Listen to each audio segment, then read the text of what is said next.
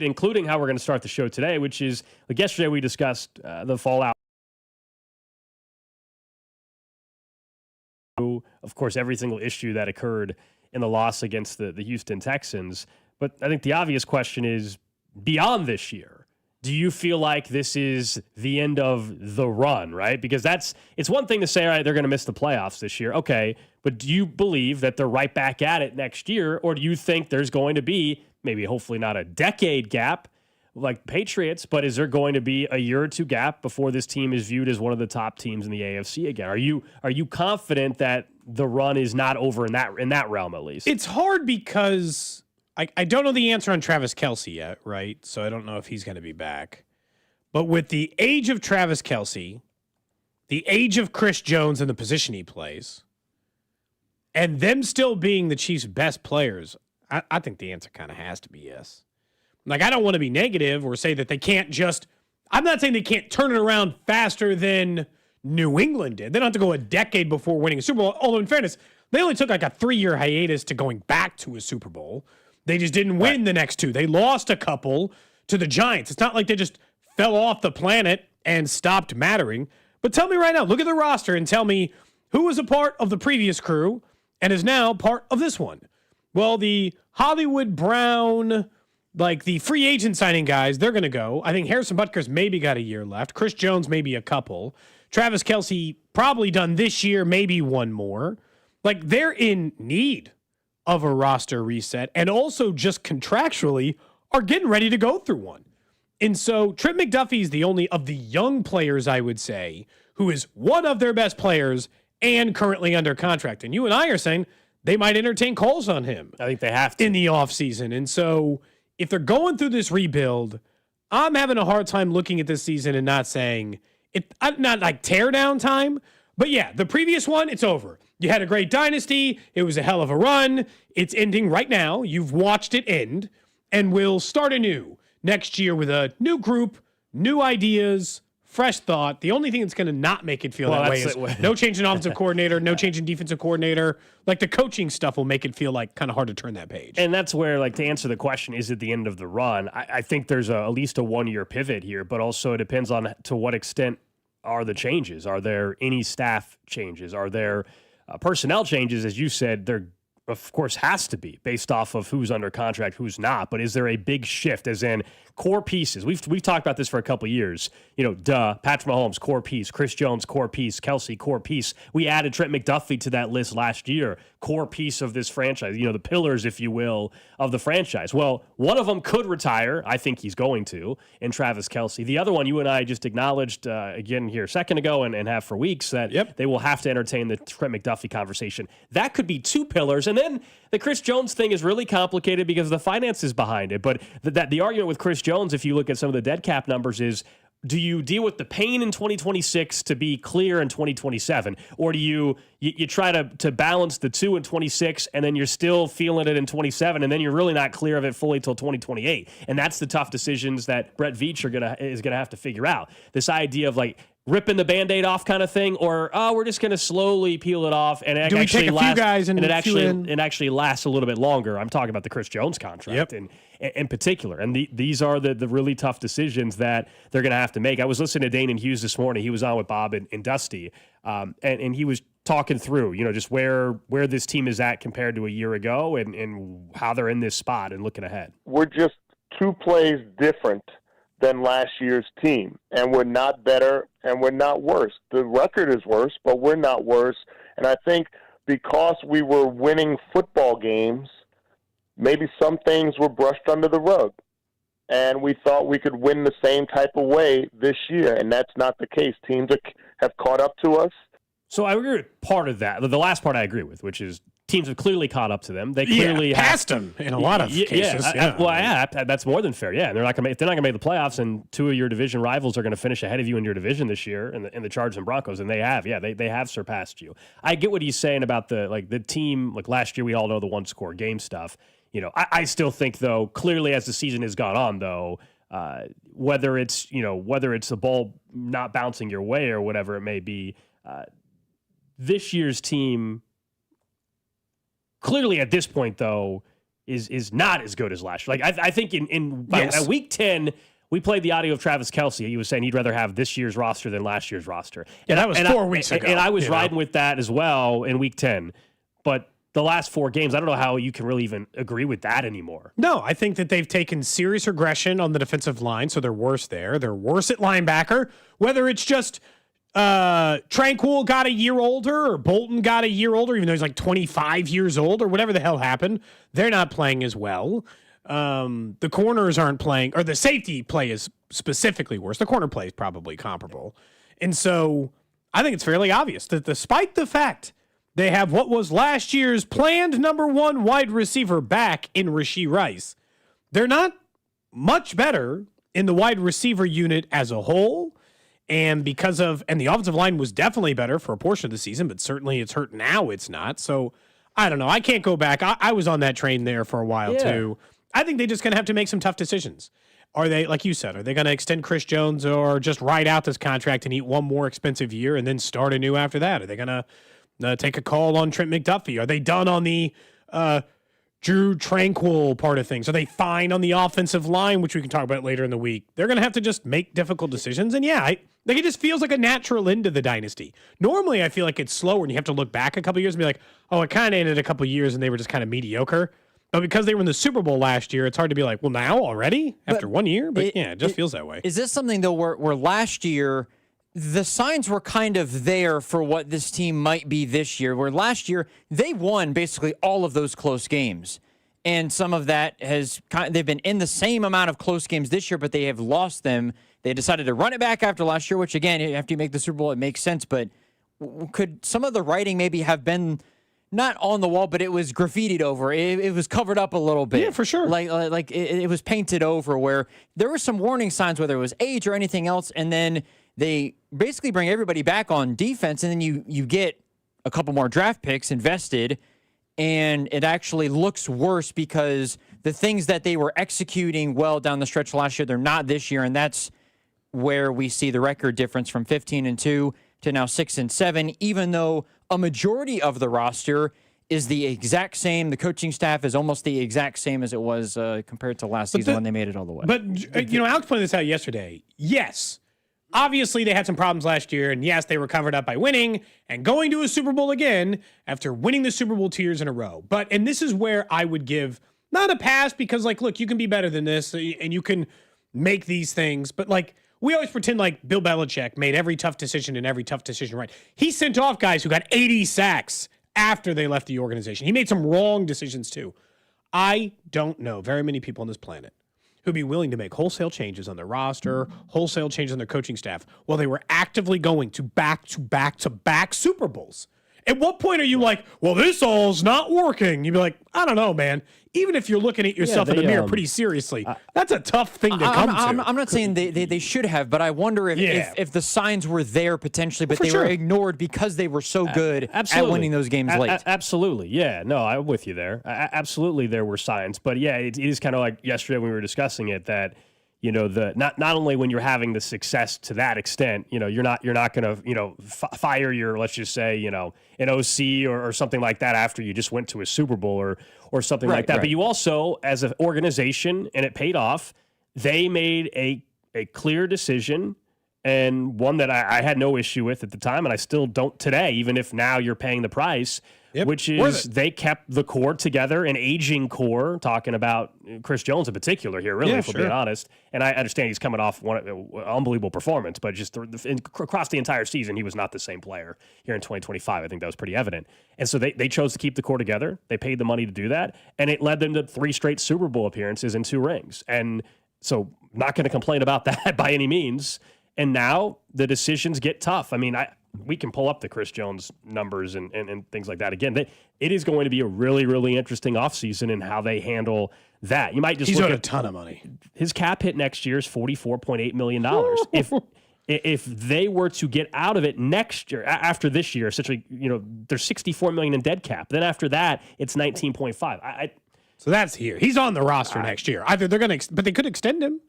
Change the number, but then it's, But then you're just pushing it down the road. Again, that's what I'm saying. You got to make a decision. Are you willing to rip the Band-Aid off and it can really be rough in 2027 or 2026, I'm sorry, and it sets yourself up to be a lot better position in 27? Or are you going to try to slow play it, and then all of a sudden we're still talking about, well, it'll be till 2028 before you can feel like you've got yourself in a good spot financially? Remember, they're way over the cap, and a lot of teams are, but they're considerably over the cap heading into next year, and they don't have many guys under contract. They are currently the 5th lowest of effective cap space according to overthecap.com.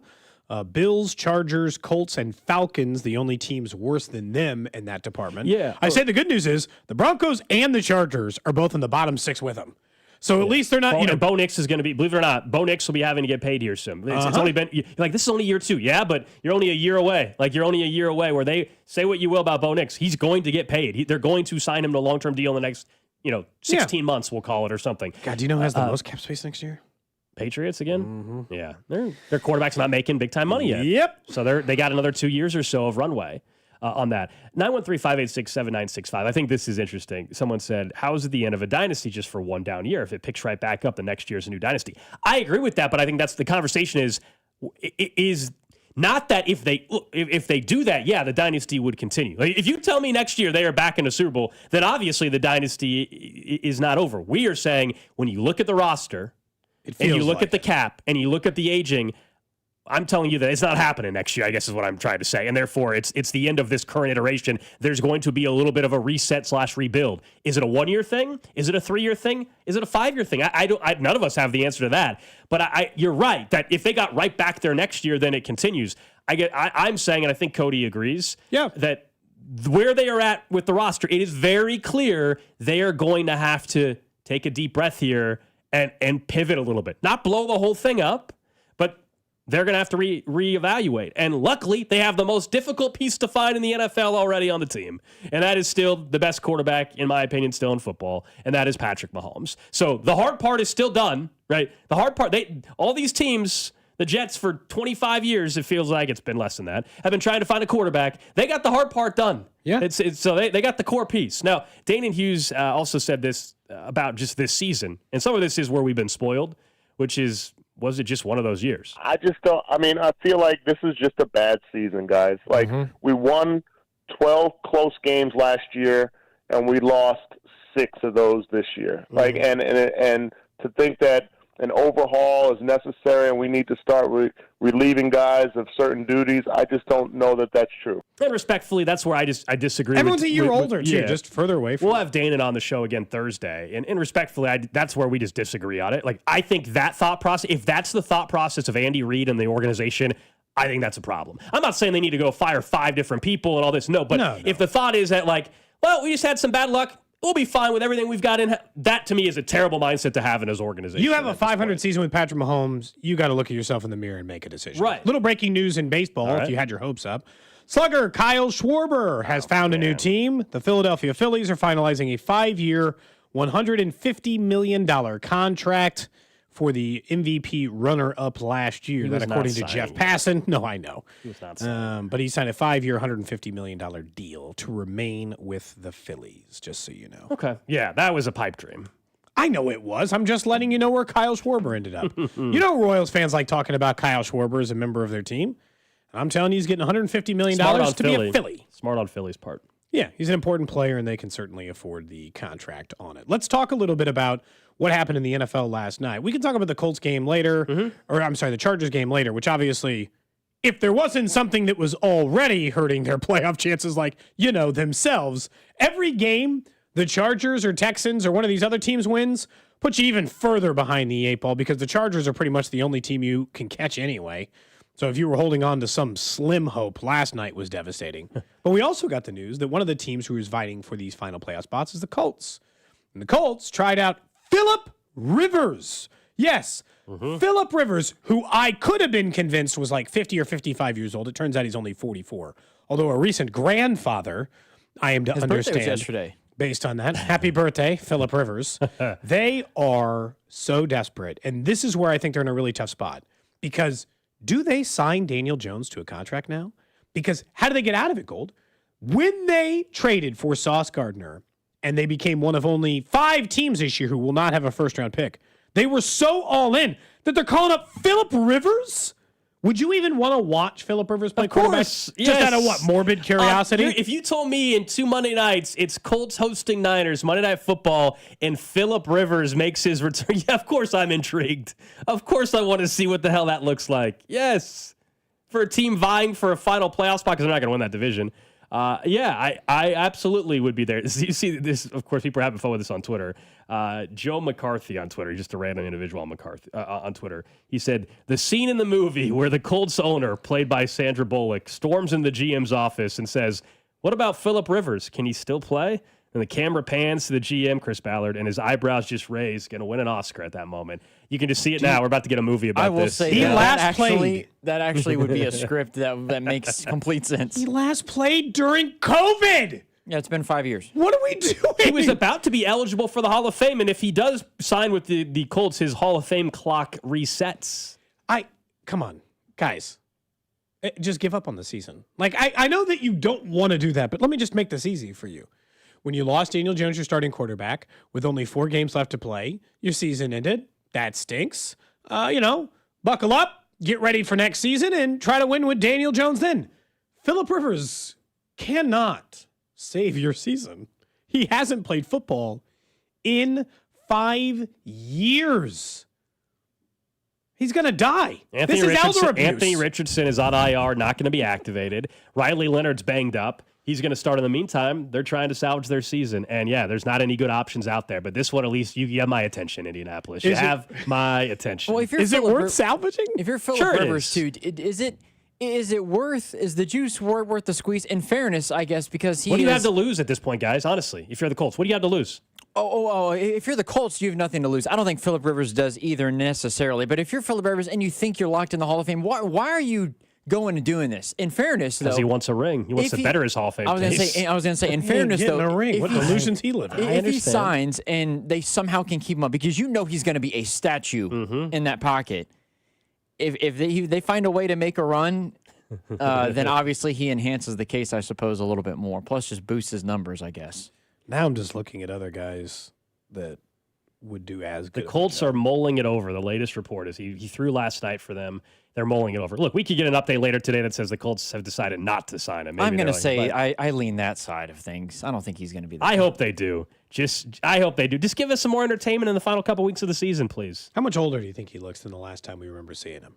Because it's not like he's been on TV or anything. I haven't seen. He's just aged 5 years in a closet for all I know. His stress level's way less than what it was probably years ago. Is it? He's got like 15 kids. There's no way he's able to. I bet you he can't. You think he's following what they're doing on a regular basis? He's probably coaching half of them. I'm convinced when you have 15 kids, there's no way in hell you know what everybody did that day or that week. There's no way. Somebody correctly pointed out on the text line, his oldest kid is older than Riley Leonard. Yeah. He's got a kid older than Riley Leonard. His kid could be in the NFL right now. Here is his kid. In fairness, he doesn't have to worry about him as much, Cody, because he's an adult. So he only has 10 children. They age from age 1 to 23. He has a 23-year-old, 20, 19, 17, 15, 14, 12, 10, 6, 1. He's been getting after it.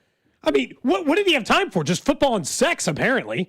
He didn't have time for anything else in his life based on how often these kids were born. And he didn't have a single hobby for 20 years. I mean, at this rate, it's still the same. He's coaching high school football or whatever it is now and could be back in the NFL. So, I mean, it's very cyclical. Man, I couldn't do it. I'll tell you right now, as a parent of two, I couldn't have a 1-year-old and a 23-year-old. I couldn't do it. I can't live that life. That life's for someone else. It's not for me. I can't have that kind of separation. He made $243 million in his NFL career. $243 million. Cody, I guess just for the sake of you mentioning it, I'm curious now. So your oldest is how old? 9. 9? So 14 years from now, you'll be 54, and that's when you would next have a kid then if you wanted to have the same separation. Hell no. As Phillip Rivers. Hell with no. his children. I'd rather It's be like a terrible celibate idea from that point on in my life than have a kid at 54 years old. No way. Not for me. Look, it can be for someone else. Live your own life. Dad, you want to come out and throw the baseball with me? I can't, and I literally can't. I'll try. Who is it? Is it Robert? Is it Robert De Niro that just had a kid and he's like 80? Isn't that right? Yeah, Isn't I think it? so. Isn't that what happened? Yeah, it was. I don't know how long. If I wanted to play catch with my dad now, because my dad he turned 60 in April. If I wanted to play catch with my dad, I don't know how long he'd be able to throw the baseball until his shoulder was like, yeah, man, I can't do anymore. Robert De Niro had a kid born in 2023, so he's got when a he was 2-year-old. 80. He had his first kid. His first kid was born in 1967.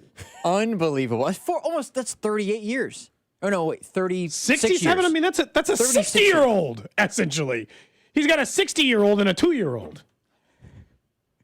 A lot of people are asking the same question. Yes, if he were to take a snap in the NFL again, his Hall of Fame clock would reset. And I'm not saying he'd be a first ballot Hall of Famer anyway, but there's a chance eventually he would get in. And so, yes, he would have to wait another 5 years. That's also, I don't know how much that matters to him or not, but that's something to weigh. Man. All right. Well, I guess we'll see. Guess we'll see whether or not he actually. I mean, again, just out of pure curiosity. Of course, if he makes a start, I'm interested in watching that game. I don't think I want to watch all 4 Phillip Rivers games. Do I want to see him make one start at 44 years old? Yeah, kind And of. you want to watch Riley Leonard? I mean, let's be real. Oh, no, that's even less likely. Yeah, no, that's fair. Who are their next couple of opponents, though? They got the schedule sucks. Seahawks this week. Rivers wouldn't play this weekend if Absolutely he not. signed. So Riley Leonard against Seattle. Then Monday Night Football. That's the one I think they would target for Phillip Rivers. They host the 49ers. Then they still have the Jags and Texans. Is Fred Warner back? I think he's out for the year, isn't he? Okay, yeah, that's what I anyways, I don't want to see him getting blindsided from one of the Niners defenders. I can't imagine what he might not be able to get up for a minute or two. Life Alert commercials for Phillip Rivers. Honestly, put the necklace around his neck in case he gets sacked. Yeah. Let him click the thing in case he goes down hard. Yep. You know? He might need it. Falling and I can't get up. Someone said, Drew, I'm 61. I'll play catch with you anytime. Let's go. They said they also played for 18 years as a pitcher. My dad played college baseball, and he had some injuries when he played. I don't think he'd be able to throw more than 5 or 10 minutes. I do just enjoy a good catch, you know? Classic stuff. Love it. Yep. This is the same. Eli Manning played as recently as Phillip Rivers. Like, they retired pretty much the same. They're pretty much the same age. Does Eli Manning feel like he'd be ready to play football right now? Phillip actually might be more ready because the fact that he coaches high school football, I'm sure he still throws it around. Yeah. Every now and then to We'll his see. players. Their quarterback situation is weird. They're talking about Tyler Warren having to be like an emergency quarterback. They got because again, Leonard's a little banged up. The thought is he still could play. Hang on, I would rather see that. Forget Phillip Rivers. I want to see Tyler Warren have to play quarterback. That's what I want to see. Their depth chart right now has Anthony Rich on IR. Obviously, Daniel Jones out for the season. Brett Rippon. There we go. On the roster as well, and then potentially a Phillip Rivers signing. So we'll see how that plays out. All right, up next, our ViNFL insider, Vinnie Pasquantino, is going to call in. He was at the Chiefs game on Sunday. We'll talk to him about that. I believe he might have been at WWE last night. We'll do that and talk about the rest of the NFL slate. What's up, Kansas City? This is Bobby Witt Jr., and you're listening to Cody and Gold, weekdays starting at 10 on 96.5 The Fan. Brought to you by Heartland Men's Health, the leader in men's sexual health. Thousands of men have been successfully treated for low T, ED, and more, all with discretion and compassion. Make your appointment at heartlandmenshealth.com. Hey, Missouri, if you haven't heard by now, good news. FanDuel Sportsbook is live in the Show Me State, and they're kicking things off with an offer that's tough to beat. Right now, new customers in Missouri can bet $5 and get $300 in bonus bets, win or lose.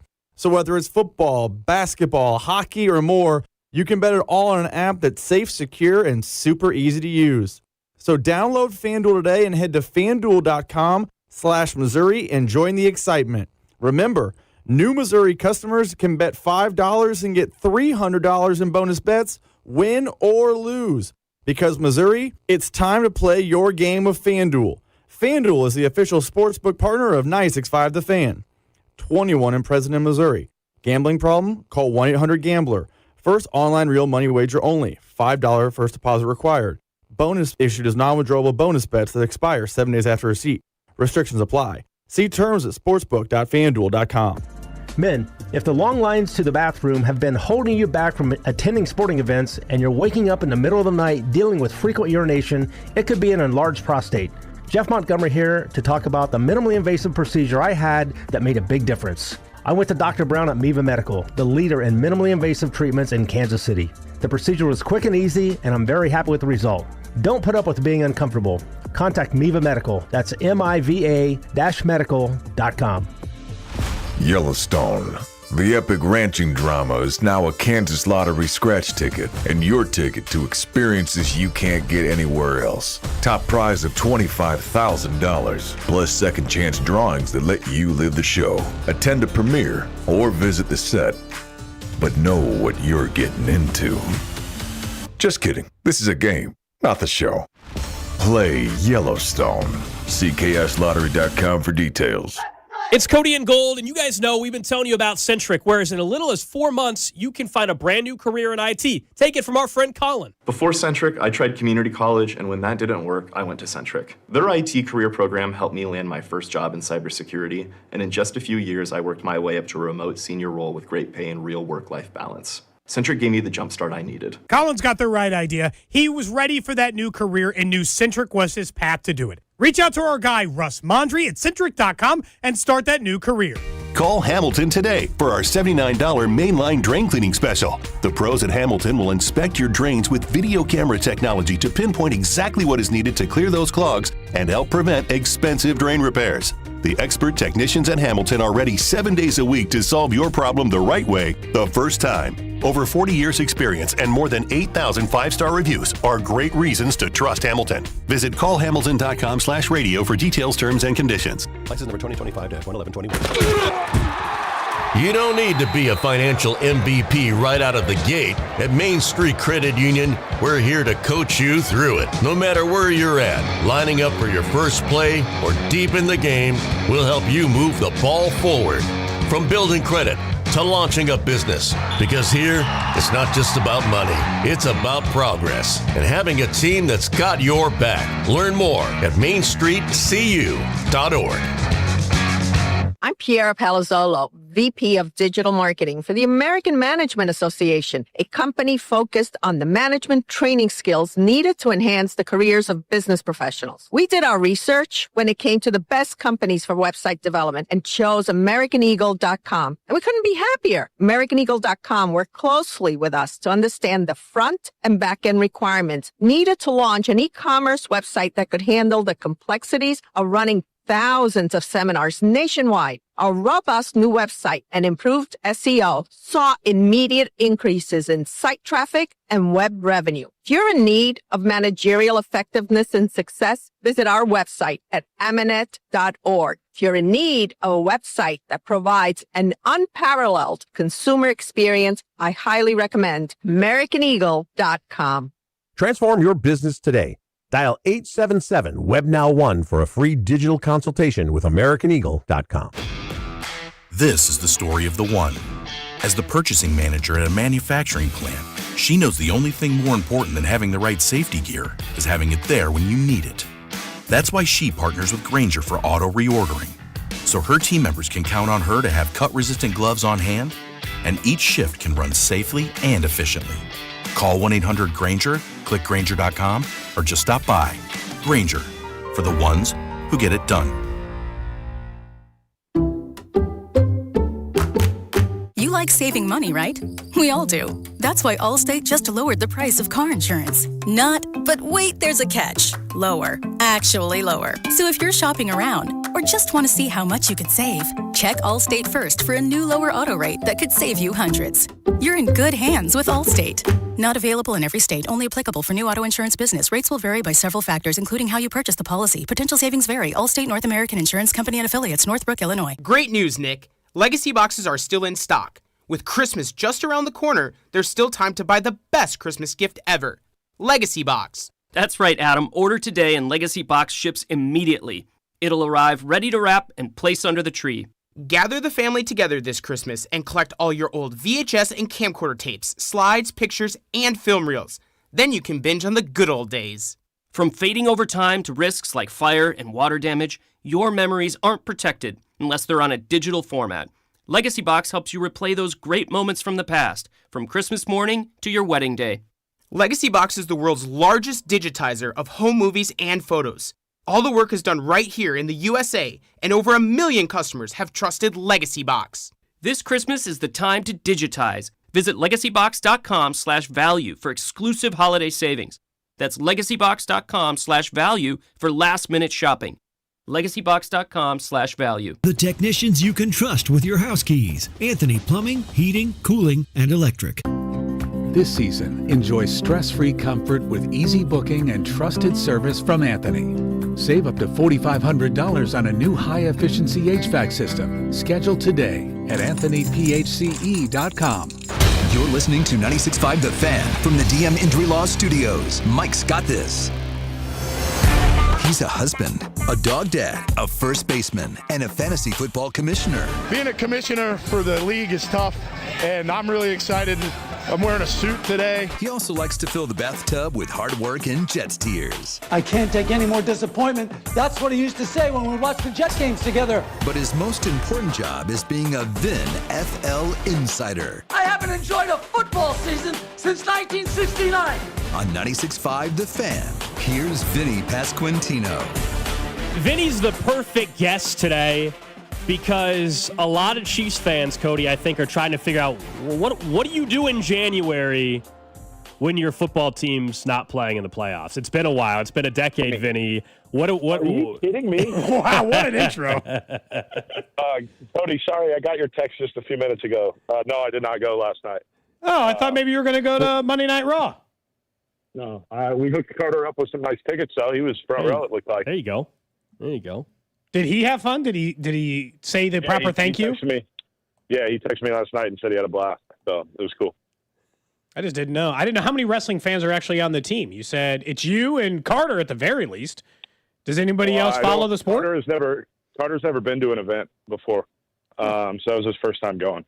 I don't know. To be honest, I have no idea how many fans there are around the locker room. There's a few. At the very least, you know, and maybe now Carter, that he's been to an event. Maybe now Carter. Now we can address the elephant in the room, which is Alex taking shots at the Jets just immediately before you get on the air. Yeah. My blood, sweat, tears, and hard-earned times on this show over the past 4 years. I'm getting that when we start on. Steven Spector, I'm expecting a phone call from you after this. And a direct apology. You were at the game though, right? You were at the game Sunday? I was there. What did you make of that? Not a whole lot. It was tough game. I think everybody expected Mahomes to be under duress the entire game, and he was.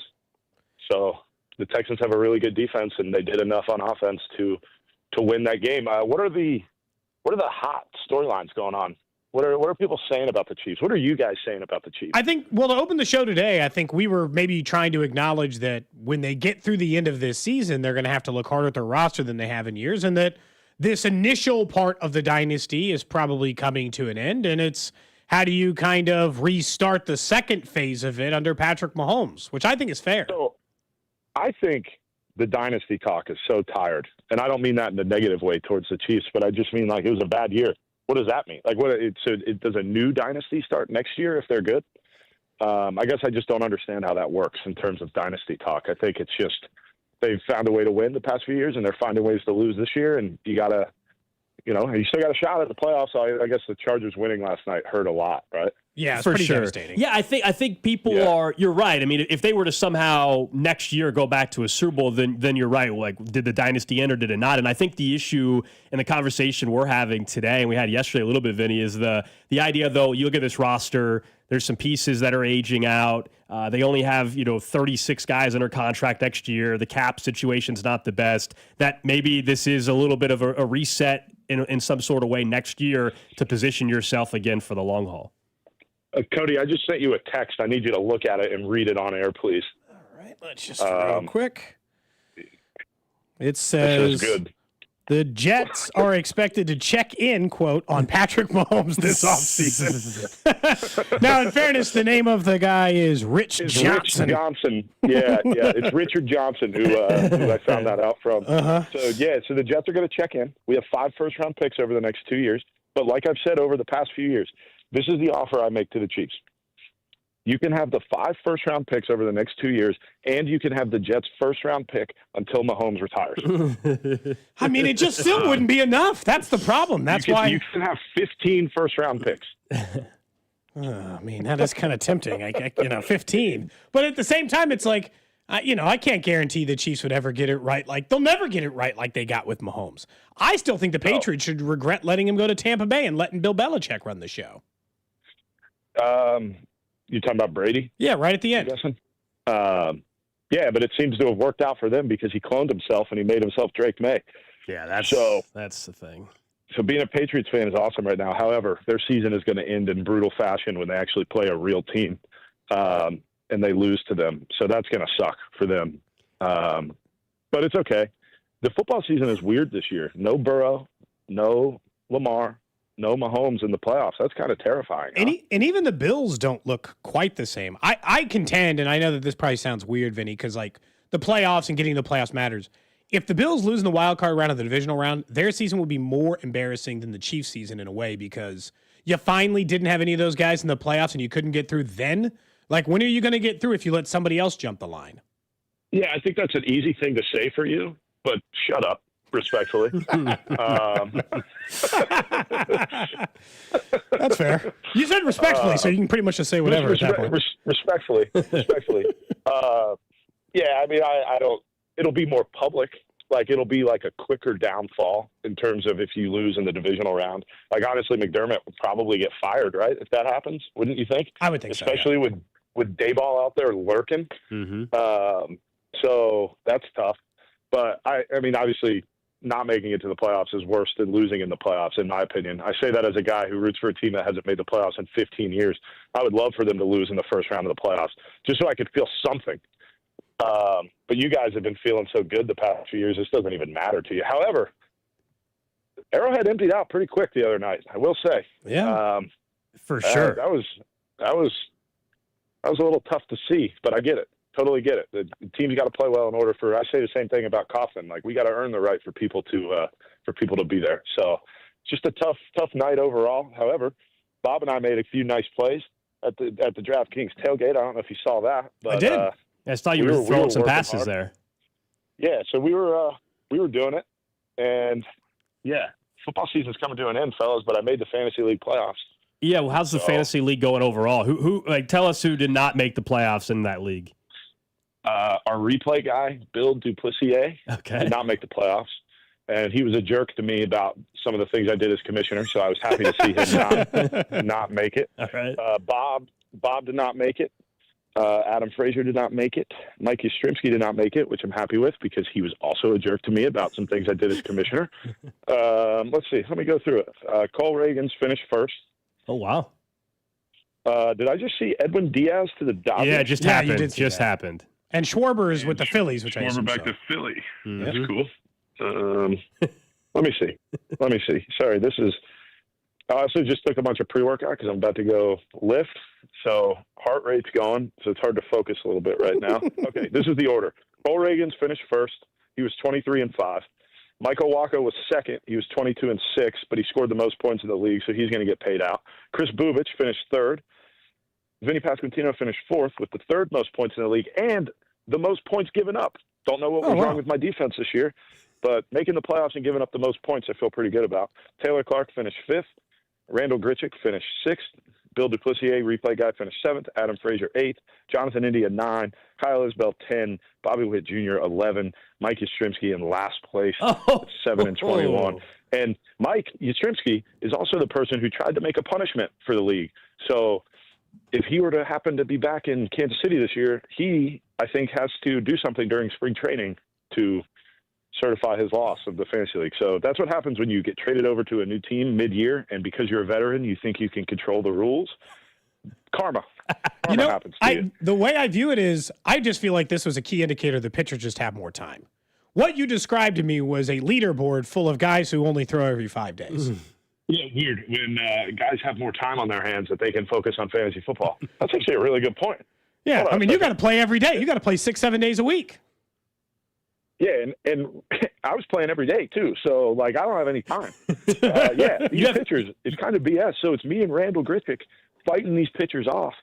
And it's going to be tough, but I feel good. I feel good about where I'm at. I'm appreciative for Taylor Clark for dropping Brandon Aubrey halfway through the year and me just being able to pick him up for free. So that was nice. But, yeah, I'm really excited about it. What did Yaz want the punishment to be? Did he say, or he just wanted a punishment? Well, what we wanted to do was sing the national anthem at spring training opening day, but I think that would be hilarious. Oh man, that'd be incredible. Another good one would be during the first spring or during a spring training game, you have to go up on the concourse for 1 hour and you have to sign anything anybody asks you to. You can't say no. And then the other one is a classic of you become the bat boy for a game. I've seen that one. Yeah. Yeah. So something like that. If you become the bat boy, though, almost in last of the wives league. So good job on her. Okay. Well, I mean, look, the wives have a whole league too. The wives have an entire league as well. Yes. Are you the commissioner of that one? Actually, I was. Yes, I set up that league for them. Yeah. Double commissioner. But then heavy is the head that wears the crown. You know. so I gotta be good at my job. Yeah, that's important. You say you're getting ready to work out. When's the official off-season run up to spring training? Like today. Today. Oh man, you're officially in it. I've already hit. I just had some food, and then I'm talking to you guys, and then I'm going to get into the gym, and then we're building. So, and with the World Baseball Classic happening this year, it's a little bit quicker. Who are you guys in Kansas City going to root for when we play Team USA? It's me versus Bob, first time ever. Well, I mean, I've never even been to Italy. Got to go America, Vinnie. I got to go America. That's messed up, guys. That's messed up. Hey, I thought I earned a little bit of equity with you guys, and then you're just going to do that. Anytime Italy against anybody else, okay? Against anybody else. How many times has Bobby come on your show? Like once? Maybe once, yeah. Maybe once, exactly. Fine, I'll cheer for Italy if that's what it takes. Thank you. But do you guys have any like Italian cheers yet? No, you just put up your two fingers in like the Italian thing. Like, and I didn't even describe it, and everybody knows. I did it immediately the second you said it. Exactly. I can't help it. You and Cags, right? You guys are on a squad together. Yeah, Cags is playing. Here's a fun one for you. If Michael Lorenzen is going to two-way, he is going to play both sides of the ball for Team Italy, hopefully. Wow. Didn't he? Not officially confirmed yet, but we're working on it. What position did he play? Because I remember this. He was like a position player. He was outfield. both, right? Okay. Played outfield, yeah. He played some center field, and we need right-handed hitting desperately on Team Italy. Let me think about running through this roster. So, Nicky Lopez, I believe, will be playing for Team Italy again. Okay, another former Royal. Playing. Yeah, another former Royal. Jack will be playing. There's a chance that Yastrzemski plays. Sal Frelick had to back out. But it's a bunch of left-hand hitters. There's a few minor league guys that are playing. It'll be a good group. This has been good football talk today, fellas. We've been doing a good job. You know, we can cover multiple things. Plus, you just seem like you're full of energy, which is good. I am today. Today is a good day. Yeah. So, anything else you got? Winter meetings are happening. I can't really ask you like, all right, give us one free agent you're interested in for the Royals. You know, I don't feel like that's there's a conversation. There's a lot of Royals rumors out there right now, Vinny. So yeah, are there? There are about absolutely quite a few speculation out there about targets. Well, Harrison Bader's a name that's being floated out there. You've obviously. How do you guys feel about that? I honestly some questions about. On the spot here. Yeah, I question that one a little bit more than some of the other names. Frazier was getting mentioned again. So disconnected. Okay. Frazier's getting I have no idea what's going on. So Yastrzemski, Frazier, this is news to me. Yastrzemski, Frazier, Bader, pretty much outfielders, right-handed hitting outfielders is pretty much where all the rumors start and begin. Gotcha. So, offense is good. Getting pitching is good. Playing defense is good. Running the bases is good. It's all good. They're all good. Everyone helps. Austin Hayes, that was the other one. I couldn't remember the last Austin one. Hayes, that's true. Do you know any of these guys? Have you met Bader? No batting gloves. That's some grit. If you don't wear batting gloves, you are tough in my book. So. All right, we'll go ahead. Drew, go ahead and tweet that out. Vinny advocates for Austin Hayes. That's what it sounded like to me. Hey, I am on the record as sitting right on the fence. Everything you say. I have no opinion when it comes to that. The only opinion that I have is come March 28th or whatever it is, I'll be ready to go. There we go. That's all I know. I like that. All right, man. We'll let you get going here with the workout. Thanks for calling in the show. All right, appreciate it, guys. That's Vinnie Pasquantino, our ViNFL insider. Talking a little baseball there. I'm always fascinated by that. Like I obviously know he's not going to lock into to the free agency and tell us exactly everything that he wants to have happen. However, I was surprised. Like, do you think they check out, like, with the rumors and everything? Like, I feel like he's well aware of some of the stuff that's going on out there. I think so. But also, like, I don't know that he turns on, like, alerts from Jeff Passan. Sure. But he clearly has somebody on because he went to go look at his phone He knew to about send the me Edwin something. Diaz. And then immediately saw Edwin. And those were the two that Passan sent out. Edwin Diaz to the Dodgers. And then Schwarber back with the Phillies. But guys like John Heyman and others have been speculating about some of the outfield interests. Again, it truly is just rumor stuff right now. Nothing has happened. It's just like we all know the Royals are interested in outfielders, and so any outfielder that might be available and if that team is seeking pitching, there's a match there potentially, and so the Royals are going to get mentioned with a lot of these names. I gotta say, Team Italy's got a heavy Royals. It's a lot of Royals. Lorenzen, Royals. Vinnie, Cags, Nicky Lopez. That is a Royals heavy squad. The Italian Royals. I'm serious. I'll root for Italy, for Vinny and Cags, etc. when they're not playing the U.S. It's pretty simple. Otherwise, I got to root for the U.S. Are you kidding me? I got to root for the U.S. Any other country that Italy plays, I will be rooting for Vinny's Italy bunch. I forgot Cags was playing for the Italy crew. Yeah, he'd signed up too. Yeah. It's a Royals or a former Royals. Vinny did not like my open today. He did not like my open. He's saying, picking on my team. Why are you picking on me today? He immediately pivoted to talking to you. Immediately, he had no interest. Seriously though, what do we do in January, guys? What do we do? I feel like the Jets fans can help me out. That's all. You hear a lot of mock draft sounders, is what it. I'm sure it sounds a little bit like. Not until 2026. Yeah, not until the calendar turns, Drew. I wonder if Bink's not allowed in 2025. I know that Bink and Chris obviously do a great job with character concerns. I wonder if we're going to get any more mock drafts from them than we typically do because of this situation. If they're going to feel the urge to come out with 2 per week or one every week instead of every other week. We have until the end of April or early May, whatever the draft date is this year.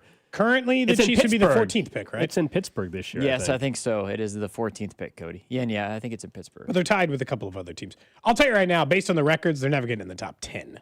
Those teams are just too bad. The top 10 currently is 4-9 or worse. Oh, yeah. The Chiefs aren't just falling to that level. It'll probably be a top 20 pick. April 23rd through the 25th of 2026. The problem is how quickly you can slide down. They're 6-7. 7-6 would make you the 20th pick. As it sits right now, that much of a swing with just because 6-7, 7-6 because they're playoff teams. In fairness, there's some 8-5 teams who would be below those, but it still adds a little bit of a challenge. Someone says people are texting in. People are texting in what they're doing in January instead. They're booking a trip to Costa Rica. They said they got the all clear now. I just got to pick up some hobbies or something. I don't know. You're just gonna bake. We know this. You're gonna bake. Probably. You're gonna bake more. And then January, I think like late January, class starts back up, so I have to teach some more. Plus, I got to get on the assistant staff. Look, I mean, I say all this, and I'm still going to watch every single NFL playoff game. It's just I'm not going to care as much. That's all. But I will still be locked in. I'm obviously going to watch the divisional round weekend. It was one of the best weekends of the calendar. You might be more locked into Kansas basketball than you've been the last couple of years. For sure. Darren Peterson played against Mizzou. Looked pretty damn good to me. Join the club of sitting on the couch in January and watching games. That's true. Actually, you know what? It's not too bad. I'm going to text Vinny and apologize. Could have just asked Drew. I should have asked our producer, Drew. He's also well aware of what it's like to not be in the postseason for at least for the last 3 years. Is it 3 years in a row they've missed the playoffs? This will be the 3rd year, yes. Oh, man. Yeah, because, yeah, that's what I meant. Definitely. All right. Let's give Drew a little airtime since we picked on him as well. Mm-hmm. On Tuesdays, we give him a chance to talk a little college football. Yeah, and we're going to talk about... What do you got for us? We're going to talk about bowl games here in a second, because I know you two feel a little bit strongly about that, as do I, of course. But first, the Heisman Trophy finalists are set. It is Fernando Mendoza, quarterback at Indiana, Diego Pavia, quarterback at Vandy, Jeremiah Love, running back at Notre Dame, and quarterback Julian Sayin at Ohio State. Who's your Heisman? I feel like it's Fernando Mendoza, and he locked that up cleanly on Saturday night. Yes, I would agree. I don't know with about that. you guys, but I think Mendoza absolutely is going to win the award now, and I still think there's a real chance that Pavia will finish second ahead of Sayin now. Yeah, because Pavia was the favorite going into the day, and then the odds shifted in real time to Fernando Mendoza, of course, who, by the way, postgame had one of the most epic interviews postgame that we'll see from a college athlete. I don't know if this is the best way to handle it, but I feel this way about baseball MVP and NFL MVP too, is that I feel like winning it should also be like, you were the story of the season, Like I felt like for Cal that team Raleigh. or just in general? No, for the college football. Okay. Like for baseball, it should have been Cal Raleigh. He was the story of Major League Baseball. They should have made him the MVP because he was what Major League Baseball was in 2025. I think Fernando Mendoza is obviously the story of college football in 2025. So he tells the story. You give him the Heisman because if it's close, who's the person who would be the poster child of what took place that year in the regular season? It's Mendoza. Yep. It's definitely I think it won't be like all that close when it's all I don't think said it'll be and done. unanimous. And we also but the I think it'll Heisman be voting's a blowout. disaster anyway. We talked about this a year ago. 800-900 people. Heisman, right? too many voters. It is Some of these better guys than the vote AP poll, though. Some of these guys vote before games are done. Conference title game weekend is over. We can't be doing that. Look, we've talked about this. Some of the people that are voting have no business having a vote still. It's just the whole thing. They need to narrow this thing down to no more than 100 to 200 voters and figure it out from there anyway. It's bad. It's pretty bad. But. Hey, and in fairness, it's crazy. Indiana, along with being the number one team in the country, might have the Heisman Trophy winner and the number one overall pick. Who would have thunk it? So I It's the greatest turnaround in college sports history. 100%. Buries Bill Snyder. It might even be one of the best turnarounds in sports history in general. So we were going to talk about this. I think there's a little recency bias in here as well. I mean, of course, I think there's some. You guys want to talk about more later? We have some more. Yeah, we have sure. some more time. Yeah, because I think it's an interesting conversation about because of course I'm talking about what Bill Snyder did at Kansas State. Two completely different eras. They're not apples to apples anyway. So there's going to be some things we cannot compare. I think while Curt Cignetti has done an incredible job and is right there in the conversation, I think we should not forget though the dynamics of what were going on at K-State when Bill Snyder took over. But anyway, go ahead. I think that's fair. And again, we're going to get into it later. Final thing, K-State included in this conversation, of course. They declined a bowl invitation. Of course, they were 6-6, but they said, no, we're not going to do it. We'll pass. 10 other schools did, including KU, had an opportunity to play in a bowl game. Not sure exactly which one it was, but they go through a list of teams that could go, and then they start going down the list of 5 and 7 and teams that technically aren't bowl eligible. Would you want to play in the bowl game? And many of them have said no. KU included. It feels like this is an opportunity, though, to see what you kind of got. And I know that sounds a little weird, and I know you weren't eligible enough to make it, but if you have a chance to go see Isaiah Marshall in game time and your KU, by all means, see what you got at quarterback next season and just kind of evaluate things from there. It's almost like a spring game, but actually against another opponent to see who you kind of got underneath the bed of players who are graduating, going to the NFL, or potentially could also be going to the transfer portal. So we talked about the bowl games yesterday a little bit. I think they're meaningless at this point in time, and they need to reconfigure this. I'll say as far as KU and the other schools that decided not to do it, I'm with you on the practice part of it and the benefit of extra practice. I do think there is, as a Power 4 school, there's, whether you think it should be or not, a little bit of a pride element, which is 9 other schools said no, and we're a 5-win team, and we're going to go to a bowl game. That's something that you are going to get bleeped for a very long time with your alums / other fans against your alums and trash talk. It's the same reason why people joke about some schools that hang NIT banners. I put it in that same realm. I have no issue with KU or any of these other schools turning down bowl games. They're meaningless. If you're not in the CFP, they don't mean all that much. And I understand Kansas doesn't have exactly a long track record of going to bowl games. If this was a decade and this was their first chance to go in a decade, like prior to when they went 3 years ago with Lance Leipold, I'd have a different answer for you. But not when a bunch. That's embarrassing as a Power 4 school when a bunch of schools said no just so you can get in. So you go play Georgia Southern and Birmingham. Absolutely not. But that's who your program is. And it's not even meant to be because Lance Leipold has certainly been better. He's been to 2 bowl games, and now the 5 years he's been the coach. But it could have been 3 and 5 years. And for Kansas, considering where they were, if I'm a player, why am I playing in it if I'm a player? I just don't think they've been.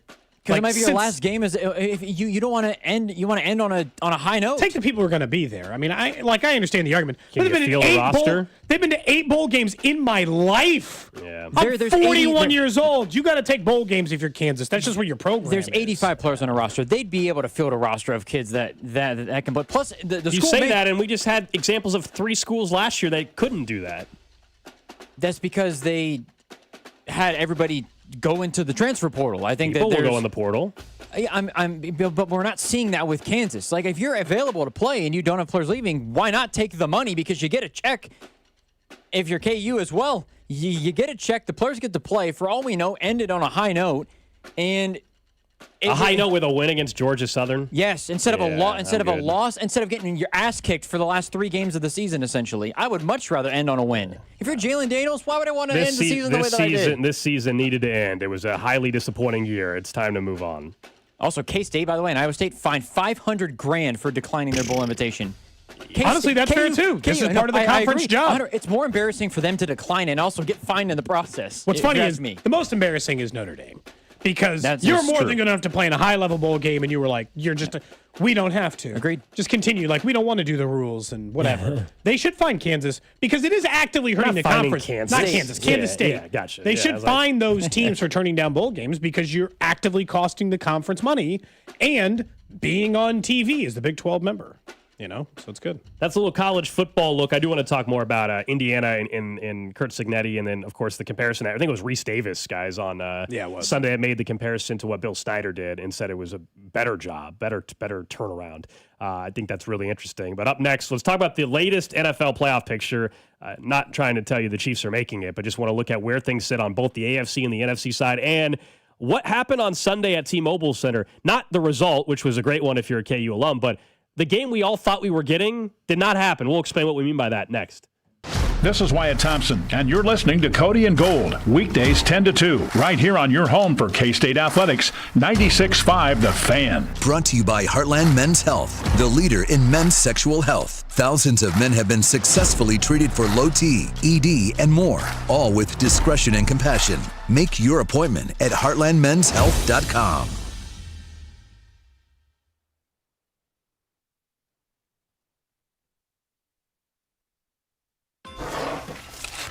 Helzberg gifts checked off the list. Now, time for wrapping. Earrings for mom. A gold bracelet to match the rings Danielle wears every day. And for dad, a new watch, because we all know he needs one. All right, this is going to be a good one. Our favorite things for your favorite people. Shop in store at Helzberg.com for up to 50% off. FanDuel is the #1 sportsbook for same-game parlays. From points and rebounds to threes and assists, FanDuel's the best place to combine your favorite picks into a same-game parlay or track every stat live, all in one easy-to-use app. And right now is the perfect time to join because new customers get $150 in bonus bets if your first $5 bet wins. So you bet on the players you love the way you want. Head to FanDuel.com/Alex to sign up today. FanDuel, official sports betting partner of the NBA and 96.5 The Fan. 21 and present in Kansas. First online real money wager only. $5 first deposit required. Bonus issued as non-withdrawable bonus bets, which expires 7 days after receipt. Restrictions apply. See terms at sportsbook.fanduel.com. FanDuel is offering online sports wagering in Kansas under an agreement with Kansas Star Casino, LLC. Gambling problem? Getting help is your best bet. Call 1-800-522-4700 or visit ksgamblinghelp.com. The Chiefs have been scoring a ton of points lately, and that means I'm saving a ton of money at Hy-Vee. And now I have even more reason to cheer on the Chiefs because I score big fuel savings when I shop Hy-Vee the day after any Chiefs game. Win or lose, I'll earn a fuel saver discount equal to the Chiefs score based on the amount I spend. If the Chiefs score 35 points, I save 35 cents a gallon when I spend $35 on groceries. So the more we score, the more I save, only for my friends at Hy-Vee. It's Thirsty Thursday at Hy-Vee. Time to stock up the bar and fill up your tank.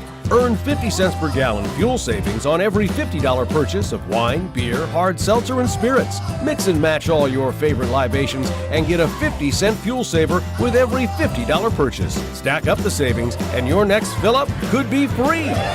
Don't miss Thirsty Thursday at your Kansas City, Missouri Hy-Vee. Product and promotion differs by location. Offers valid where legal, available while supplies last. Hey, Chiefs fans, Crown Royal is the official whiskey of the Kansas City Chiefs. And this season, it's not game day without the generous spirit of Crown Royal. Whether you're at the tailgate, in the stands, or watching from home, Crown Royal is the reason and the reward for coming together. Grab a glass with the Crown Royal rig at a stadium near you because we'll be sharing the generous spirit with fans across the country. Crown Royal, fueling game day with a generous spirit. Visit www.crownroyal.com/Royal Rig for more on the Crown Royal Rig Tour. Please drink responsibly. Life's better with American Family Insurance because we know you love working weekends. If it means working on your dream home, both inside and out. And we're here to help protect those dreams so you can enjoy peace of mind. Save up to 40% when you bundle home and auto. American Family Insurance.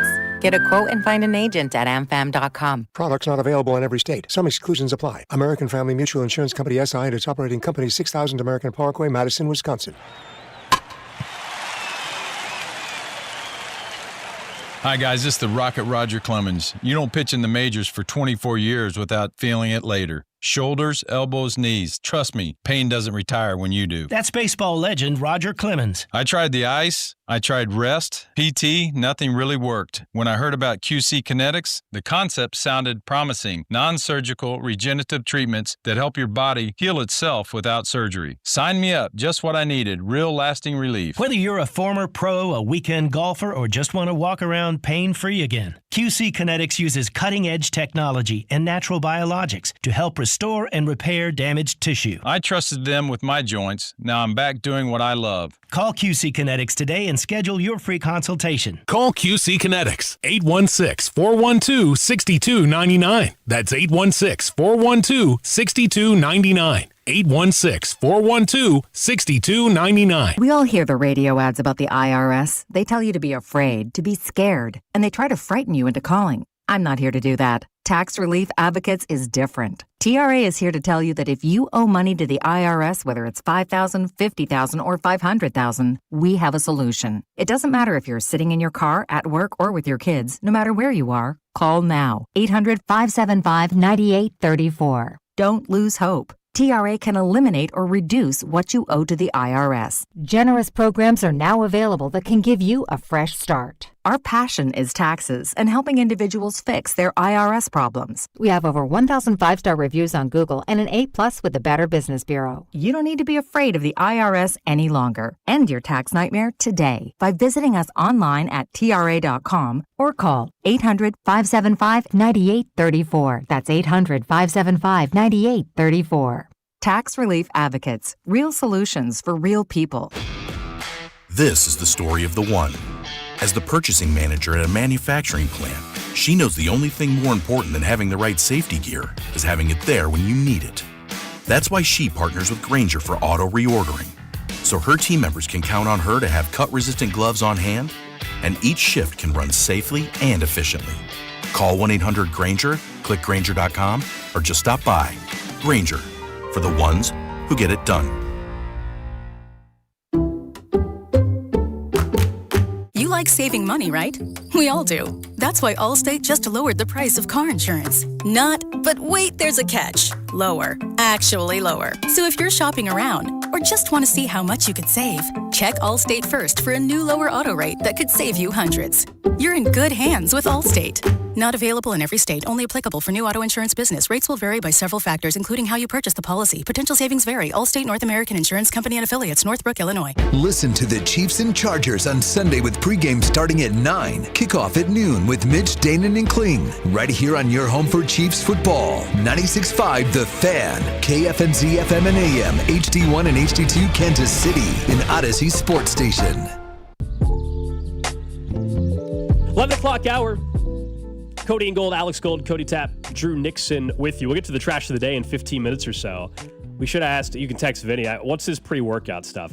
What would happen if we took it before the show? He said his heart rate was up, he was energized, he was ready to rock and roll. Yeah, what if we all just took it and just locked in? Pre-workout's great. Just I mean, back in college I took it. It's been do you take pre-workout still, Drew? A lot of times before I go on runs, I know it's not necessarily like considered like more of a lifting thing. Yeah, it's more of a lifting thing, but sometimes I'll take pre-workout before just going and exercising in general. If we all just did pre-workout, does anybody want amped? Me? You'd talk more even louder. Energetic? You'd talk even louder as well. Yeah, it's kind of like what happens if like anyone's been around me when I just start drinking. I don't I get louder. If you think this level of volume is the loudest I can be consistently, wrong. I do think I can get louder. I will say if we all let's say we're all going to the gym and we all took pre-workout. I feel like out of all, like Cody, you might be able to I think you'd be an animal. You'd be squatting like 400 pounds. You'd be getting after it. Like you'd be smelling salts and pre-workout, and you guys would be ready to roll. Honestly, at this point, I might need it for some remaining Chiefs games based on what I think the rest of the AFC picture is laying out to be. and the Chiefs' chances to actually Get a play thing in of smelling January. salts. Well, I gotta get hyped up for this somehow. Yeah, let's get jacked up for. You know what? I need it. I need it for the Friday show before Chiefs Titans. That's what I need it for. Because by the time it gets to Friday, the week before Christmas, you're saying we all should do Chiefs Titans. You're saying we should do smelling salts before. I got to get amped up on that one. I think it's more for how about the Week 18 game, which is going to be possibly Gardner Minshew against Aiden O'Connell or Geno Smith or whoever the hell they got there in Vegas. Cool. That one. I mean, God, that one's not worse than the Titans one. It's just as bad. If it's at least for the Titans one, they might still technically be alive for a playoff spot. If it's Week 18 and the Chiefs are eliminated, that's the one game where I actually could see Mahomes not playing. None of this. They're not going to rest Mahomes for 4 games. I'm just saying if they're actually eliminated and it's Week 18, I could see a scenario where Mahomes would not play. Now you can say Mahomes is not going to agree to that, but I'm just. You don't think there's a chance Minshew plays at all Week 18? I think there is. Oh, I think it's possible. It's the definitely season possible. is if they're truly, this would require them being actually eliminated before then. Here are the standings as they sit right now. The Denver Broncos and New England Patriots are tied at 11-2. Currently, the Broncos hold the tiebreaker with a better conference record, partially because they've played one more conference game at the moment. Then you've got a trio of 9-4 teams: the Jags, the Chargers, and the Bills. Jags lead their division. Bills and Chargers don't. Steelers leading their division at 7-6. Forget the North. Just one of those two teams, them or the Ravens, will end up finishing in that spot. So you are down to Chargers, Bills, Texans, Colts, Ravens, who are also 6-7, and you. You have the tiebreaker against the Ravens. Doesn't really matter. The win is 4-0. What really stands out here is I think we know the playoff teams, and I think it's the 7. Are you going to say that? It's the 7 teams who are actively in the playoffs. Yeah, we talked off air yesterday. Is there someone else? Yeah, we talked about off air yesterday. I'm with you. I think the 7 teams are already in. And this conversation, to me, is more about everybody else. Like, I have no interest in entertaining scenarios for the Chiefs at this point. It's over. We're wasting our time if we're trying to still talk through that. And it got even worse after last night with the Chargers. Way worse after last night. But yeah, Cody, I think other than maybe a seed change, right? Maybe the Bills end up as the 5 instead of the 6. I think we know the 7 teams. We were out on the Colts before the Daniel Jones injury, and now we're talking about Phillip Rivers maybe coming in and starting, for crying out loud. So I think the Texans with that defense, they still could even win the division, but I think they'll be a wild card. I think the Jags and Texans are both in. I think the Chargers and Bills are in. And then the Steelers are going to hold off the Ravens. So it's going to be those 7 teams. The question will be, is it going to be Buffalo going to Pittsburgh for wild card weekend, in my opinion? Or is it going to be the Chargers going to Pittsburgh wild card weekend? I actually think that's really the only debate. And then, of course, the Broncos-Patriots. Who's going to ultimately be the number 1 seed? And right now, the Broncos have the tiebreaker, and they will have any tiebreaker, by the way, over the Patriots if they finish with the same record. So the Patriots are going to have to hope the Broncos slip up. Otherwise, it'll be Denver getting a first-round bye and only needing Bo Nix to win 2 home games to get himself to his first Super Bowl. What's most interesting about this to me is the way the playoffs are currently shaping up. Aaron Rodgers would have the most experience in the playoffs by not a mile, because Josh Allen's been in the playoffs a good amount. But, I mean, certainly the most. And, if you're the Bills, if you're not going to win your division, there is no better scenario set up for you than this. The quarterbacks would be Nix, May, Lawrence, 41 or 2-year-old Aaron Rodgers, Herbert, who's never even won a playoff game, and C.J. Stroud. Again, if you can't get through that field, I'll just tell you, if this is the playoff field and it started today, I'd pick the Bills to go to the Super Bowl.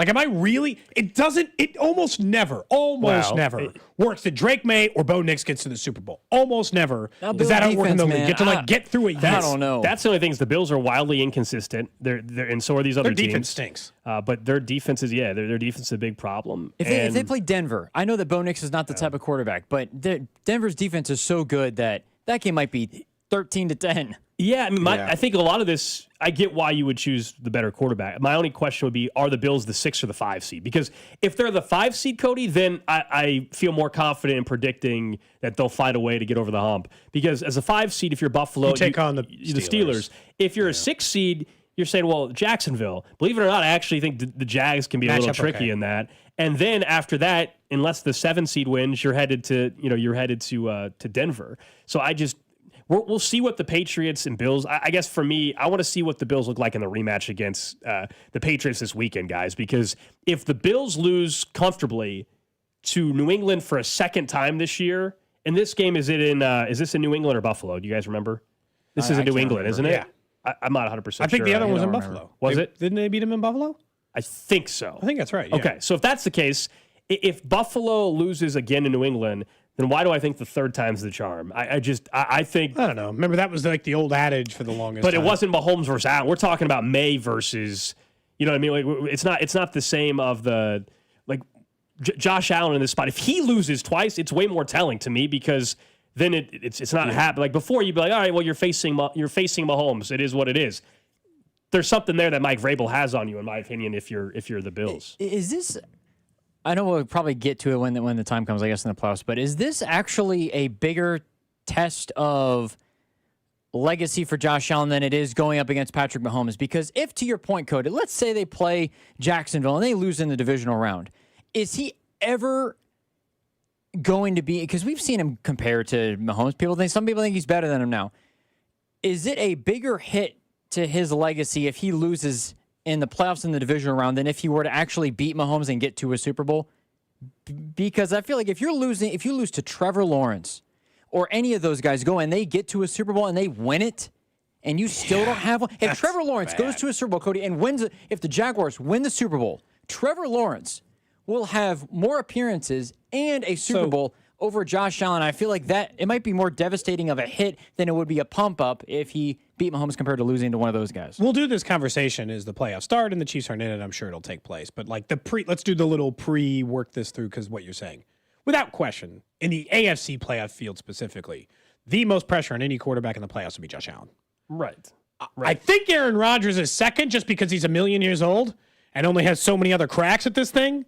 But also he has a Super Bowl ring, so maybe it's Justin Herbert, right? But like it's still Josh Allen gap than anybody else because the whole season, he's just too good. The whole season, to not have done anything with before the year started, their schedule, and it ended up being the Patriots as well, but their schedule for Buffalo was so, favorable to them that it was like, hey, if you can't be the number one seed this year, then what's going on? And we know they're not going to be the number one seed. They're going to be a 5 or a 6 seed, it looks like, in Buffalo. So that was the first thing. Like you couldn't, and this year was wide open for you. You didn't have to deal with Mahomes, and you're not going to be a 1 seed. You're going to be a wild card team. Here come the Patriots. And then, yeah, you're right. If the Bills were to not get to the Super Bowl this year, it's not only really damning for Sean McDermott, but it obviously would be really damning for Josh Allen and where it goes. Now, I don't think it's sometimes we do this, and this is where Drew and I disagree, I think. If Josh Allen loses to Trevor Lawrence, it doesn't mean that we vault Lamar and Burrow and everybody in front of Josh Allen. I agree. We don't need to do that. Eject everybody. Yeah. And honestly, I don't think that means that Trevor Lawrence is better than Josh Allen because he beat him one time. But I think in terms of how we view his tenure to his career to this point, I know that they've made the playoffs all these times, but for him to not make it one time, and then especially if it were this time, it'd be damning. It would be damning. Very much so. It'd be damning. It just doesn't change like my QB rankings, I guess. Yeah, I don't think it would do it for that way either. It's just weird because Josh Allen is a weird example of he wins a bunch in the regular season, wins the division all the time, has had a ton of success, has an MVP, and if he were just the kind of quarterback who did all those things and then crapped the bed when it came to the playoffs, you'd be like, well, here's the problem. He plays awesome. I have eyes. I've watched Josh Allen play in the playoffs, and with the exception of maybe the one game against Cincinnati, he's not why they're losing. He has been tremendous. It's usually in the playoffs. Usually a Sean McDermott or defensive problem. Yeah, it's like something else fails him. Yeah. It's not him. He goes down the field and gives him a go-ahead touchdown with 13 seconds to go. He wasn't standing on the field as Mahomes went down there and kicked a field goal in that time. It's like it's so tough when you watch him. Where it gets really interesting, if the Bills, you tell me, were to lose in Wild Card Weekend, that's when the Sean McDermott stuff gets fascinating. I think you'd have to fire. If you lose Wild Card Weekend, that's when we're talking about them having a new head coach. Yeah. And oddly enough, I actually think Sean McDermott absolutely has been a big reason why they haven't got to where they need to go. Same. And so if that happens as someone that is in Kansas City, and if you're worrying about that long term, I think you should want, just like I said with Zach Taylor, you should want Zach Taylor to coach the Bengals as long as possible, and you should want Sean McDermott to coach the Bills as long as possible. They can do worse than Sean McDermott, but they can definitely do better. So, like, I don't want to take the risk that Josh Allen actually gets a great coach. I'm with you. Meanwhile, you did not go to the KU-MU game at noon I was on at the Sunday. Chiefs game Sunday night, yeah. But you and I, we missed something in it because, look, I was excited. KU-MU, Darren Peterson was coming back. He played awesome, by the way, in that game. And easily, in his 23 minutes, they were plus-minus was through the roof. So just a good basketball player, and they're a good team. They're a threat to win a national championship with him. You and I had said part of the reason we like the T-Mobile games is you and I were both at the charity game 10 years ago or whatever. I wasn't there, but I was watching on TV when it was I was on there. you had to get it through like the YouTube the app or whatever it was. Yeah, it was like in the middle weird, of COVID or whatever when they were doing it for charity. And so I remember sitting in that arena, and the atmosphere was cool because it's half MU, half KU. We pitched Drew on this idea, only to find out that's not how they're doing it. No. And I guess we were all way off on this. It was a KU home game. It was through a KU ticket package and everything, or it was offered through them. You had to still pay extra, but it was offered through them. And it was 85-90% KU fans. This was not the charity game set up. This was not like the bragging rights game if you're a Missouri fan with Illinois. This was not like certainly the Red River rivalry where it's half and half at the Cotton Bowl.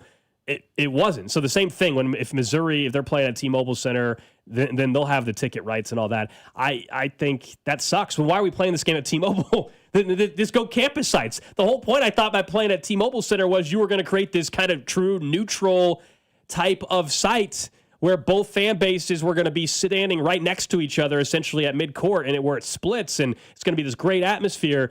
It was just a Kansas home game. Yeah. With some Missouri then fans go play it in Lawrence, and then go play it in Columbia, and then go play it in Lawrence, and then back to Columbia. What are we doing? The neutral site thing only works for me if you agree to sell half the tickets to each and make it that. And then, this is fairly easy. I don't even know why we have to pretend like it's 1 year. You play every year because you're Missouri and Kansas, and you had until you changed conferences and I don't blame Missouri. They did the right thing for themselves. But you had, up until that point, one of the longest standing rivalries in the entire sport. So it's fairly easy, Gold. One in Lawrence, one in Columbia, 50-50 ticket share in Kansas City. And then every 3 years, you just continue to rotate it like that, right? Yeah, I was trying to look up what the agreement is, what they already have locked down moving forward, because it's not set up. It's a 6-year agreement. 6-year agreement is where they agreed to do this. And future extension as of late 2020. Yeah, they're talking about extending it. Basically, 2 neutral site games. They already played one in 2020, 2021. 2025, 2026 was this year. Allen Fieldhouse. Was this the last one? Yeah, it concluded its initial 6-year agreement. This was the last from the initial 6 years. People think they're going to re-up it? But they have not. That's what I was trying to double check. They have not announced that they have moved forward with another 6-year agreement. So this was technically the last one as of now. I'd be incredibly disappointed if they. And then we know football, they're gonna. There's a few year gap. It goes like that. That agreement's a little bit different. Doesn't make any sense to me either. But I it's think hard because you have to schedule problems, so many things in the SEC now. You can only get Missouri or Kansas on your schedule so often. This just goes back to the bigger issue with college athletics and the way these conferences are going. And you can't keep natural rivalries. Yeah. Someone said, you guys sound like Fran Fraschilla. He was complaining about this the entire game. How can he control the secondary market? The same way they do it you think the Cotton Bowl doesn't have a secondary market? You think the bragging rights game in Illinois, Rose Bowl? The secondary market, sure. There's nothing preventing me from buying a ticket and in a seat where the Mizzou section would be. You're right. But the way they sell the tickets, Kansas would have an allotment of, I don't know, T-Mobile holds what? 50%. 18,000, 19,000. Yeah. You would have 9,000 seats roughly, with Kansas's athletic department, and you give Missouri 9,000 seats. That's who initially would get it. And yeah, maybe go 60-40, but it'd be a lot closer than it was on There'd Sunday. be fans that would sell their ticket that they got, but that would ensure it would be way closer to a 50-50 split. There's a way to do it. We're not like this is reinventing the wheel.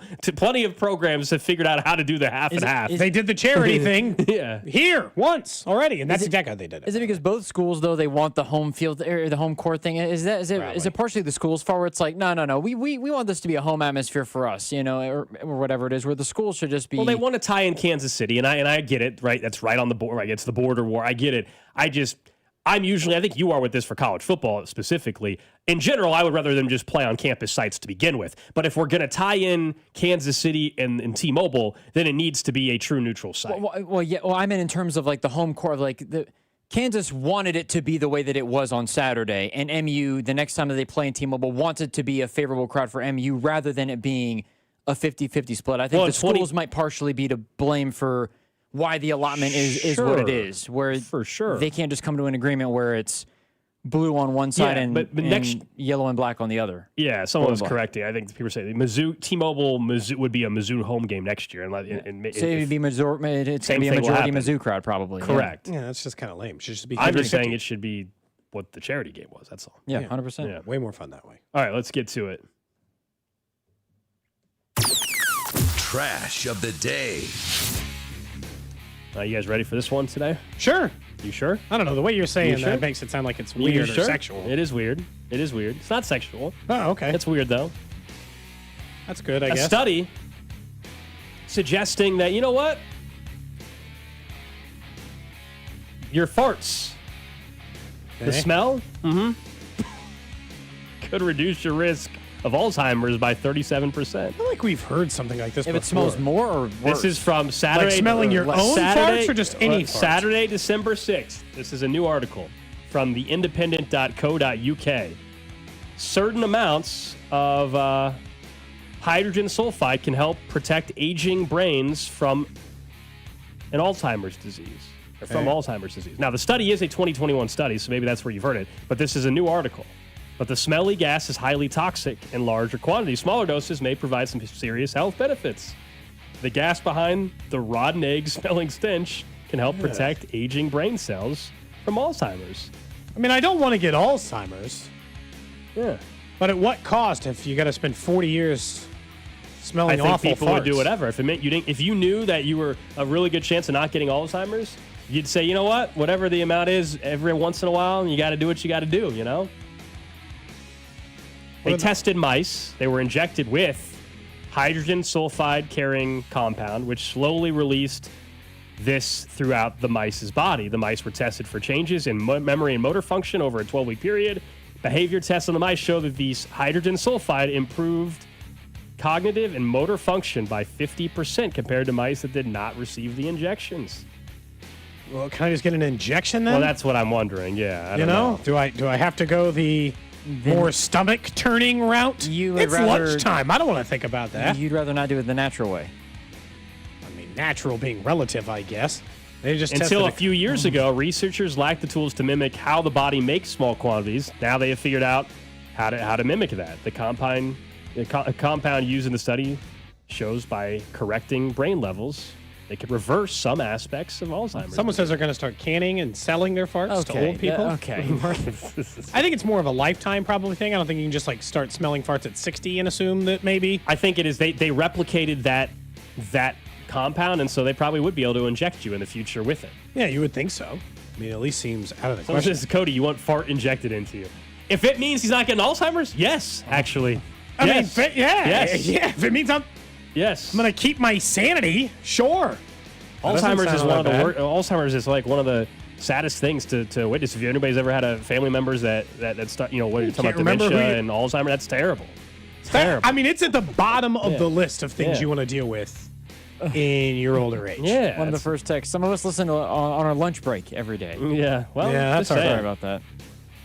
This doesn't make your lunch more appetizing. Yeah. By the way, this is weird. about the compound. This is not saying if you fart more, it helps you. No. It's not that. It's just saying. Tell this to somebody when you go to the water cooler next. When you're around the water cooler, say this to somebody. Yeah. I would give you maybe $500 gold for you to, the next time you were in a crowded elevator, fart and then cite that study. I'd probably pay you $500 if you in a crowded elevator let out an audible fart. Just ripped one. And then cited this that I'm helping you with Alzheimer's. Because they'd probably tell that story for the rest of their lives that this person in the elevator did that. It would probably be worth it. Someone says what is this at? Human Centipede was on to something. No. That show is one of the most disgusting They were movies. onto nothing. It's one of the most. You never watched? Don't. No, I'm not. Drew, did you ever watch it? I never watched it, but I heard about it enough to know that I don't need to watch it. It was one of the most disgusting movies I've ever watched in my life. And I understand Did you watch the whole thing? Yes. Oh. There was a sequel, I think, as well. I did not watch. Disgusting. So Taco is healthy now. That is the trash of the day. Up next, it's the Chiefs Red Half Hour. I think we got a clearer picture of the future at one position, though, for the Chiefs and who is not part of that future, at least cannot be the main part of that future. We'll tell you who that is next. You're listening to Cody and Gold. Tune in for the Chiefs Red Half Hour every day, starting at 11:30 right here on your home for Chiefs football. 96.5 The Fan. Brought to you by Heartland Men's Health, the leader in men's sexual health. Thousands of men have been successfully treated for low T, ED, and more, all with discretion and compassion. Make your appointment at heartlandmenshealth.com.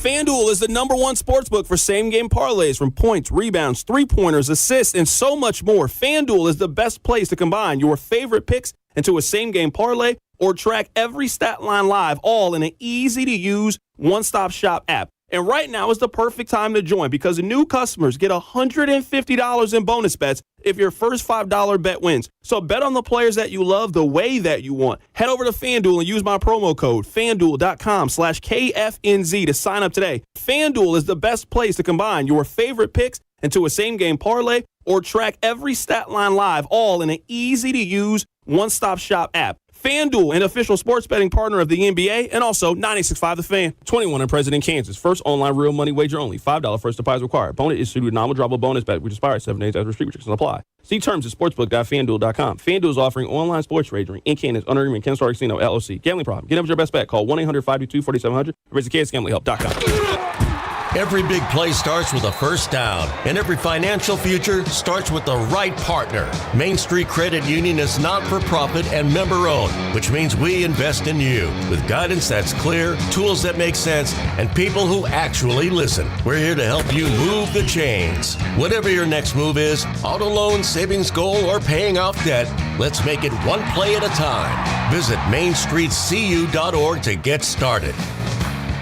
Home remodeling shouldn't be stressful. Hey, it's Bob Fesco, and West Shore Home is proving it doesn't have to be. With real-time scheduling and precision scan-to-plan accuracy, they make your remodel fast, easy, and convenient. That's why hundreds of thousands of homeowners have trusted West Shore Home to transform their bathroom, windows, and doors. Plus, right now, when you buy a full bath remodel, you'll get a second shower for free and lock in an extra $500 off just for listening to the show. But you need to schedule now at westshorehome.com/fan. Need to sell your house in Kansas City but not sure where to start? Selling a home can feel overwhelming, especially if you're facing foreclosure, a divorce, an inherited property you don't want, or just need to move quickly. But you don't have to figure it out alone. Rex Buys KC is here to help. As a local home buyer, I understand the Kansas City market inside and out. My family and I live right here, so I know the neighborhoods, the trends, and the challenges homeowners face. That's why I take a consultative approach, helping you explore your options and find the best path forward. We buy houses in any condition, no need for repairs, no agent commissions, and no hidden fees. You'll receive a fair cash offer with a closing timeline that works for you. Whether that's in as little as 7 days or at your own pace, just a simple, hassle-free process designed around your needs. If you're ready to talk through your options, call me today at 816-330-6000 or visit rexbuyskc.com.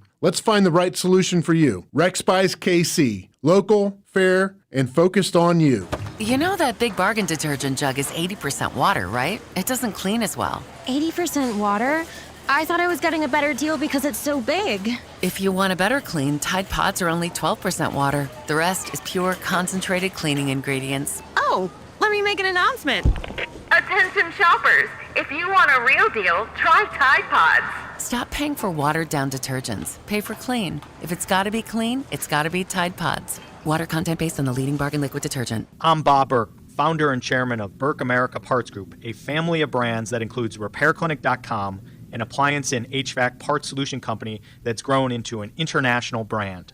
Before AmericanEagle.com, we partially launched a new technology platform developed by another firm. American Eagle helped take our technology to a whole new level with digital marketing, software development, and business insights into our key markets, appliances, HVAC, and outdoor power equipment, and did so both on time and on budget. AmericanEagle.com has the resources, experience, and talent needed to produce solutions. Our new technology platform, developed by AmericanEagle.com, has produced tremendous results with higher traffic, conversion, engagement, and online revenue. If you have any home repairs you need to take care of, check us out at RepairClinic.com. If you need a world-class website or technology project, then I would highly recommend AmericanEagle.com. Call AmericanEagle.com at 773-NETWORK. That's AmericanEagle.com, 773-NETWORK. What's up, guys? It's Drew. Look, we always are looking for our athletes to be performing at the best, and the teams that we root for to be confident when it counts, because showing up matters during the game's biggest moments, and you want to walk away with the win. You should also be more confident where it counts, because showing up matters during life's most exciting moments. I'm talking about Blue Chew. It's a small chew for a big difference. You'll go back to your glory days, and day nights will be better for everyone. And going back to that confidence, it's not just about performance. Give her group chat something to talk about, because nothing makes you more of a legend than a little Blue Chew. They're licensed medical providers. They work with you to find the right ingredient for your individual prescription. And if you don't like swallowing pills, that's no problem, because Blue Chew's tablets are chewable. You can get your first month free when you go to BlueChew.com and use the promo code KFNZ. Just cover $5 for shipping. That's it. Get your first month free of Blue Chew when you go to BlueChew.com. Discover your options there and use the promo code KFNZ. Then you'll be ready to chew it and do it. This is an important notice to all U.S. taxpayers. The IRS is giving away billions of dollars in tax savings through a federal program called the Fresh Start Initiative to aid delinquent taxpayers. This initiative was established for anyone facing financial hardship and unable to pay their back taxes. Qualifying and enrolling in this program will stop all collections, settle your delinquent tax problem, and even reduce what you owe by thousands of dollars. Call the hotline at People's Tax Relief to see if you qualify and get this free information by dialing 800-922-1284. If you have unfiled tax returns or cannot afford to pay your personal or business back taxes, you can now get the help you need. One simple phone call can resolve your tax problem and save you thousands of dollars. To see if you qualify and to get this important free information, call 800-922-1284. 800-922-1284. 800-922-1284. Must qualify for enrollment. Results vary. Consult with your tax professional prior to enrollment. Chiefs coverage sponsored by Renner Garage Door. RENNER forward and back. Hey, it's almost Andy Reid. Who knew a Halloween costume would change my life and lead me to Renner Garage Door? Renner's KC's go-to team for service, repair, and replacement. RENNER. RENNER. You're listening to 96.5 The Fan from the DM Injury Law Studios. Mike's got this. Welcome in to the Chiefs Red Half Hour. Every day at 11:30 with Cody and Gold on your new home for Chiefs football. 96.5 The Fan. Chiefs Red Half Hour brought to you by All Weather Decks, Kansas City's most respected deck builder. Check them out at allweatherdecks.net. So, one of the things that is way down the list from Sunday night is probably more of a bigger picture conversation. That's what I want to have here, because we're into those now. That's where we're at. Yeah, this is now already starting to look a little bit towards the future and how you feel about certain things. And yesterday we talked a lot about Travis Kelce and the rough season he's had. I understand receiving statistically is going to look impressive at the end, but it's no secret he has had 3 massive drops that led to points, directly, essentially. Yep. And that's brutal to watch for someone that's going to be a first ballot Hall of Famer, all of that. We know a year or so ago, Noah Gray got an extension. And last year, I thought there were some signs that would make you believe that, okay, maybe he is somebody that can, well, he's not going to be Travis Kelce. He's not going to be a top 3, top 5 tight end. But could he be someone that you could roll with for a couple of years and go from there? Fast forward this year. Now, this past week, in fairness, he was coming off a very, very serious, I thought, concussion in that Colts game, right? Look, every concussion is serious, but that was a really, really ugly hit and fall that he took and clearly was impacted. And so he was back, and I don't know if that's still getting back in the groove what it was. This season and this particular game, I don't know how you can watch Noah Gray and think that, all right, that can be the tight end 1 next year for the Chiefs if, in fact, Travis Kelce's gone. No. Look, and we don't have to toss out names yet. We can spend an offseason doing that before somebody inevitably mentions Kyle Pitts and Alex Grones. And I can't blame him. Remember, I got off that train there for a while. I mean, if he's just a free agent, I don't really care. But I got off of the, let's trade for him and fix him part. Mm-hmm. We talked about the regression years for Xavier Worthy and the regression year for Rashee Rice. And some of these guys got worse, and the offense has been worse. Noah Gray's taken a bigger drop-off than any of them. He is quite a bit worse than last year's player. He has 17 catches in 12 games this year. He missed one, so like 13 games for the team, but 12 for him. He has 17 catches. So he's good for what? 1? And then on an accident game, 2 catches a game. His yards per target are down. He's half of his yards per game. He's a worse player. And he's getting older. He's 26 years old. As in, like, not old, but I got you. He should be improving as a player. And I wanted to think that if Travis Kelce retired, what they would have is a league average tight end.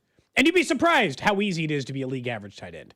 Guys like Juwan Johnson and a million other guys, they get like 500-600 yards, and they are just like any other tight end in the NFL. Look, they're not Trey McBride or Brock Bowers or the 2 or 3 names that are higher on that list. But it's not hard to be a league average tight end. This season has completely cratered my confidence of if they go into the beginning of next year, and let's say Travis Kelce retires, obviously, for the sake of this argument. If they go into the beginning of next year and tight end 1 is Noah Gray, well, then that better come with you telling me that you did something significant to upgrade your wide receiver room, your weapon room in some capacity. Yeah. Because if he's 1 and it's still just Worthy and Rice and Thornton and, I don't know, Jalen Royals in year 2, I'm not overly optimistic on, well, then you've set them up to have a bad weapon group again. You better have somebody of equal or greater footing to Noah Gray, and at least in a timeshare situation. He can't just be the only dude. Hey, look, I can be realistic about the tight end position moving forward. I mean, I think it'll be unusual for people that have only watched the Travis Kelce era of the Chiefs and don't remember that. And we were very fortunate in Kansas City. You had Tony Gonzalez, and then you had a gap, and they tried a bunch of different names, like Brad Cottums and Tony Moiakis, et cetera, of the world. And then it was Travis Kelce, and he turned into a Hall of Famer and everything. Whoever the next tight end 1 is, whenever that day happens, Cody, whether it's Gray, whether it's somebody not on the roster, et cetera, whenever Kelce hangs it up, and I do think it will be after this year, that player, unfortunately, people are going to expect insane things, and that's just not the norm. So you said it. A league average tight end, you're not going to walk right into another Hall of Fame tight end and the best tight end in football again. Seems unlikely. So I guess you're going to do that a third time. I'm just saying, like, can we be realistic with whoever that next guy is with the expectation, though? Look, you don't want to have a bottom 5 tight end in football, but I'm just saying, let's say that tight end ends up being a very average tight end that is a 680 to 750 yard receiver. It's fine. That's what most tight ends are in the National Football League. Like Juwan Johnson is a top 10 yardage leading tight end. He'll be a free agent this year. Evan Ingram was on the street. Didn't work out for Denver. They have not gotten their value out of it.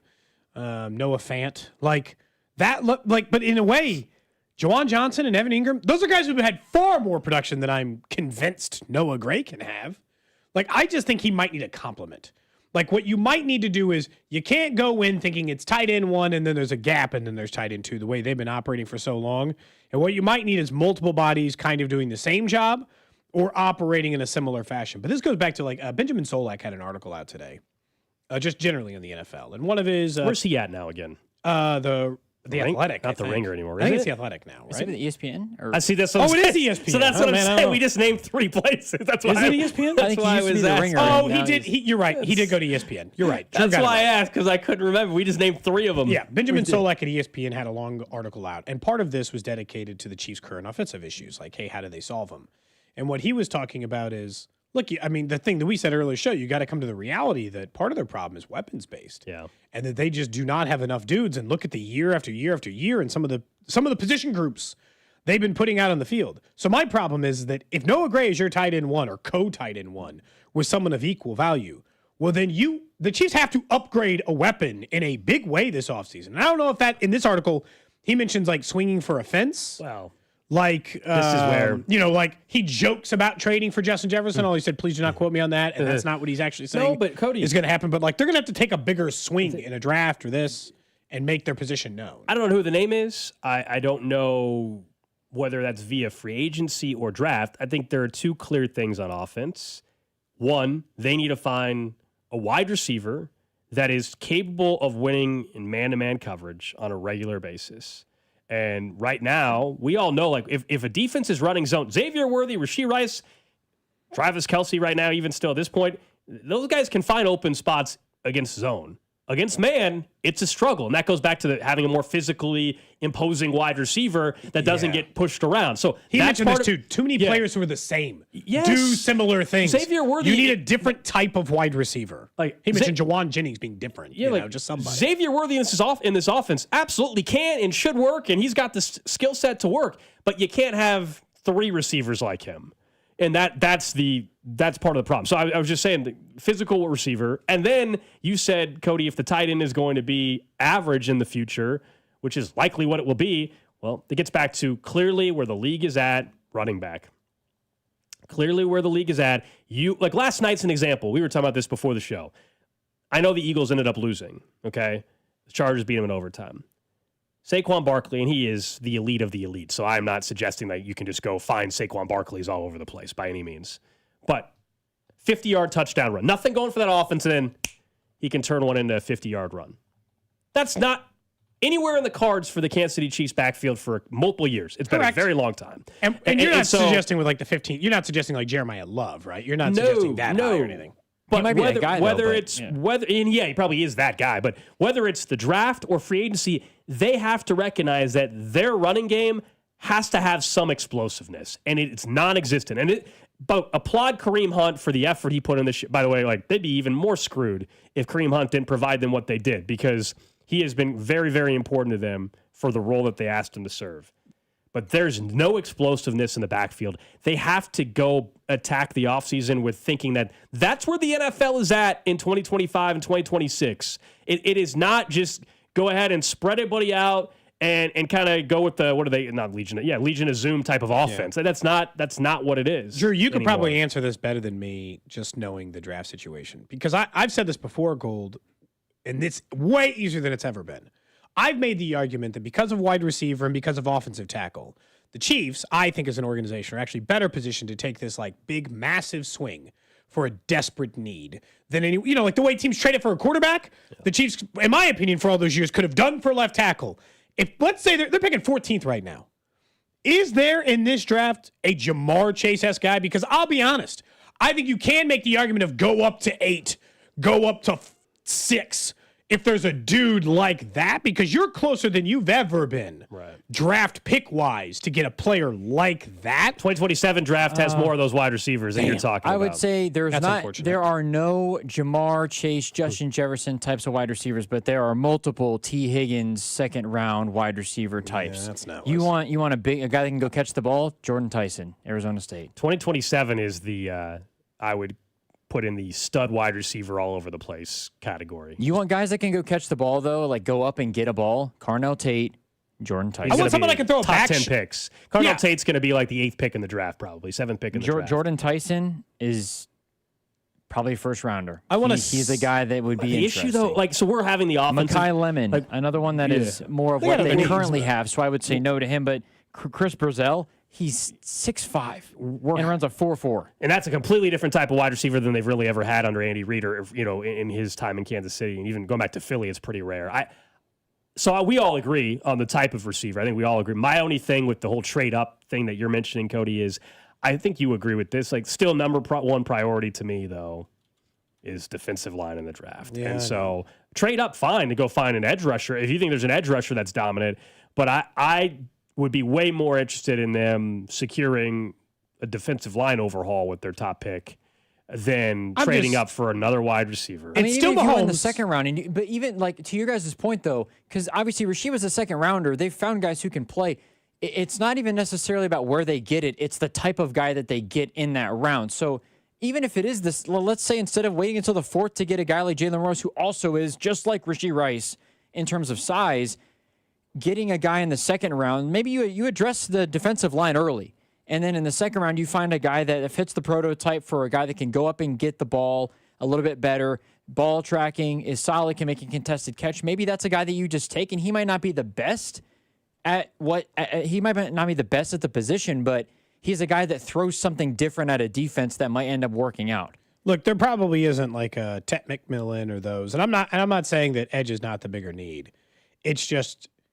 And I thought that this was actually the way they've handled everything since. I don't think was particularly smart. The way they paid everybody. I don't think I would have paid T. Higgins. I would have paid a defensive player. But like when Joe Burrow got hurt, and all of a sudden they found themselves picking 9. I don't think it's the worst strategy. Like, when else are you going to get a wide receiver of that talent? But what you're telling me is this draft I think doesn't have this talent. That's a good point. And that's an issue. If it doesn't line up, it doesn't line up. But I was really smart of Cincinnati to be like, you know what? We're pairing these two up for 10 years. They should have done a million other roster things different after that. Yeah, I by no means am I anti go get a stud receiver. I'm saying that, and we can have Bink on much closer to the draft and stuff. And those guys are way more locked into the draft. We're talking human centipede and the draft. Damn you, Chiefs! You've ruined December for me. I'm just saying, even as a very, very casual draft, off-season observer, okay, I even know that the 2026 draft is not the best for wide receivers, is all I'm saying, at the top end of the draft. That's all. It is Carnell Tate can be very, very good. I'm just saying, like, if you're thinking that, oh my gosh, there's Chris Olave again, and there's Justin Jefferson again, and there's Jamar Chase again, and there's Ted McMillan type and all that. That I disagree that exists in the top 10. Jamar Chase was taken like 25 or whatever. If you look at big time production though, in terms of like why wide receivers, like I don't know where. If you look at the 20, like they've got a bunch of wide receivers who are 20s talent.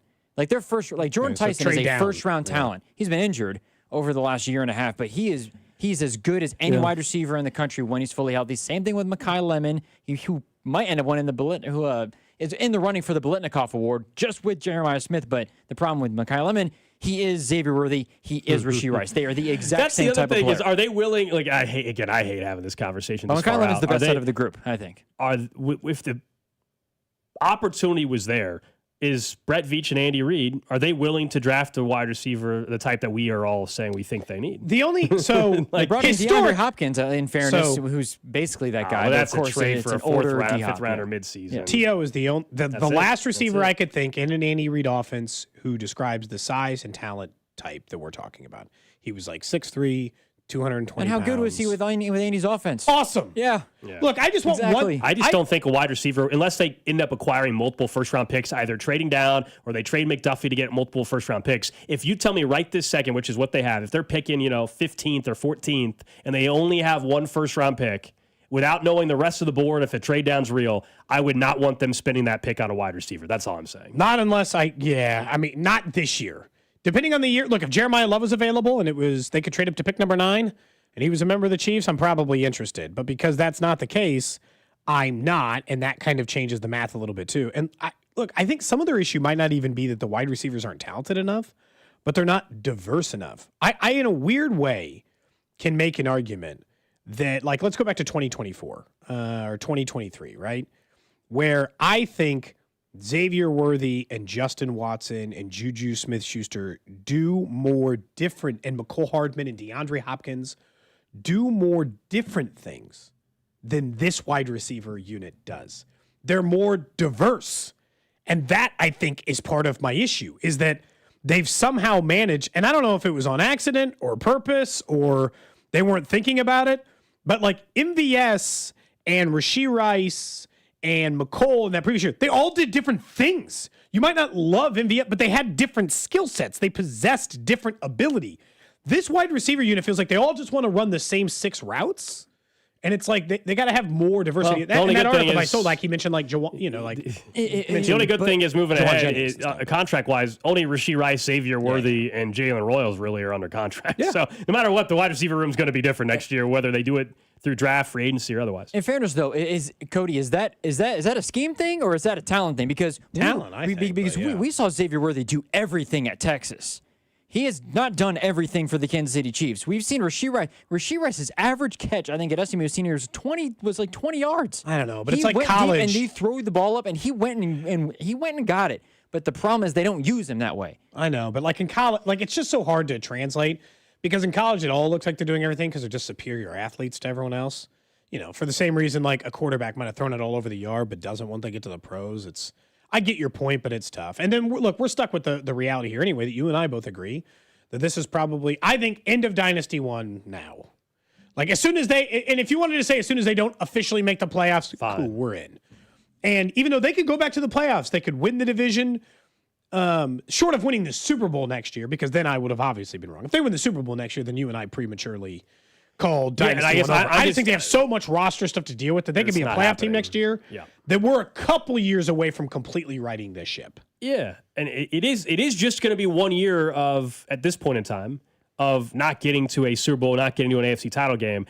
All I am saying, and I think you're saying, is that the reason why it feels like it's the end of this current run is because next year, just out of necessity with where your contracts on the books are and who's not on the books, you're going to have to reset. However, you may not like the terminology I'm using, rebuild, reset, whatever. We can come up with different words to describe essentially what we're all talking about. Yeah. They will have to pivot in a different direction, whether it's at minimum player personnel, maybe with some internal staff stuff. We'll see. I don't know if they're going to do that or not. That is just naturally going to happen this offseason. It's time to pay the price, unfortunately, of what they were willing to do to try to win. And they won a lot. They won as much as anybody over the last 30 years. I wouldn't undo it. Right. Like, I wouldn't rewind. This is not me. Like, I know people are upset with Brett Veach and mistakes have been made, but also, like, what he and Andy Reid and this organization put together is still one of the greatest dynasties we've seen in sports. That's a fact. That doesn't go away. But now it gets difficult. It's going to be an uncharted territory for the new Chiefs fan that's out there. And they're going to have to try to do this correctly to where it's not hopefully a 3+ year not being a real contender run. How can they make it to where it's only a one-off? And I'm not talking about just this year. Guys, I'm talking about it being 25 and 26, and hopefully in 27 you're in a really good spot to be full go again. That's how I view it. Without seeing what they're going to do in the offseason, that's how, like, if I had to guess, when do I think they will legit be a true Super Bowl contender again? I think 2027 is the earliest. That's all. Yeah, and I don't think it'd be any longer than that just because they have Patrick Mahomes. Look, if they get a perfect draft, and this is the part that I'm, like in the draft case, is it going to be easier to overhaul a draft situation in which you have multiple picks and they're all way higher than we're used to? Because we all talk about where the first round picks, like, wow, they're picking 14th. That also makes they're picking 44th.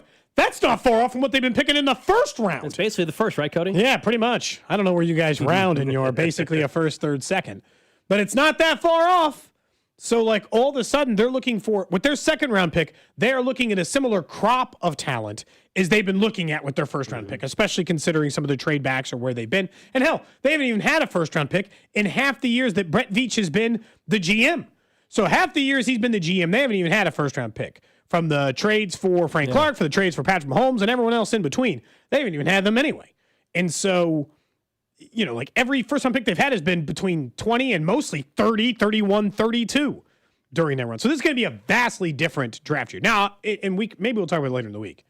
No, we got months, man. It is we going got to months. be, yeah. we got months and months to do this. It is going to be a can't-miss draft year for Brett Veach. You don't want anyone question the job you do anymore. You better not screw this one up if you're picking. There's 14th. there's a lot of pressure. There's no question. A lot of pressure. All right, up next, guys. We'll get to what's trending. I want to get back into the Colts, including a 44-year-old possibly quarterbacking the Colts here in the very near future. And then we get to all 32 right here on Cody and Gold. This is Cody and Gold. Tune in for Nate Taylor every Tuesday at 1 o'clock, right here on your home for Chiefs football. 96.5 The Fan. Cody and Gold are brought to you by Heartland Men's Health, the leader in men's sexual health. Thousands of men have been successfully treated for low T, ED, and more, all with discretion and compassion. Make your appointment at heartlandmenshealth.com. With the first pick in the McDonald's breakfast draft, I'm going with a tasty sausage, egg, and cheese McGriddle sandwich. Bold move, sweet, savory, totally stacked. But wait, that delicious sausage McMuffin with egg sandwich is still on the board.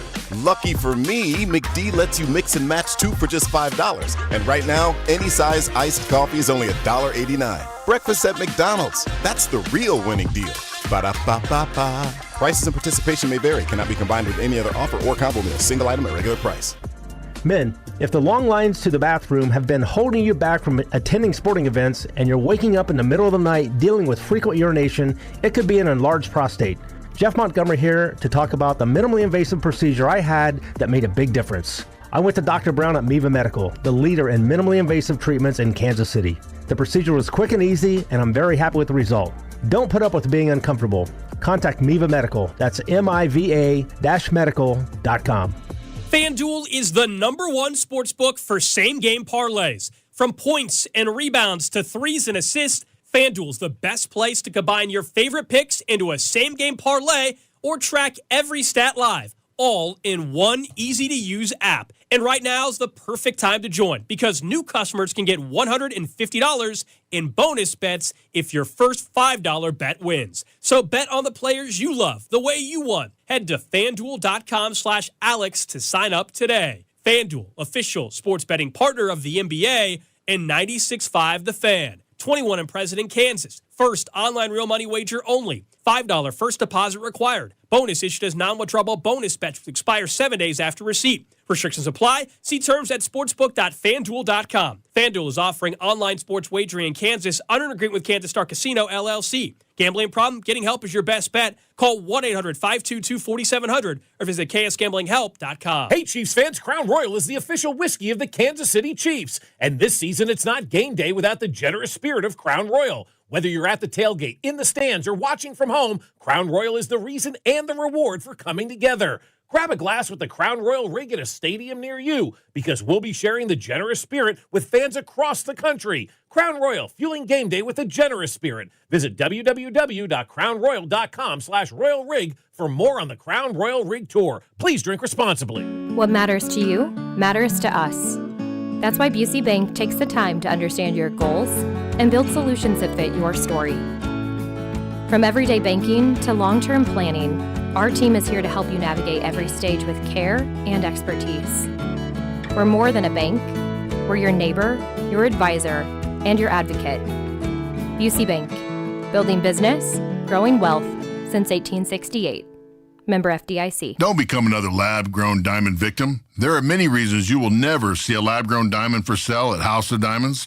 You can learn a few of them online at mybigrock.com. Maybe a wholesale price or two as well. That's mybigrock.com. Arvest Bank believes in the power of serving others. That's why we're committed to supporting those who serve our communities. We believe that all communities deserve a financial partner who cares. Arvest. We believe.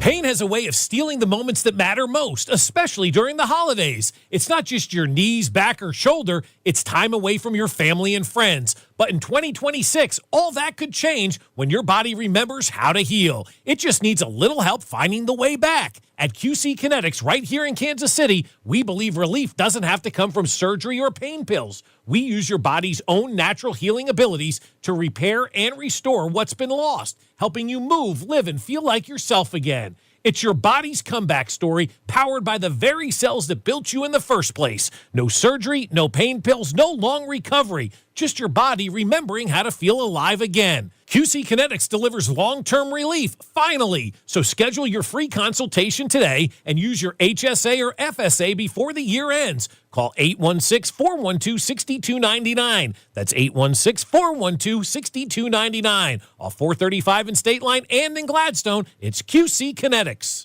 Guys, thanks for helping me carry my Christmas tree. Zoe, this thing weighs a ton. Drewski, lift with your legs, man. Santa!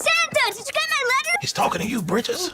I'm not that. Of course he did. Right, Santa? You know, my elf Drewski here, he handles the nice list. An elf? I'm 6'3". What everyone wants is iPhone 17. And at T-Mobile, you can get it on them. That center stage front camera is amazing for group selfies. Right, Mrs. Claus? I'm Mrs. Claus's much younger sister. And at T-Mobile, there's no trade-in needed when you switch, so you can keep your old phone. Or give it as a gift. And the best part? You can make the switch to T-Mobile from your phone in just 15 minutes. Guys, my side of the tree is slipping. Timber! The holidays are better at T-Mobile. Switch in just 15 minutes and get iPhone 17 on us with no trade-in needed.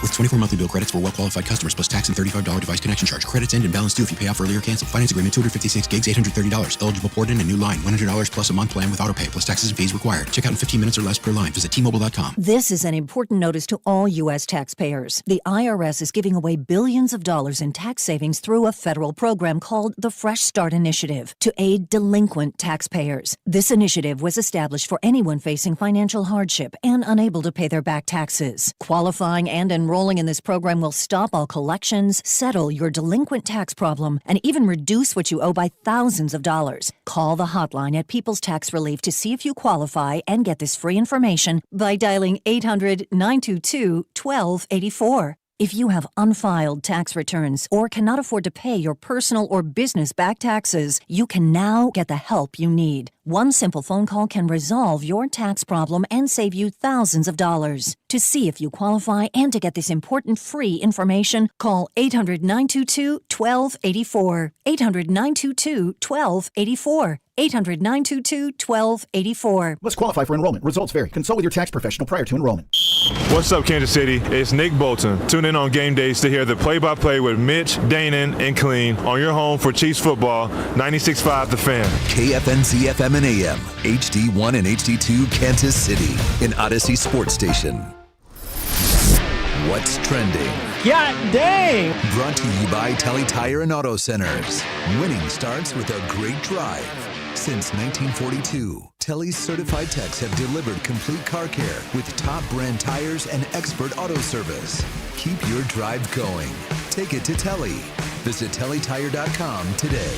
Number one on What's Trending is something we're going to talk more about. We already had planned right after What's Trending. That is the Indianapolis Colts. Well, Adam Schefter moments ago reported, as we mentioned earlier today, that there was a workout happening for Phillip Rivers. Well, now the 44-year-old Phillip Rivers, who hasn't played since 2020, yes, the COVID season, think about how long ago that was, is signing a deal to join the practice squad of the Indianapolis Colts. We all know Daniel Jones done for the year. Anthony Richardson on IR with that orbital fracture. He's not going to be activated. Riley Leonard's playing, but he's also a little banged up. They got Brett Rippon, Riley Leonard, and now Phillip Rivers. Now, the Colts play on Sunday against Seattle. He's obviously not playing then.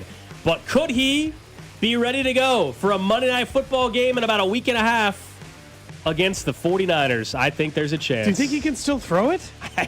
I mean, they wouldn't have signed him if he didn't look decent in the practice or the warm-up workout. Kevin Clark just retweeted a video where he interviewed Drake May before the draft. So 2024. This is now. This is still more than a year ago, and it said that Drake May he worked out with Phillip Rivers before the draft with fellow drafted guys like Bo Nix and others, and said they did a throwing contest of a net running routes, and Phillip Rivers won.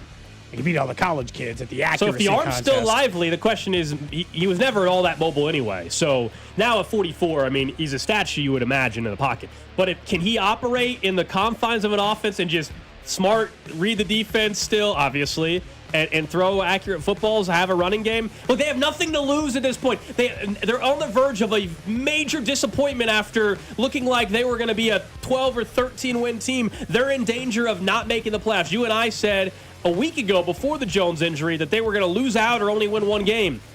Maybe Phillip Rivers, can you win two for him? Because that gets him in, probably. Can you win two? I got to say, if Phillip Rivers looks good in this offense, definitely don't pay Daniel Jones. That's a whole other part of it we can talk about here in a second. Next up on What's Trending, Kansas State won 108-49 over, I think, the worst team in college basketball, Mississippi Valley State. Goldie pointed out yesterday their only win was against and this is a true fact, a women's basketball team, not a women's school. A women's men's school basketball with a men's team. basketball I'm team. just explaining I don't know how that works, but it's a women's school with a men's basketball team. I don't know. So they did get the win, though, easily. 59-point win?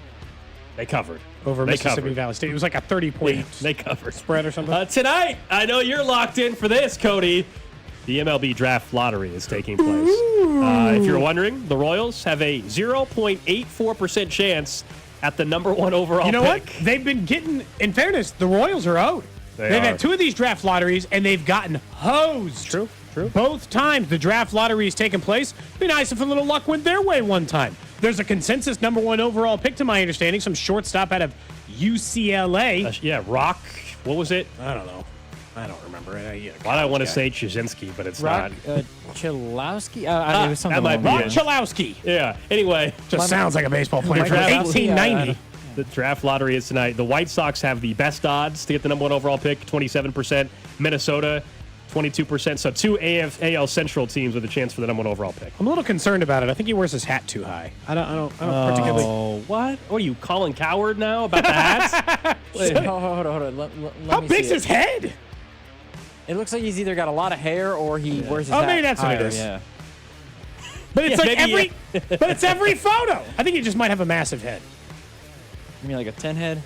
Yeah, the 5 head for sure. You know, it's something. It's not good. A 10 head would be crazy. Like freaking Peyton Manning or something like that. Whatever. Yeah. Either way, I hope the Royals get the number one overall pick tonight. Let's do it. Sure, why not, right? Rock Chalowski. Rock Chalowski. If you got a name, if you got your first name is Rock, I mean, you But it's better you're spelled gonna be good at R-O-C-H. I mean, I guess it could be pronounced a different way. I'm not going to look it up right now. Next up on What's Trending, Heisman finalists have been announced. Jeremiah Love, Diego Pavia, Julian Sayin, and Fernando Mendoza, the four that will be heading to the Heisman ceremony. All odds currently favor Mendoza. Had been favoring Pavia up to that point, but Mendoza's win over Ohio State's going to be hard to ignore, although admittedly, this is the stupidest part of the Heisman. There were people who sent in their Heisman vote and submitted who they thought the winner was before Indiana played Ohio State, which is the most insane way to do it. But there are people every year, so it won't be unanimous, but I still think Mendoza will win. Yeah, it's dumb. Way too many voters. They shouldn't even allow you to submit your ballot until after conference title weekend. I don't get it whatsoever. And yes, Mendoza is going to end up winning this thing after what happened, though, for those who did not vote already, after what happened in the Big Ten title game. That is what's trending here on Cody and Gold. Coming up 1 hour from now, Nate Taylor, our Chiefs insider from ESPN, will join us. We will, of course, talk about what happened on Sunday still against the Texans and some of the bigger picture items that we've been addressing over the last 24, 48 hours or so about where they go this offseason. Is there going to be some changes there? Do they need to make staff changes? And also just where some of these individual player performances are, and could there be some changes with even some guys that have been crucial pieces here during the dynasty run. So that's coming up a little bit later on today. Before we get to all 32, I want to talk more about the Colts. We were going to talk about them anyway before the Phillip Rivers news became official that he's going to sign to the practice squad. But yeah, Daniel Jones, unfortunately, I feel terrible for him. I really do. Done for the year. He was trying to gut it out for his team, playing with a broken fibula, for crying out loud. And then he, was it a ruptured or torn Achilles? Done for the year, was due for a big contract extension. And that's the question. What do you think you do if you're the Colts him there? Before. I certainly wouldn't pay him now. Because you traded for Sauce Gardner, which when that happened, I remember we were doing the show, we both, and I think everybody kind of knew, like, well, this means that you're not using draft picks for a quarterback. You're going to sign Daniel Jones to an extension in the offseason. Yeah. I still think that happens. I still think they do, but maybe the number. Well, who's their quarterback, Cody? I know. I guess part of this is like he'll get a smaller deal. I'm with you, but who they don't have draft picks to draft a quarterback, and who else are you bringing in next year? I don't know who the free agent quarterback list is, so obviously that can't do me much Kirk good. Cousins might be available. You can go back down that road. You can get another Achilles guy, or you can go back to year 2 with Phillip Rivers. Give him an extra year. 45-year-old. The thing is that if Phillip Rivers looks good, let's just say by some miracle he just like pops in and they go 2-1 during Phillip Rivers' stead or whatever, which seems insane. Don't you see the problem now? If any quarterback this year would have worked with the Colts, and I got to be honest, that's what it felt like with Daniel Jones. It didn't feel like Daniel Jones was dragging wow, what a resurgence. It just felt like the Colts had a great offense, and Daniel Jones was just not screwing it up for a while until he started screwing it up and then eventually got hurt. And if that's the case, don't do it, man. Don't pay him. And you're right. Who's your quarterback? And I'm not gonna just utter the answer of anybody. Yeah, probably Kirk Cousins. Somebody who will take less money than Daniel Jones. Now, look, if the deal's cheap, and Daniel Jones knows the system, fine, I'm in. That's not a big deal. I'm not saying you can't pay him anything, but the contract we thought he was going to get, it can't be that. Yeah, I agree with that. It can't be that. I think if the experts on this are correct in the recovery time for his Achilles, he could be ready for week 1. We'll see. I mean, this offseason, there will be names like the Cardinals moving on maybe from Kyler Murray out there. Pittsburgh is going to need a new quarterback because Aaron Rodgers, I don't think, is coming back for another year, even if he goes and wins playoff games. And certainly if he were to have an unbelievable postseason and get the Steelers to the Super Bowl, even more reason why I think he would retire. So Pittsburgh might need a quarterback. The Cardinals could move on from Kyler Murray. But I don't know what the Vikings are going to do with their quarterback situation. I think they'll give J.J. McCarthy one more year. The Raiders are going to need a quarterback. There's no way they're running it back with Geno Smith, for crying out loud. Contract they gave him, he might get one more year too, but they might draft too. The Jets are going to go draft a quarterback. Yeah, I mean, we just or sign somebody like so. There's going to be teams in need of quarterbacks. I'm just saying, and the Colts will be one of them. It would not surprise me if they still try to go back with the Daniel Jones path. Somebody pointing out over on Twitter. Yeah, Mac Jones is a trade candidate. He has to be traded. He won't be a free agent, but Mac Jones would be a trade. Yeah, maybe give him a 6th or something, 7th. You wouldn't have to pay much to get him. Phillip Rivers has his oldest kid is older than 7 of his current teammates. just so you know, including Riley Leonard. Look, is there any? There is, weirdly enough, there's some part of me that thinks this could work. Is that sick? As in, this will be an upgrade over any of the other guys they would have played? I think they could make the playoffs if Phillip Rivers starts the final 3 games. He's not going to start this Sunday, but if he starts the final 3 games, I actually think there's a chance they could make the playoffs. And they're not going to win the division, but as a be like the 7 seed all of a sudden and go to 2 seed New England and then lose that game or something, yeah. But I mean, God, he's 44. He's 40. He's got a 23-year-old. He also has a 1-year-old, so he's young at heart. Riley Leonard is a rookie with no experience, and he's dealing with a grade 1 PCL sprain. That's a problem. And Anthony Richardson, they're not bringing back. So with all Brett Rippon's not going to do better than Anthony Richardson healthy? Orbital fracture. Remember, he got hurt in pregame. He had the stretching band thing, and it slapped and hit him in the eye and broke an orbital bone. Oh, my God. I forgot all about that. Otherwise, it would be Anthony Richardson right now. You're right. It would. And that would be fine. And they wouldn't go after Phillip. It's not fine, but like. They would not be signing Rivers. You're right. What can a quarterback do who legitimately has not played football since COVID? Well, they think something. I mean, do you realize how long it's been since he played in an NFL football game? Hell, it was the last time the Colts went to the playoffs, funny enough. The last time they went to the playoffs, Phillip Rivers was their starting quarterback. He had a very good career. He's not a Hall of Famer, is he?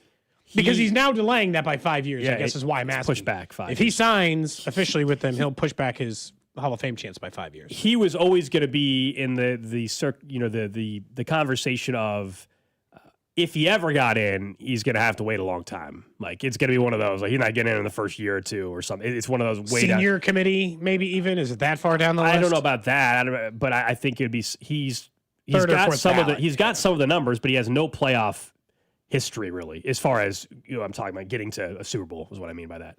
And so I guess if you're him, why would you want to come back? You've made $240 million in your career.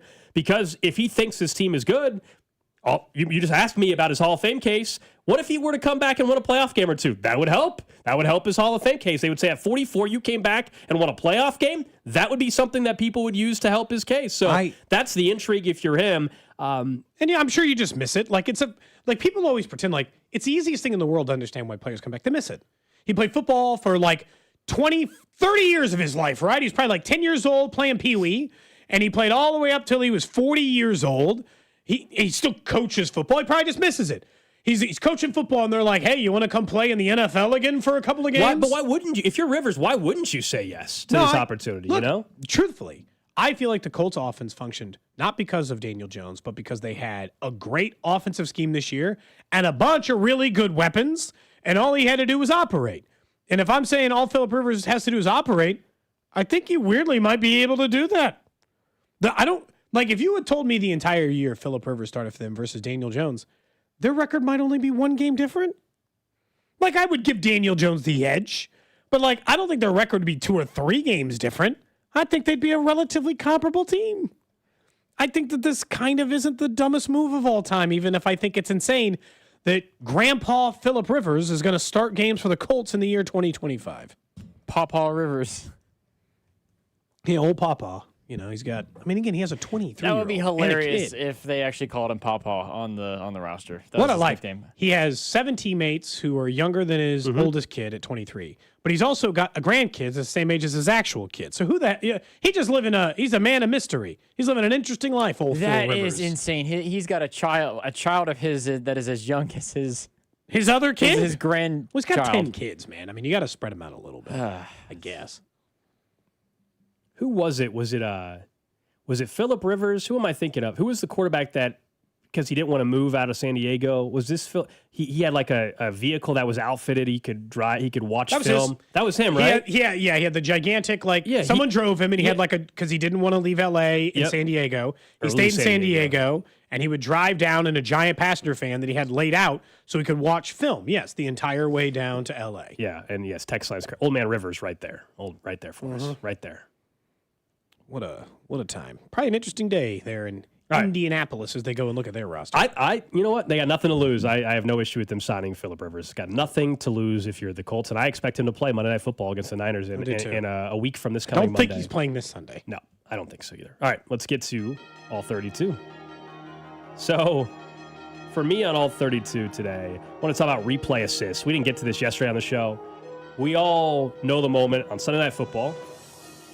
Ball carrier appears to be short for the Texans. That's the call on the field. Very quickly after that, after replay assists, the ball carrier reached the line to gain. It's a first down for Houston. We're like, huh? Andy Reid proceeds to try to challenge it. And immediately in the press box, we're all like, well, that is the review. Like, what, you're going to challenge the same people that are trying to... And you guys probably thought he was stupid because you weren't listening to the TV broadcast at the time. Well, it's just the idea of... fair. Why are you challenging something that they already reviewed? They already reviewed it, so you're not going to win a challenge. The ref said, well, he doesn't have to challenge it because replay assist was wrong. So, one, it was bizarre. Also, is this not a problem? That I don't know about you guys. I thought replay assist, when they assisted on the replay, like it was correct. I gotta say, like the call, not in that instance, but like in general, if I tell you any other game you watched this year, and we're like, oh, replay assists buzzed in and said it's this, we all assume that was essentially a challenge from upstairs, and they were doing the correct call. Now I have question, replay assist, you're telling me they're screwing it up, or did the ref just mishear? The only explanation I can understand is the ref has an earpiece. They say, hey, the ball carrier was short of the line to gain, and he heard it wrong, and he said, replay assist said it's a first down, and then they're like, no, we didn't say that, pal. I gotta say, I don't know. The only reason I don't think that happened is the Andy amount of time it took. They were getting ready to run a play. Andy had to throw the flag, so they didn't run a play and actually take a look at the thing. I think had Andy not said anything, they would have allowed that to stand as a first down and force him to make the play. I now, just to be clear, infinitely trust replay assist way less. Sorry. Already didn't like replay anyway. I think they get things wrong all the time. Hell, I still think was it the Ravens? What was the one where he made like 4 steps with the football in his hand in the end zone and then they didn't end up calling it a touchdown? The Ravens game, right? Against the Steelers? Isaiah Likely, yeah. I still think that's a touchdown. Am I seeing something different that somebody else isn't? I think everybody thinks it's a touchdown. And so, like, this is the part of replay that I still don't like is because there's subjectivity, you're just never going to get all these things right. And now replay assist is changing correct calls on the field, which is insane in its own right. Bizarre. In its own right. I want to point out something that I think sometimes happens in sports, and this is the difference between box score, because I happen to watch both of these games. I know it's going to be everyone's instinct to be like, look how bad Patrick Mahomes was this year, or this week, and look how bad Jalen Hurts was this week. They both stunk right in this previous Sunday game and cost their chance of winning a football game. I watched both games. One of those quarterbacks stunk significantly worse than the other one, and it was Jalen Hurts. His season has looked awful. They still have a really talented roster, more talented than the Chiefs roster.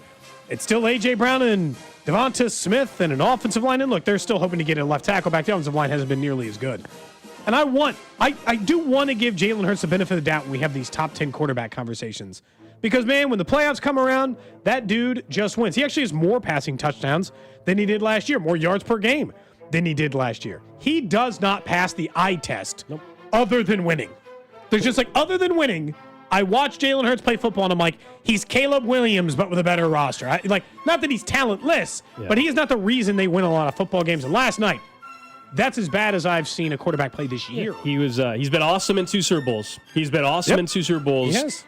Any other time you watch him, I don't know how you come away impressed. That's just, like you said, the eye test. You watch him, he looks like an average quarterback out there at times. But in the Super Bowl, to his credit, he was awesome in this past one, and he was awesome even in the one they lost to Kansas City. But in the regular season, operating that offense, when he's not able to do the tush-push, it is a brutal watch. It really is. Yeah, and they're going to take that thing away from him next year, maybe. Yep. And so, that part of the offense he got -4 fantasy football points on one play. He turned the ball over twice. He threw a pick. They recovered a fumble. He did. And then they stripped the ball from him and took it away again. And then the very next play was a different interception by Justin Herbert that was And then the one to end the game in overtime was it was horrendous. No need to throw that football. Oh, no. They both quarterbacks were bad in the game last night. I'm just saying, bad games are not created equal. Please do not lump in this week's performance of Patrick Mahomes in with Jalen Hurts. From one bird team to another, I'm going to talk about the Seattle Seahawks because I don't know if it's just under the because radar, the old Seahawks. I don't know if they're a West Coast team and that's the reason why, or we're just not paying enough attention. It's because I watched Darnold blow it in the final 3 weeks with the Vikings things last year and then look awful in the playoffs. The only reason I can't buy in yet is he had Justin Jefferson. He looked like this in Minnesota, and then eventually it all crumbled. He has Jackson Smith and Jigba. It looks like this again. I'm just worried he'll crumble. Drew, that's the truth. They are second in the NFL in points per game. They are second in the NFL in points given up on defense. They are one of the best teams on paper, passing and run defending. They got one of the best defenses in the league. And it just feels like people aren't talking about it. And maybe it's Sam Darnold, but I legitimately think that because they're, a game back of the Rams? If they can find a way to win that division, Mike Macdonald is winning Coach of the Year because of the job that he's done in getting Seattle back to where, not necessarily the Legion of boom necessarily, but in terms of their prowess as a legit contender to potentially make a run, he's at the forefront of that, obviously, doing a great job coaching. They've been undervalued all season long. I mean, whether we're talking about just narrative-wise or in betting markets, et cetera, they have been a very, very undervalued team. And, yeah, in the confines of that offense, Sam Darnold once again looks really, really sharp. I'm not as worried about him falling apart this year as what happened last year. They're not asking him to do the same stuff. They run the ball in the red zone more than any other team in football. They're not asking him to go and do it all and sling the ball around the yard. And then when they do, of course, Jackson Smith and Jigba's putting together an absolutely insane season. I don't know if I agree on the Coach of the Year part. It depends, Drew. I think it would require Mike Vrabel losing the Buffalo and slipping out of one of the top, the top number one seed. If the Patriots are the number one seed in the AFC, it'll be Vrabel. Now, if they're not, then I think Mike McDaniel does what you said and wins the division. Then I think right now Mike Macdonald at 6-1 is a good bet. But if Vrabel gets the one seed, it's Mike Vrabel's winning the award, and he may not even have to do that. Can I say that it is genuinely disturbing to look down at the standings and see that the Miami Dolphins, a team who fired everyone essentially except their head coach and just said, we're going to fire you soon. We just haven't gotten around to it yet, has the same record as the Chiefs. The Carolina Panthers They've won 4 games in a row. Have a better record. Yeah. Yep. The Carolina Panthers with Bryce Young. In a weird way, that one doesn't bother me nearly as much as Miami. Miami had quit on the season. They had lost all of it. And this is where, again, I still think there's I did this last week for All 32. I think there's a 60% chance Mike McDaniel keeps that job. Well, if they keep winning, they will. I think there's the fact that the players back him as much as they do. I think he does. I think as an organization, you have to keep him. I kind of think and if he doesn't get this job, I guarantee you he's getting one of the jobs that comes over. 100%. I agree. He will be. He's not if you have some pipe dream and he's your guy and you think he's going to be the new offensive coordinator of the Chiefs. I don't think they're getting rid of Nagy, but you get the point. But that pipe dream's dead. He is going to be a NFL head coach somewhere in the year 2026, unless he chooses to just like Mike McCarthy did the coaching summit year off or whatever. Maybe he just wouldn't get a job, but sometimes coaches take a year off. Mike McCarthy's going to get it. I'll tell you that. Mike McCarthy's going to get a job again this coming off season. He might be the next head coach of the Giants. That'd be an interesting one. Jackson Dart, Cam Scadaboo, Mike McCarthy. And a top 10 pick. And another top 10 pick. Who did they take this time? Well, the one mock we looked at had them taking Carnell Tate. So Tate with Neighbors and Dart and Scadaboo. They should take Mekhi Lemon to pair with him instead. There you go. There you go. That is all 32. All right, up next, guys, let's talk about something we briefly touched on earlier. I want to dive deeper into it, and that is some comments from Reese Davis of ESPN about Indiana and Curt Cignetti and comparing it with Bill Snyder in Kansas State. You both seem to agree. I don't. I'll get to that next. What's up, Chiefs Kingdom? It's Trent McDuffie. You're listening to Cody and Gold, weekdays 10 to 2 on your home for Chiefs football. 96.5 The Fan. Brought to you by Heartland Men's Health, the leader in men's sexual health. Thousands of men have been successfully treated for low T, ED, and more, all with discretion and compassion. Make your appointment at heartlandmenshealth.com. Inside the Huddle is brought to you by Blue Cross and Blue Shield of Kansas City. Discover the benefit of blue. What's up, Missouri? Tony Gonzalez here. Your moment is finally here because DraftKings Sportsbook is live in Missouri. You can get in on all the action with fast withdrawals, a safe and secure app, and betting that's easy to use anywhere you go. And the best part, DraftKings keeps the excitement going with awesome promos and offers all season long. That's why it's America's top-rated sportsbook app. Don't wait. New customers sign up today. Bet just $5 and get $300 in bonus bets instantly. Let's go, Missouri. Get in the game. Download the DraftKings Sportsbook app and use code 965. New Missouri customers bet $5 and get $300 in bonus bets instantly. That's code 965 in partnership with DraftKings Sportsbook. The crown is yours. Gambling problem? Call 1-800-GAMBLER. 21 and over. Physically present in Missouri. Eligibility and restrictions apply. Terms at DraftKings.com/sportsbook. Bonus bets expire 7 days after issuance. For additional terms and responsible gaming resources, see sportsbook.draftkings.com/promos. Around here, we've got each other's backs. When it comes to health insurance, we want that same kind of support. Blue Cross and Blue Shield of Kansas City gets that. They're from around here too. Backed by the national strength of the Cross and Shield, they help you make confident choices, no matter where you are. Blue Cross and Blue Shield of Kansas City. From here, for wherever you are. That's the benefit of blue. The Chiefs have been scoring a ton of points lately, and that means I'm saving a ton of money at Hy-Vee. And now I have even more reason to cheer on the Chiefs because I score big fuel savings when I shop Hy-Vee the day after any Chiefs game. Win or lose, I'll earn a fuel saver discount equal to the Chiefs score based on the amount I spend. If the Chiefs score 35 points, I save 35 cents a gallon when I spend $35 on groceries. So the more we score, the more I save, only for my friends at Hy-Vee. It's Thirsty Thursday at Hy-Vee. Time to stock up the bar and fill up your tank. Earn 50 cents per gallon fuel savings on every $50 purchase of wine, beer, hard seltzer, and spirits. Mix and match all your favorite libations and get a 50-cent fuel saver with every $50 purchase. Stack up the savings and your next fill-up could be free. Don't miss Thirsty Thursday at your Kansas City, Missouri Hy-Vee. Product or promotion differs by location. Offers valid where legal, available while supplies last. At KCUC, you see the best in KC. With more than 50 expert providers and 20 convenient locations, you get the care you need quickly and close to home. From advanced diagnostics to the latest treatments, KCUC offers cutting-edge technology that sets us apart. It's no wonder we're the region's premier urology and oncology center. You deserve the best. Don't wait. Come see Kansas City's largest, most experienced, and most advanced urology team. Visit kcuc.com today. At KCUC, you see the best in KC. Damon Hughes here. I've seen a lot of stat lines in my playing days, but these numbers, they caught my attention. Flight by Yingling. 2.6 carbs, 95 calories, and all the crisp, refreshing flavor you want in a light beer. It's brewed by the oldest brewery in America, so you know it's got some serious history behind it. If you're into stats and taste, you're going to love this beer. Flight by Yingling, the next generation of light beer and the official beer of Dane and Hughes. DG Yingling & Son, Pottsville, Pennsylvania. Nugget Bells, Nuggets all the way. Hi, I'm Kylie. I'm John. And I'm Garrison. And a little thing we love about the 30-count Chick-fil-A nuggets is sharing them when we cut down the Christmas tree. We will pack the car with gifts, and of course, we go and pick up our family's favorite nuggets. Every nugget is tasty times quadrillion. And we get all the sides. Yeah, the ooey gooey mac and cheese is a big hit. Share the nuggets, share the joy. Order the 30-count Chick-fil-A nuggets on the Chick-fil-A app. Real guests paid for their testimonials. Pros don't just show up. They prove how it's done. With precision and without shortcuts.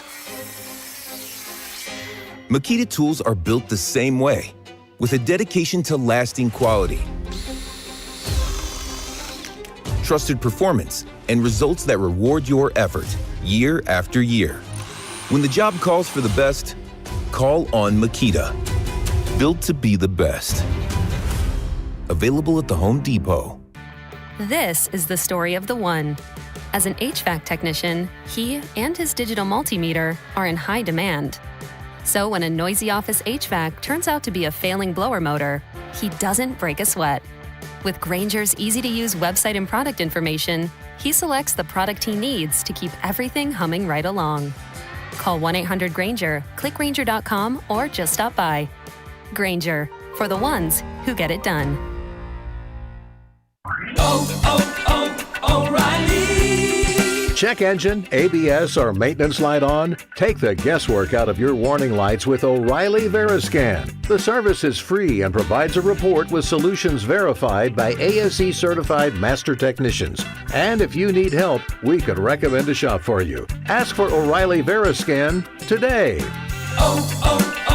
O'Reilly Auto Parts. Hi, I'm Chef Franklin Becker. You know the jingle. Now discover the facts about Ozempic, a GLP-1. There's only one FDA-approved Ozempic made by Novo Nordisk. Learn about the real thing. Talk to your healthcare professional today. Call 1-833-OZEMPIC or visit Ozempic.com to view the medication guide and to learn more about Ozempic. Semaglutide injection 0.5, 1, and 2 milligrams.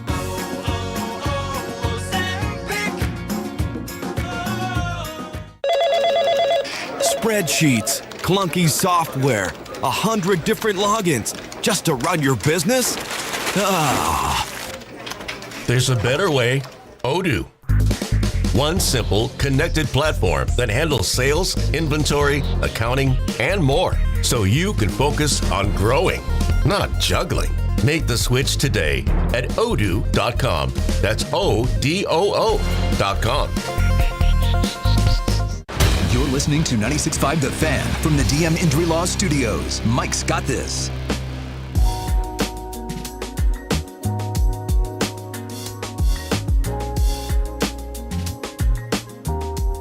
Coming up in a half hour, Nate Taylor, our Chiefs insider from ESPN, going to join us in studio. Plenty to get into with Nate about the present, about the future.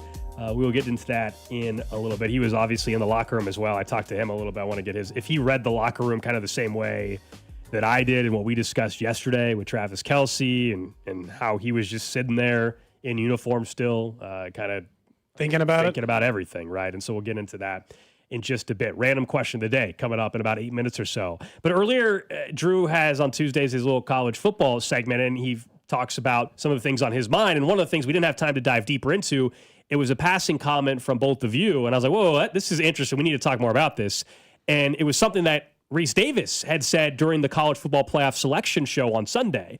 And the quote from Reese Davis was, quote, "With all due respect to Bill Snyder in Kansas State, but Curt Cignetti's coaching job is the greatest turnaround in college football history." By the way, the only person that this argument is with Bill Snyder, in my opinion. Absolutely. There's no other part of the conversation. Absolutely. So let's step back. You very quickly agreed, I think, with the statement earlier in the show. And I said, whoa, let's talk this out a little bit. Let me be clear. I don't think it is the most crazy take to have by any means. I don't think it's that far out of left field when you consider where Indiana was as a program.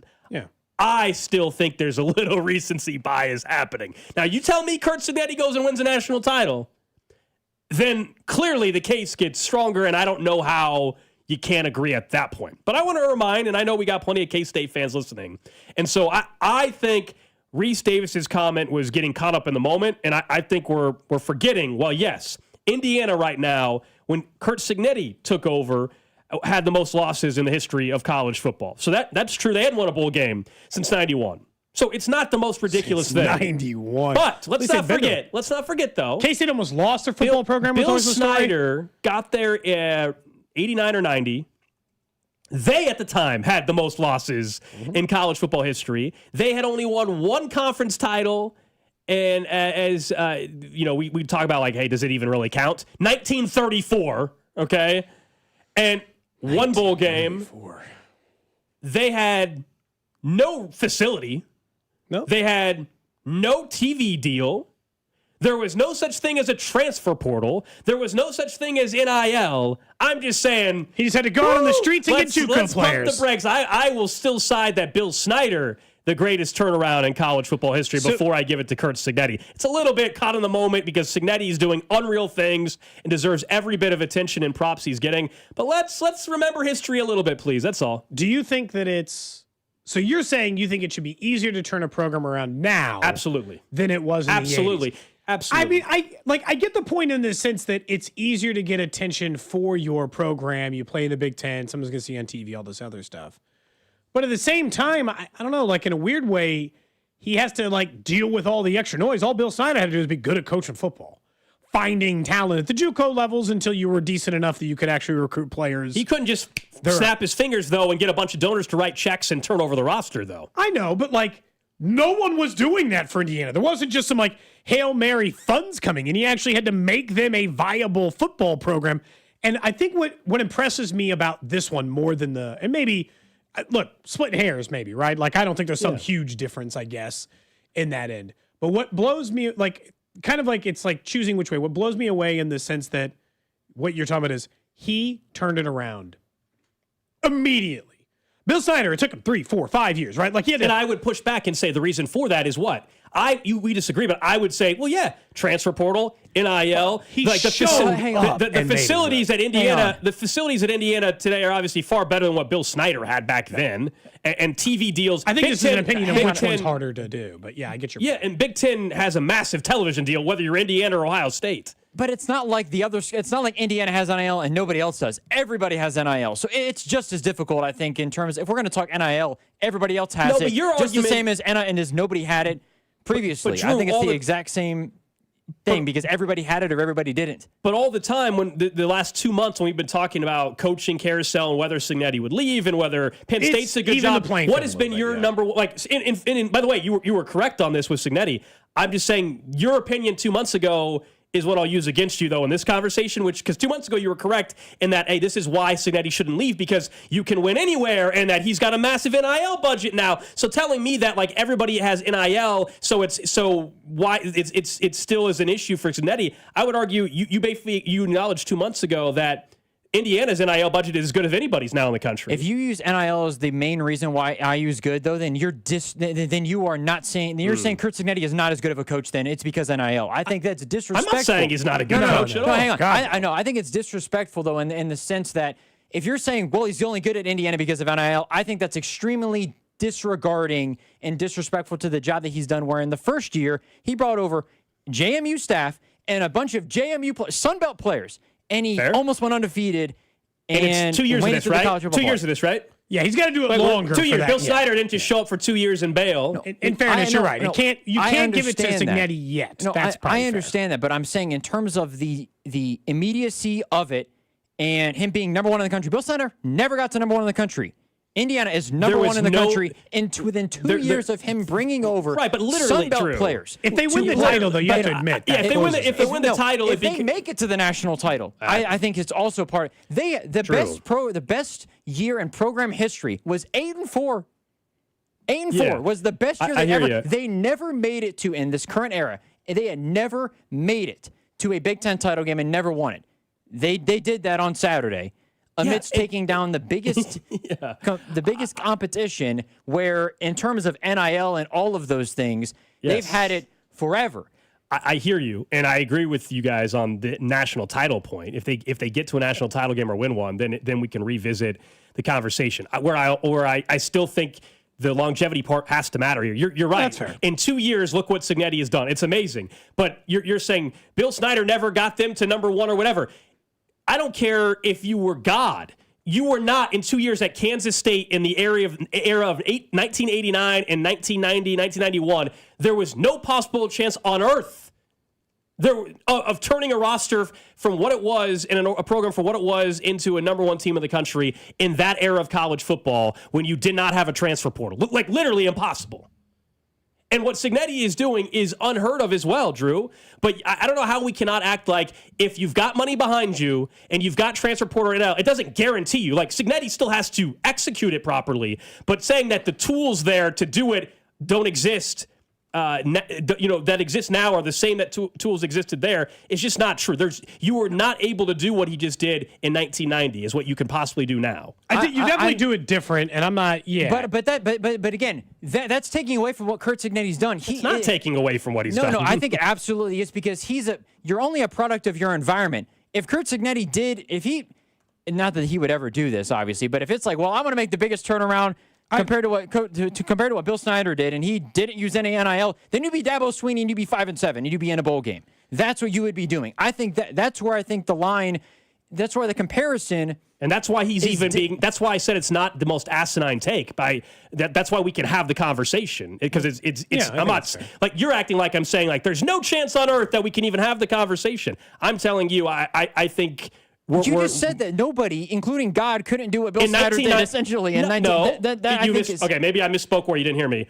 In 1990, you're saying Bill Snyder did not do in 2 years what Cignetti's done in 2 years. And I'm saying I don't care who you were in 1990, you were not turning a program into the number one team in the country in a 2 year span from where K-State was because you did not have NIL and transfer portal. Yes, I did say that. And I've said that I agree with the idea that And Kansas State was AP number 1, Drew, multiple times.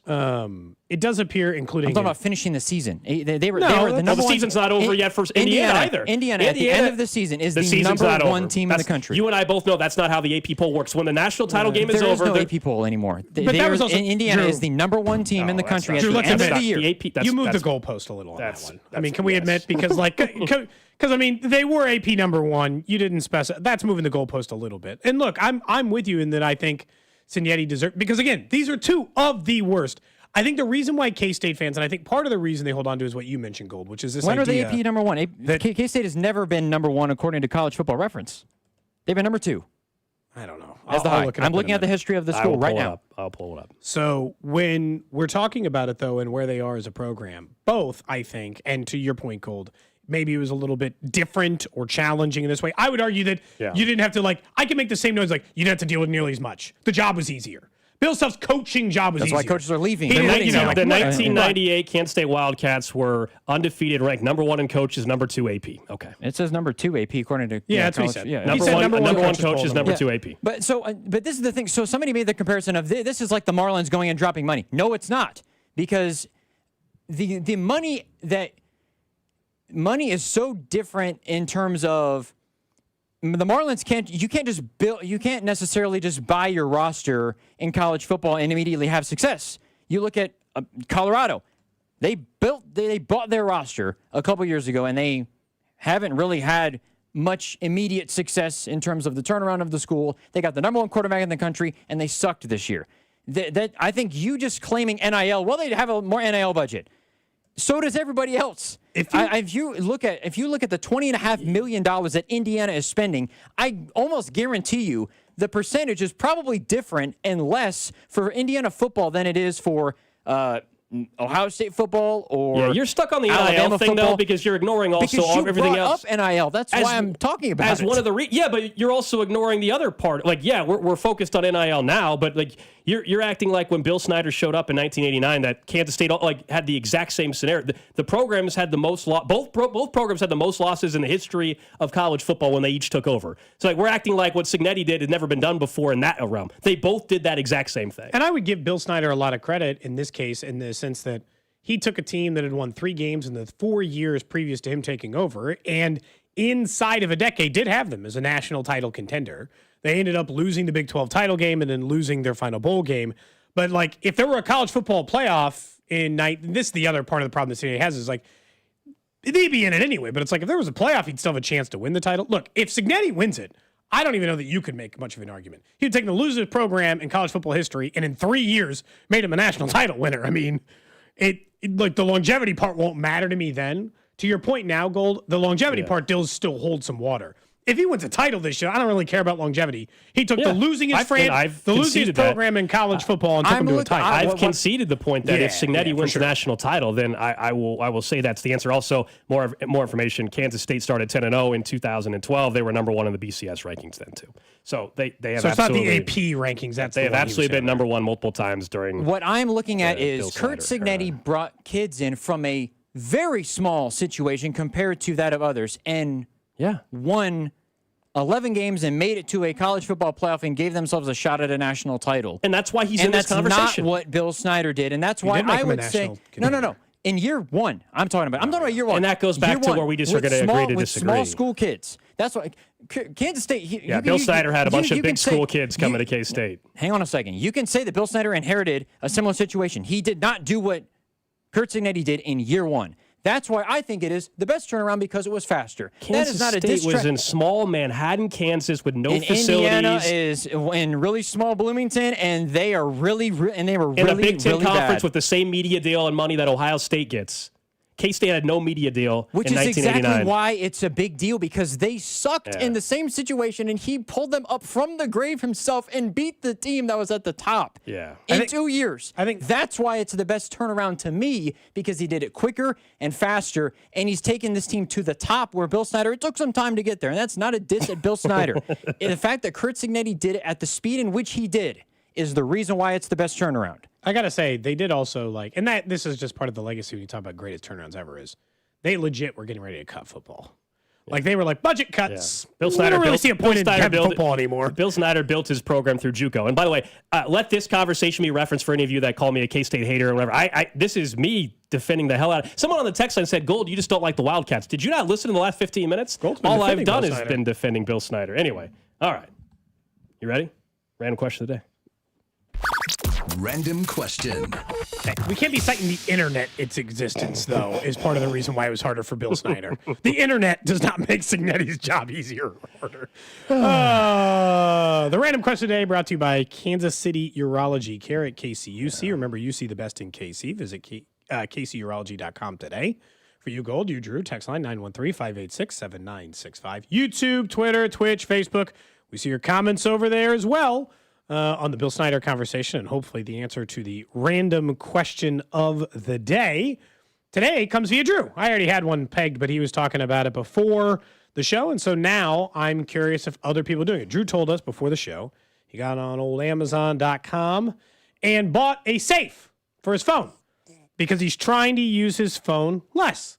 So the question I have for you is 913-586-7967. Is that something you would consider? Is that something you have considered? Is that something you do now with either yourself or your kids? Do you lock your phone away? Do you have no phone periods? Do you charge your phone in a different room so you don't look at it in your bed? I want to know your trying to reduce your screen time habits. That's what random question I have today. It sounds like Gold unfettered. Yeah, I mean, access at all times. I definitely could be on my phone less. There's no doubt. Yeah, I'm definitely, the screen time stuff is crazy. I would never buy a device, though, to lock my phone. Why not? I'm a grown adult. If I want to use my phone, I'm going to use my phone. That's basically my answer to that. Well, you're trying to habit change, That's the point, I definitely am on my phone too much, though. Absolutely. So you charge it next to your bed? Reaching distance? Yep. Oh, yeah. Do you put do not disturb on? I do that. Yep. Okay, so you got one thing in place. Yep. If I don't want to use my phone, Drew, I don't use if I'm like, all right, I've been looking at my phone too much, I'll just put it in another room. I don't it's not as safe, but I will go plug it in another room, put it in another room, intentionally leave it. You'll put it in another room. Yeah. Okay. Intentionally leave it further away from me. So it's I don't want to look at this right now. There's no reason to think I need to look at this right now. There's not somebody in the hospital. I got to make sure if something comes up, they'll find a way to get a hold of me. My wife is better than me at not just picking it up during the commercial of something or this or that. So I don't have a safe, but I will intentionally set it in another room if I'm trying not to use it. Well, how much does this device cost? What's this? $25. $25. Okay. And how did you just get it, or have I just got it yesterday? Used it for the first time. Take me through just truly what. So at 8 o'clock, you put it in this device, or what? What's the? I mean, I plan to use it just if I feel the need to be away from my phone, I guess. But at night. So a lot of times, what I'll do is I'll go to bed. I don't know, 10 o'clock, 10:30. And I just get on my phone, and before I know it, it's midnight, and time just flies. You're just scrolling on your phone. I might be looking up something for tomorrow for the next show, or I just be scrolling on Twitter, Instagram, whatever. But time, I don't need to be on it. It's not benefiting or enhancing anything. In that time period, I might as well just go to bed. So why not prohibit myself in a way, because there's an emergency unlock. If I really needed it, that's what I was wondering. What if you actually need your phone? But try to. You have more discipline in forcing myself to not be on my phone, or especially I'll be watching some basketball games tonight because it's the Cup, I'm sure. So during that time period, I'm going to make it better too, but I don't need to be on my phone the entirety of the game, or, hey, during commercials, I'm on my phone and I'm looking at stuff. Just find something else to do in that time period. So that's what the goal is with this lockbox, if you will. So the only time, when you described this earlier today, I was like, this reminds me, we went to, if you go to a comedy show, a big enough comedy show, they will have you, some of these places will have these the Yonder packs. Yeah, they'll have you put your phone in the, whatever it's called, those packs, they'll have you put your phone in there and you can't pick it up till the end of the show. And I was like, oh my gosh, this is bizarre. I think it's what I like about going to the movies. It's I'm like Drew, where I am trying to reduce it at least some, but the problem is that I just change it with other hobbies. So just as long as it's reading or something else, it's fine. But if it's just I'm putting it down to watch more TV, have I really accomplished anything? You're doing screen time that way too. Yeah. Have I really accomplished that much? I'll say, so over on Twitch, Legend says the kids have tablets and TV. It's on a timer where the internet shuts off at 8 p.m. Okay. So at 8 p.m. I get it for kids. So no more. My kids, just straight up turn we it have off. kitchen timers. Yeah. So when it's hey, you got 15 minutes, we set a kitchen timer and the timer goes off, they know to turn them off. But I'm not like, I'm almost worse than they are sometimes. Yeah, so you're trying bad. to find some balance. I'm bad about it. I'm not saying, like, I am on my phone way too much, fully admit that. If I had kids like what you're talking about there, I would totally want to limit the amount of screen time that they have. I think it is especially for kids, it's not healthy. And I could be on it less as well. I don't think I'm ever going to buy a device though to do that. That's all. But the screen time could use a tick down. Again, that's why I just put it in another room for a little bit. Because you have to, like, what Drew's doing is smart in the sense, I think, that you have to break the habit to reach for it. If it's in the other room, I still have the mental thing of, like, I'm going to reach for this thing. Do you ever, like, put it on the, like, because it starts in small ways. It's like, oh, God, I've been looking at my phone too much. I will, like, might not stand up, move, and go put it in another room, but I might chuck it to the other side of the couch so it's without arm's reach. I don't need it, like, physically within my grasp, because then at the very least, when I have the instinct to grab for it, like you said, if I'm with other people, then I can stay off my phone, right? You know, like I'm out there sitting on a date, and I'm like, oh my gosh, I got to check my phone. But if I'm by myself, in what you said, if I'm watching Sunday Night Football and I'm at home, and let's take the Chiefs part in our job out of it for a second. Yeah, just in general, random NFL game is on, whatever. Like, I have my phone next to me, and I'm going to be on Twitter. I'm going to be texting my buddies about the game. Like, that's part of my life. And so I'm not putting my phone in a box. That's all. That's what I would say. Just depends on the activity for me, I guess.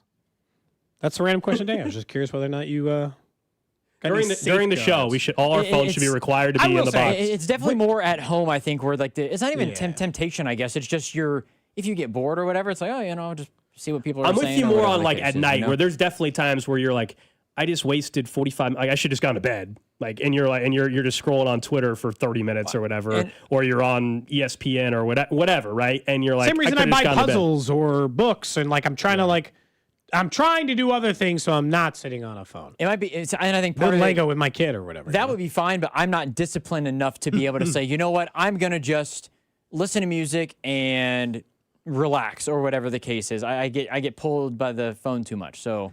Someone did say... I'm almost forcing myself to have better discipline, I guess, in a way. 913-586-7965. Someone said, the ringer's never on, no notification sounds, no ringer ever.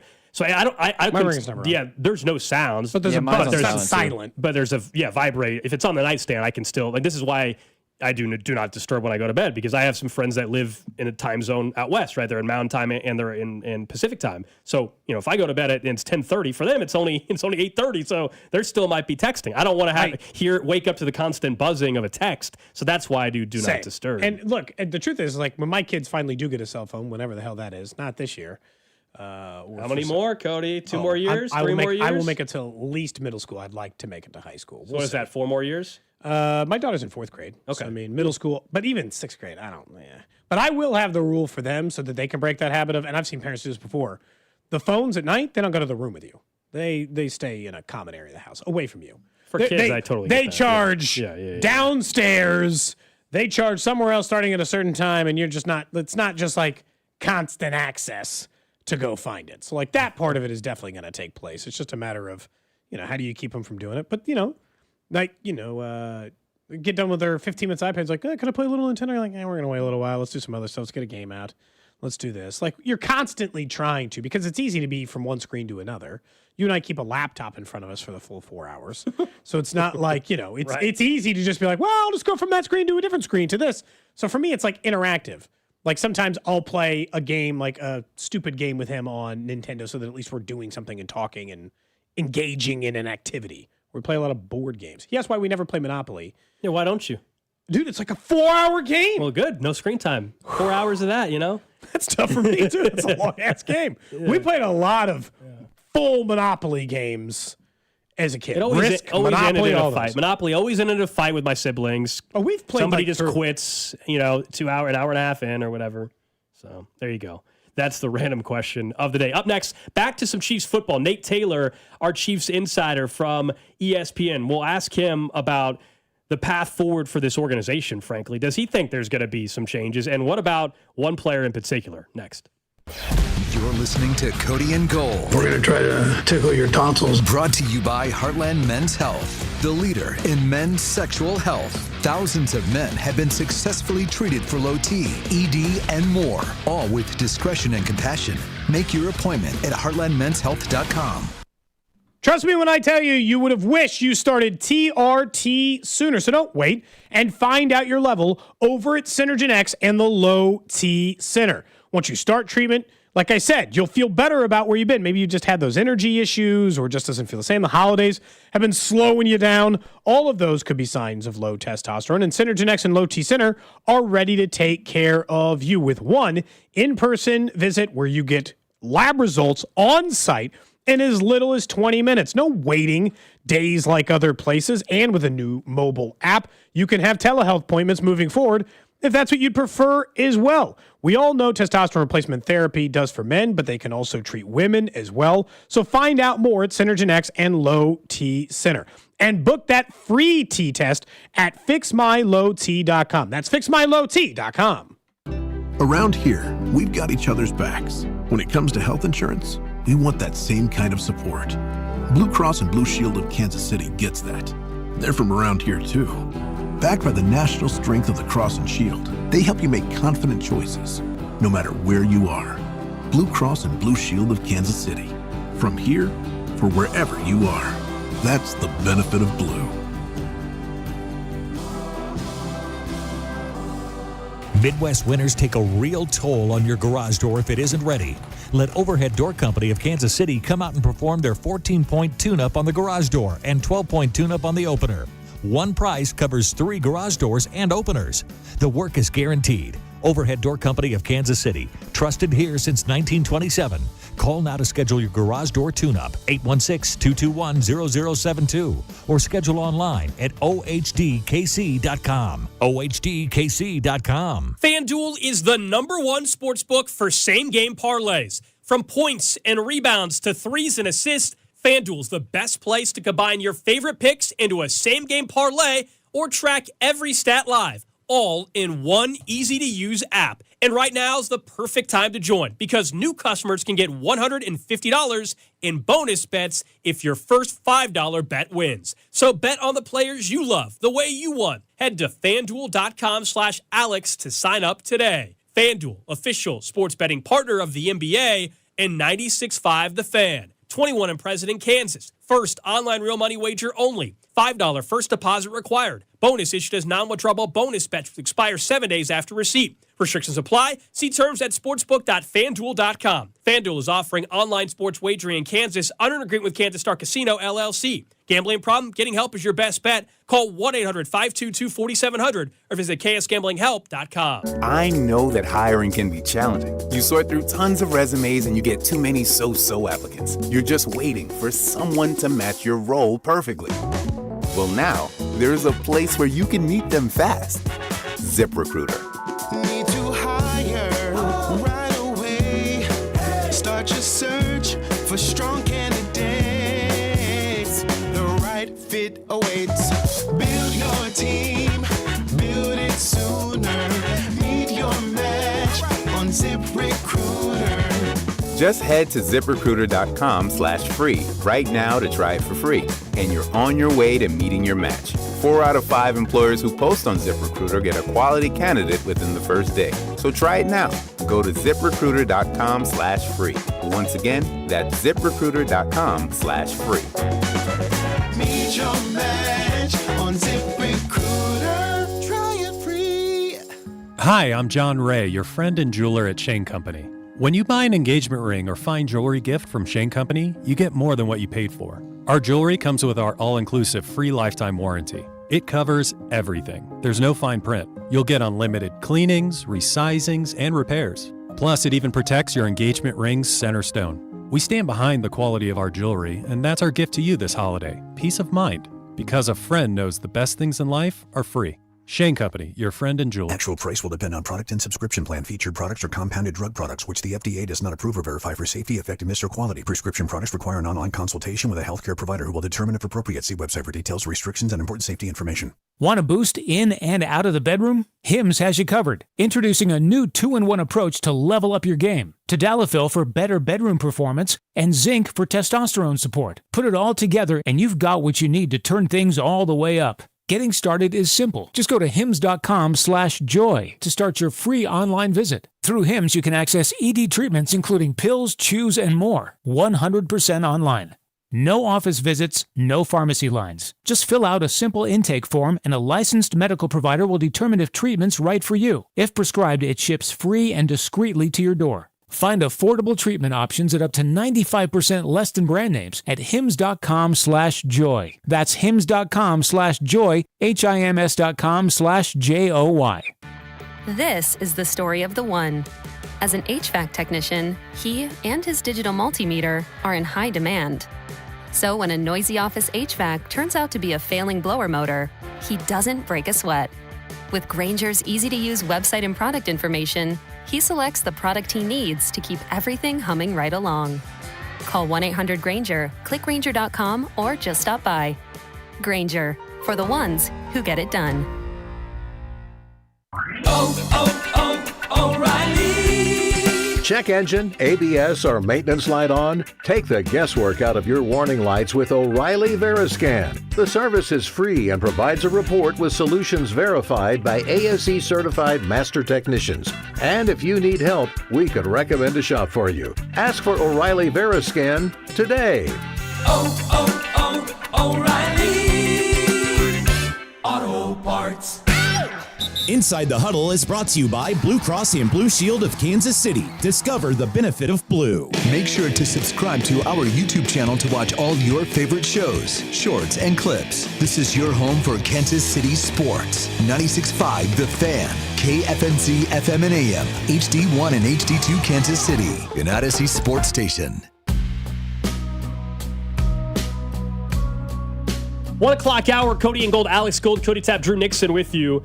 We are expected to have Nate Taylor stop by in just a couple of minutes. He will join us in studio, our Chiefs insider from ESPN. Certainly want to ask him about what he saw on Sunday night, but some of the bigger picture items that we've been discussing the first 2 days or so here of the week. You know, where this organization moves going forward. You know, does he think there are staff changes that would be needed? Does he think they would do those? The contracts of a lot of players are fascinating heading into 2026. And we'll also just get into the rest of the AFC, including the news of the day in the AFC, which is, if you're just tuning in for the first time and haven't seen some of the updates, Philip Rivers, yes, Philip Rivers, the 44-year-old, has been signed by the Colts to their practice squad. With all these QB injuries, they're trying to continue their playoff push. There's a real chance Philip Rivers starts an NFL game in the next week or so for the Colts. And then you were telling me during the break, J.J. Watt, who, of course, works for CBS now and does calls games for them. He was in a production meeting because he's getting ready for the Colts game this weekend. He's, I think, going to be part of the broadcast. And what did he say? He said that Philip Rivers, who's a high school football coach, talks with Shane Steichen on a weekly basis already. And they run the same offense on his high school team as the offense that he's supposed to run. He said he's been talking to Steichen about how to run the different plays. They run the identical offense for his son's high school kid, Gunner. So he knows the offense is what you're saying. Of all things. What an interesting fact from J.J. Watt. And the fact that he was regular. Look, Shane Steichen was his offensive coordinator for the Chargers. So, like, they've got a long familiarity with each other. And I imagine Steichen, based on the timing, maybe was close. Was he around? No, he's newer than that. He wasn't his coach for the Colts, but he's at least familiar with the scheme and obviously very close with him as a coach in general. But he's been running the same scheme? Look, I'm sure they dumbed it down a little for the high school football team. But if he's talking to the guy every week about football, he still absorbs it, still paying attention to the game. I weirdly think this is going to work okay. I'm not here to tell you it's going to be great. But I think Philip Rivers will show up at a random football game this year and, you know, complete 59% of his passes for 212 yards, a touchdown, and a pick. I think we'll get our video stream up and running, too. Again, you can subscribe on Facebook and YouTube. I think, Drew, when we were talking earlier, all three of us, about the Philip Rivers thing and the Colts, and I think last week all three of us were like, yeah, they're probably not going to win more than a game. With Philip Rivers, I'm kind of with you. You think they might win too? And I think two's all they really need. They're going to lose probably Sunday to Seattle anyway. I don't care who's starting. It's also just way too quick of a turnaround for Philip Rivers, in my opinion. But that Monday night game against the Niners, could they beat them at home with Philip Rivers as the quarterback? I think the answer is yes. I think it's so weird because with Riley Leonard, they're not. I'll tell you that. No chance. The way that Adam Schefter put it, which is true, also just sounds so silly because of course, which is they said before the Colts can determine how soon Phillip Rivers can play, they have to see how he feels and practices Wednesday and Thursday. But there is this. He ran this entire career. He ran this offense his entire career. So it's expected to be more of a physical question than a mental one. Like, can a 44-year-old who hasn't been hit by Phillip Rivers is 44. He hasn't played football in 5 years, and he's getting ready to get hit by some 24-year-old who doesn't even remember when Phillip Rivers played. He doesn't even remember him being in the NFL practically. Is the way it is. So we'll see how it goes. He's not going to get up off the ground in one of the hits, though, is the problem. That's why I called it elder abuse earlier. It's a risk, man. He might die. If they can find a way to protect him, he can execute the offense. He can absolutely execute the offense. And you got nothing to lose. You had a season in which you were trending towards easily, we thought at one point in time, being divisional champs and one of the teams with the best record in football, and now you're in danger of missing the playoffs. So why not take a shot? They're desperate. And as that one tweet we read earlier, it's like a movie plot, and the owner will be played by Sandra Bullock at some point in time down the road. And somehow Phillip Rivers will still be played by Dennis Quaid. It is just like the rookie. He's now Phillip Rivers. And I don't know who's playing Chris Ballard, but somebody will. And Sandra Bullock will look over towards Chris Ballard and say, "What about that Phillip Rivers guy we used to have around here?" And his eyebrow will raise, and then boom, they'll bring in Phillip Rivers, and they have. That's what's going to happen. You might have heard Nate Taylor's laugh in the background. He's getting set up. He's going to join us. We'll ask him about this, and then we'll get into some Chiefs football, of course. Plenty to talk to him about. What do you make, Nate? Good to have you in studio. What do you make of the Colts? And do you agree with us? We're kind of saying, I actually think they could find a way to win a game or two to get in the postseason with him. Or do you think this is just, no, come on. He's not way worse than Daniel Jones, is he? This is hilarious. No, what are we doing? No. I think one hit might kill him, though. That's the biggest problem. No one remembers this. No one should remember this, but I do. Okay, it was the Super Wild Card weekend on a Monday in good old Tampa Bay, and Tom Brady saw Micah Parsons and said, "I don't want to do this no more. I don't want to get hit." Phillip Rivers hasn't been hit in how long? Sir, they hit you. They hit you hard. They're not trying to protect you. No, some 24-year-old. Someone 20 years younger than you. What? No. God bless her. I love Carly. Please, somebody get this to Carly. No. Carly, you can't. As much as you have been, as much as has been reported by my good friend Stephen Holder, as much as you've been very public and outspoken and obviously wanting to learn, you've really taken the ownership role in the ways that most fans want you to do. You are active, you are interested, you are engaged. You cannot let Shane Steichen and Chris Ballard, for the love and respect I have for both of them, you cannot sign off on this. What? You cannot. Why not? You cannot. Riley Leonard or Brett Rippon or Tyler Warren as your emergency quarterback. I mean, what do you got to lose? He's going to get hurt. I mean, he has a family. How old is he again, Cody?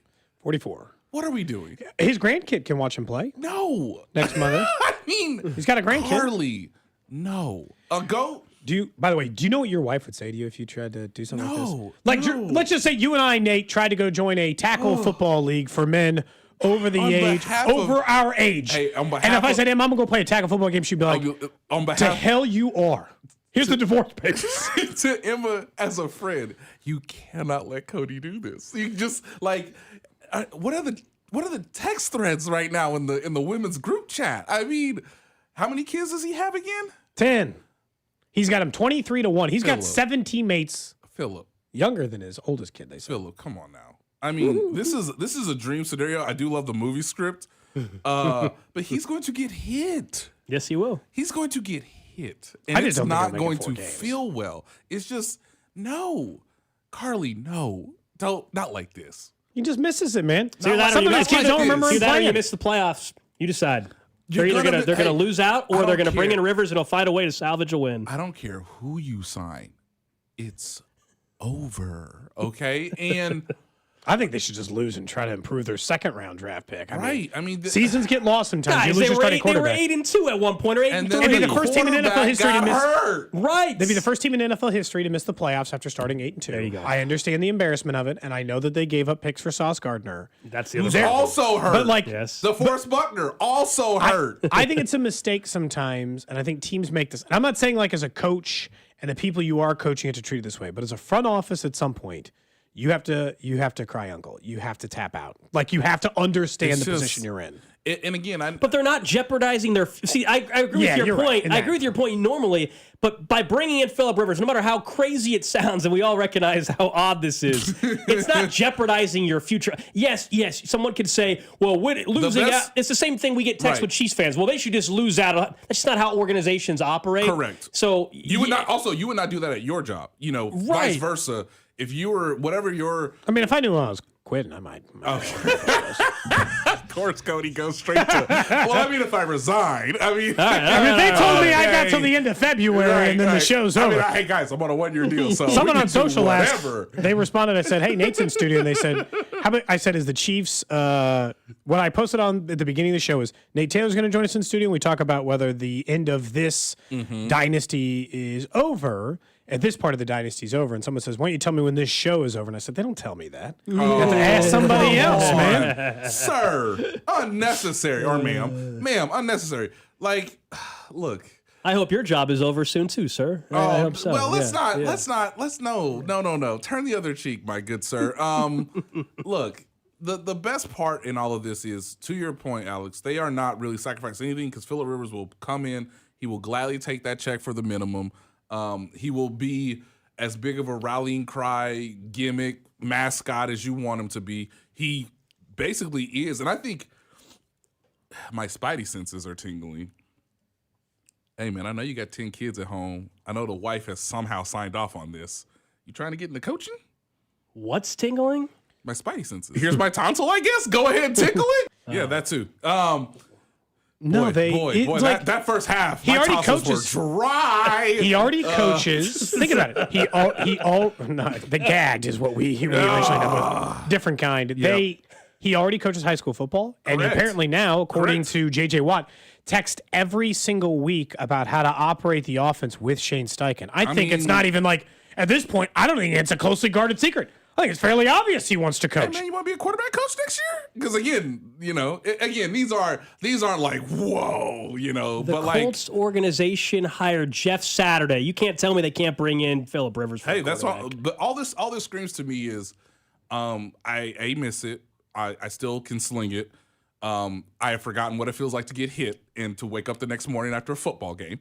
And I would love to come back and coach. I love to be in the locker room. I love to galvanize the guys. I'd love to be, a vessel, an instrument, a tool for the organization.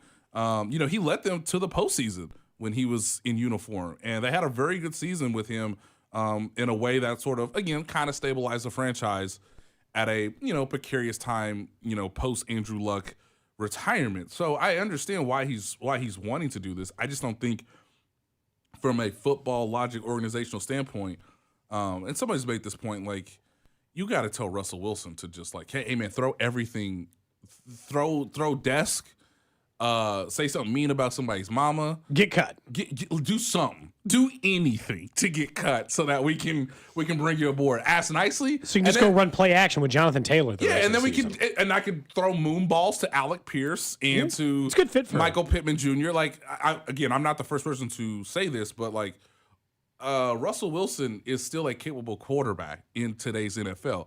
I have no data point to suggest that Phillip Rivers at age 44, whose arm might fall off tomorrow because he worked out yesterday. Yep. Yeah. I mean, God bless him, but no, Phillip, no. I mean, Carly, how can you sign off on this? How? Let's talk about the Chiefs a little bit because we all declared that the season wasn't going to continue. As in, look, and I understand there's still a statistical outside chance. We don't have to discuss that at the moment. Okay. Alex and I both think just based on where the roster is, not just because they had one bad year, which is clearly what's happening here, amongst 3 Super Bowl trips before, but because of where the roster is, the turnover that's going to have to occur, the people who are under contract, the contracts that will expire within a year after this one.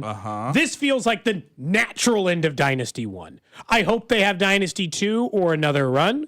And I know that it's premature to actually call it, because if they went back and won the Super Bowl next year, then fine. But right. We're just saying we don't think the roster will be in position to do I don't think so, yeah. This is tough. I don't think it's necessarily fair to say the dynasty is over. And I do understand that like we are in direct comparison to what the Patriots did for 20 years, which is, I want to just remind the audience, extremely unprecedented. Yeah, it's only happened at one time. It's you just can't. The coach and the quarterback met at the perfect time to do something that had never been done in the history of this league. Okay, now they tinkered, they mixed and matched. Personnel people left, coordinators left, of course, receivers left. This year is confining to me because they never got blown out by anybody. It's ironic that their biggest loss of the season was just Sunday because their coach put them in a pretty difficult situation. It backfired on him. And so, in essence, you now have to chase points, and then that backfires on you. And so you gifted the other team 10 points when they had no business scoring 10 points in the second half when you were, in essence, dominating on defense. If you could tell me, I'm more or less not concerned with the roster, as strange as that might sound to the audience. I'm more fascinated as to how this coaching staff finds improvement within itself for next season, right? So whether they win Sunday against the Chargers, that will extend their season. That'll be great. It'll keep us talking about the actual play on the field, the actual play calls, all that. But I know a lot of people have suggested like Andy's going to like have to change up the coaching style and the staff and maybe the he didn't usually do it in 1 year. I know, and I think that's what's most confining to me is like I'm more interested in leadership than players at this point. Can I ask? So like Andy, I'm not asking him to change his whole staff. Because if the coaching doesn't, by the way, if the coaching doesn't improve, then I would agree with the dynasty being over. This era being a wrap. That's the concern. If it's just, hey, we had some bad breaks this year and we were that close and it's basically what we hear at the press conference is that if that is truly their view heading into the offseason, that, hey, look, we got to clean it up. If that's the vibe heading in the offseason, then I think we're going to be sitting here next year. Maybe they're not 6-7 at this point, correct, but maybe they're a fringe wild card team again, and maybe they're in a better spot, but are they competing to win the division again if they roll back the exact same staff and they don't actually think they did anything wrong, basically, as a staff this year? Can I do something, Nate, to get, because this is the part where people change, and this is where I give Andy a ton of credit. He's a great coach because he's been willing to adapt to the league, and his offense goes from big play threat to chip.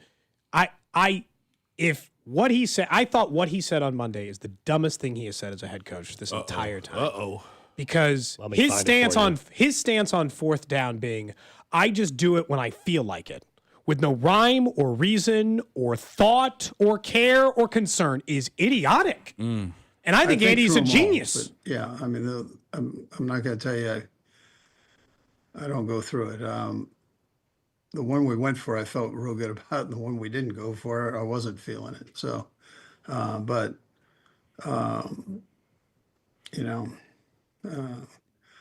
listen, we had a productive play there, or the chance for a productive play, and we got to make sure that we take care of business there. So, Nate, the issue is that what Andy said there actually reflects exactly how he's handled fourth downs every single second he's been here.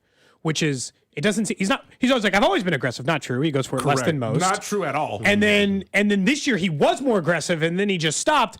And then now game to game, he's back to what he usually does, which is just, if literally in the moment, he just feels like going for it, he goes for it.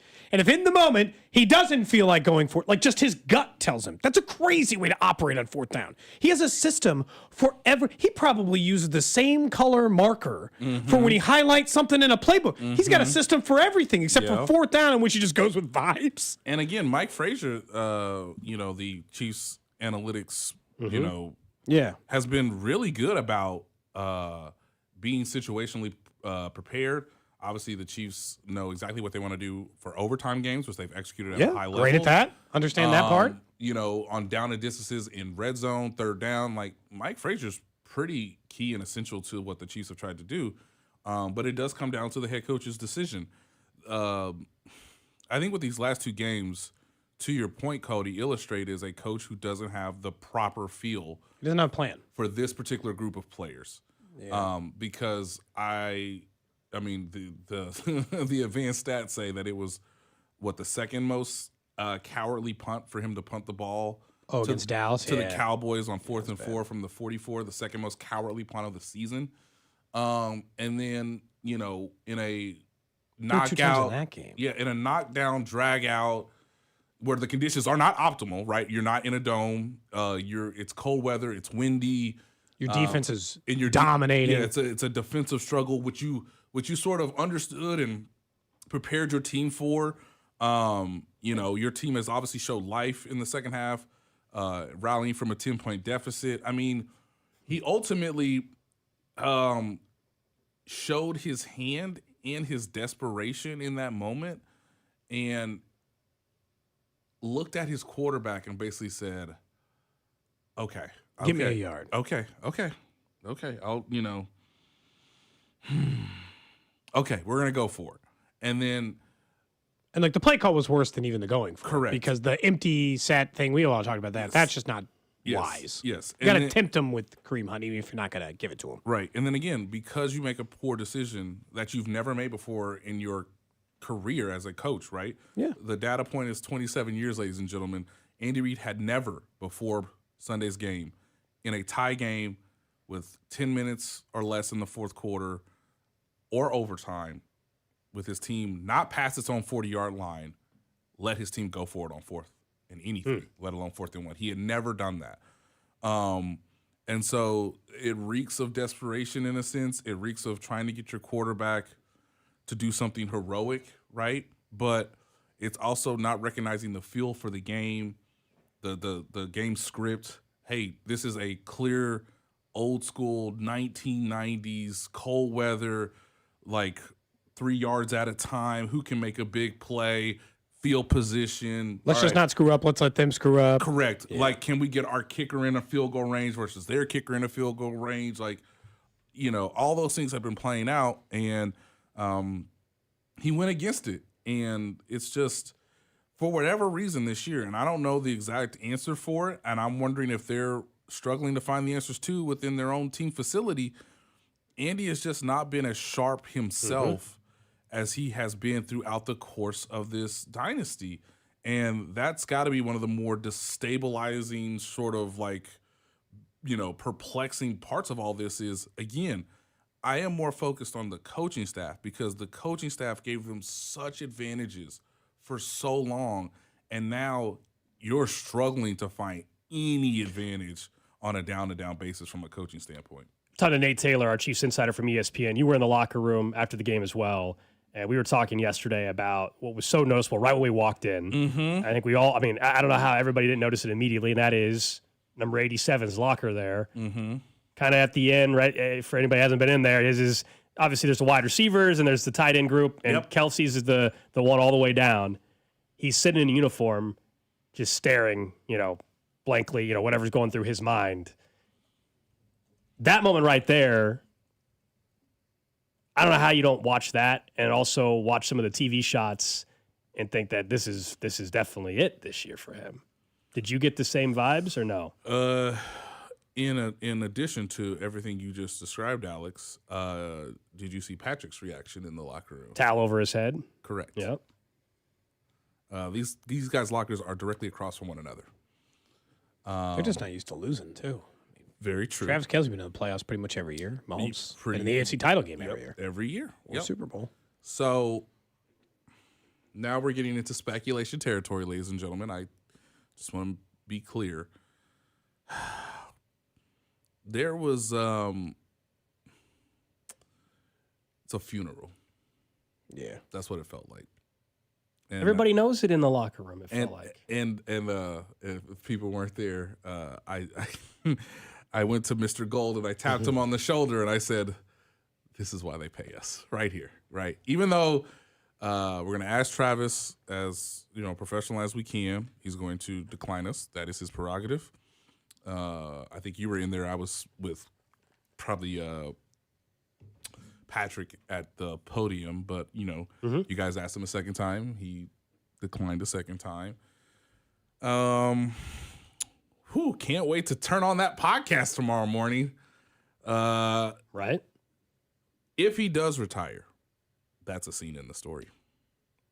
And it's pretty high in the story too, guys. It's hard to because this is how it often goes with great athletes, is that you don't get to go out feeling your best. You have to, and look, last year's, that was a crappy way to go out, but you were a 2-time Super Bowl winner and then a Super Bowl loser. It's like, could go out worse. Yep. But it could be worse. But I do have a hard time. He's playing at such a high level. I feel like for him, it's like you win. I feel like this is one of the hardest off seasons he's ever put in. He did everything to get back. Right. He did everything right. To get back to the kind of player he was. And honestly, he's been a very good tight end, other than the 3 drops that have led to devastating, crucial moments. Big But moments. He's been pretty good. Better than most tight ends in the NFL. Correct. I think, and again, there's a dichotomy. There's a juxtaposition with Travis Kelce within this whole season. On top of a season that, again, has to be mind-boggling for Chiefs fans. So I get it, right? Travis Kelce, your tight end that will directly go from retirement to Canton, Ohio, the moment he is eligible to do that. Guys, this wasn't how it was supposed to go.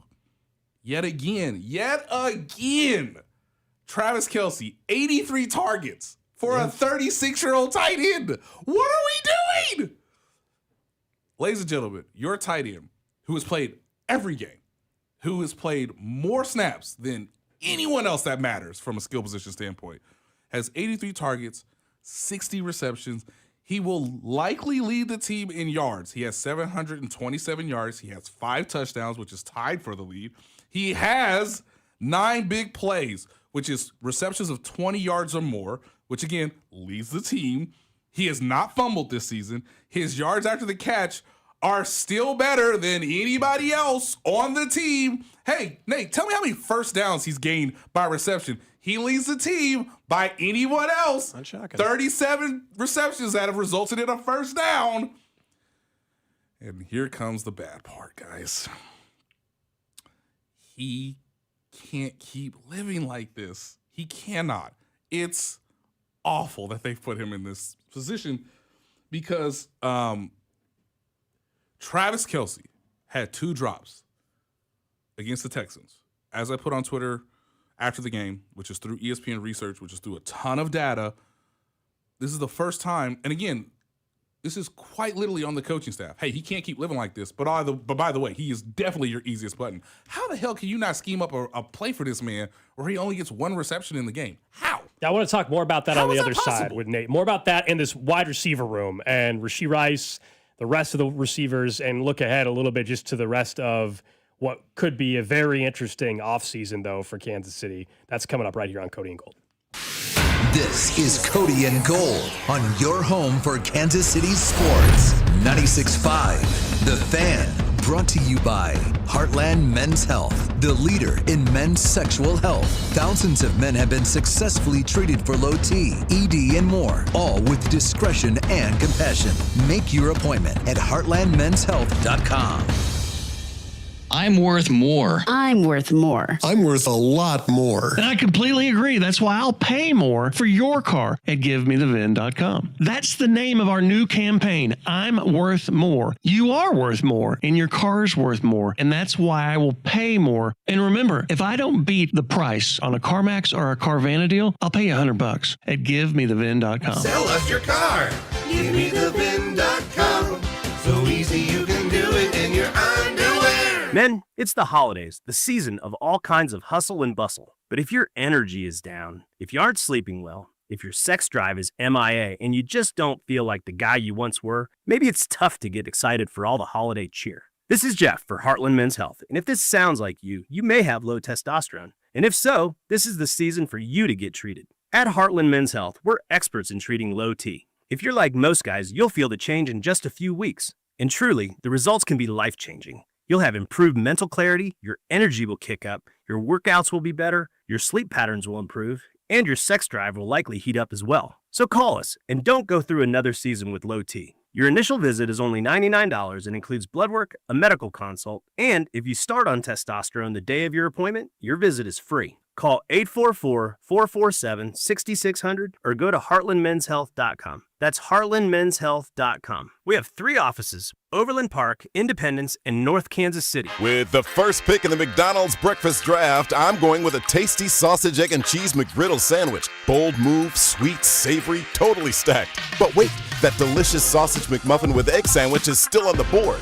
Lucky for me, McD lets you mix and match 2 for just $5. And right now, any size iced coffee is only $1.89. Breakfast at McDonald's. That's the real winning deal. Ba-da-ba-ba-ba. Prices and participation may vary. Cannot be combined with any other offer or combo meal. Single item at regular price. Hey friends, it's noisy out there with information coming at us all day, every day. It's hard to know what to trust, and the world of wealth management is no exception. That's why UMB Private Wealth Management helps you tune out the noise and tune into what matters most. They'll create a financial plan based on your unique goals, so it's your voice that comes through loud and clear. Get financial clarity. Go to umb.com/private wealth to schedule an appointment. That's umb.com/private wealth. It's Cody and Gold, and you guys know we've been telling you about Centric, whereas in as little as 4 months, you can find a brand new career in IT. Take it from our friend Colin. Before Centric, I tried community college, and when that didn't work, I went to Centric. Their IT career program helped me land my first job in cybersecurity, and in just a few years, I worked my way up to a remote senior role with great pay and real work-life balance. Centric gave me the jumpstart I needed. Colin's got the right idea. He was ready for that new career and knew Centric was his path to do it. Reach out to our guy, Russ Mondry at Centric.com and start that new career. At Target, great memories start with great prices. Get gingerbread house kits for just $12, plus all the Wondershop baking must-haves. Gather the whole fam, grab some gingerbread kits, and start building sweet moments together. Then keep the joy rolling, baking up tasty treats with Wondershop that'll make the season a blast. Make unforgettable memories with incredible prices on gingerbread kits and Wondershop baking essentials. And step into the holidays, only at Target. Restrictions apply. Never have I ever called my sister from the finish line of my first marathon. Hello? You won't believe where I am. Are you running? Mile 26. I'm gonna make it. Switch to T-Mobile's 55 Plus plan and get iPhone 16e with its advanced camera system on us. Plus, 2 lines for just $30 a line. Guys, I can't believe it. I knew you could do it, babe. That was amazing. Mom, how do you feel? I feel great. I can't feel my feet. Let's take a picture, and then you may carry me to the car. Share every stride, every mile, every memory on America's best network. Switch to T-Mobile's 55 Plus plan and get iPhone 16e on us and 2 lines for just $30 a line. With 24 monthly bill credits and 2 eligible port-ins on Essentials 55 Plus for well-qualified customers with autopay plus taxes, fees, and $35 device connection charge. Credits end and balance due if you pay off early or cancel. Contact us. Finance agreement 128 gigabytes, $599.99 required. Best mobile network in the U.S. based on analysis by Ookla of Speed Test Intelligence data 1H 2025. Visit T-Mobile.com. Do you owe $10,000 or more to the IRS like Joe? I started a woodworking business. I was able to build beautiful furniture, but had no handle on the business side of things, so quickly fell behind in my taxes. 1 year of being behind in taxes quickly turned into 5 years. I ended up owing almost $37,000. Then Joe found Tax Relief Advocates. I would hear ads for Tax Relief Advocates. One day it just clicked. This is my exact situation that I'm in. So I wrote down the number and called from the car when I got home that day. TRA saved me 99% of what I owed the IRS, and that brought a huge sense of relief. If you owe 10 or even hundreds of thousands of dollars to the IRS, don't lose hope. Do what Joe did and called TRA for a consultation. I'm really happy that I made that call, and I finally felt like I could breathe again.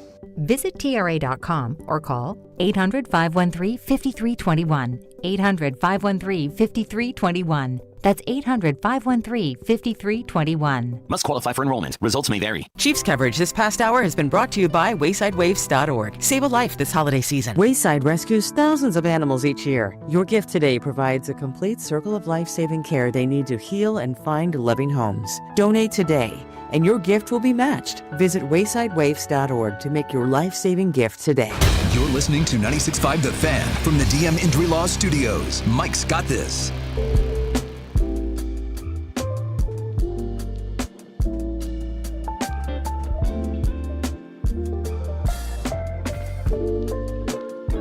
Nate, can I ask you about one play and whether or not it's like just a thing in the moment that I should care about, or just a real concern about offensive confidence in what they're doing right now? Did you see the look Patrick Mahomes made when that shotgun run on 4th and 1 came in? He couldn't help himself. You know, some of us just can't do it. He made a face like something stank when that 4th run. He still ran it. He didn't call an audible. He ran it, but that play barely worked. He is I don't think people appreciate him enough. I'm dead serious, man.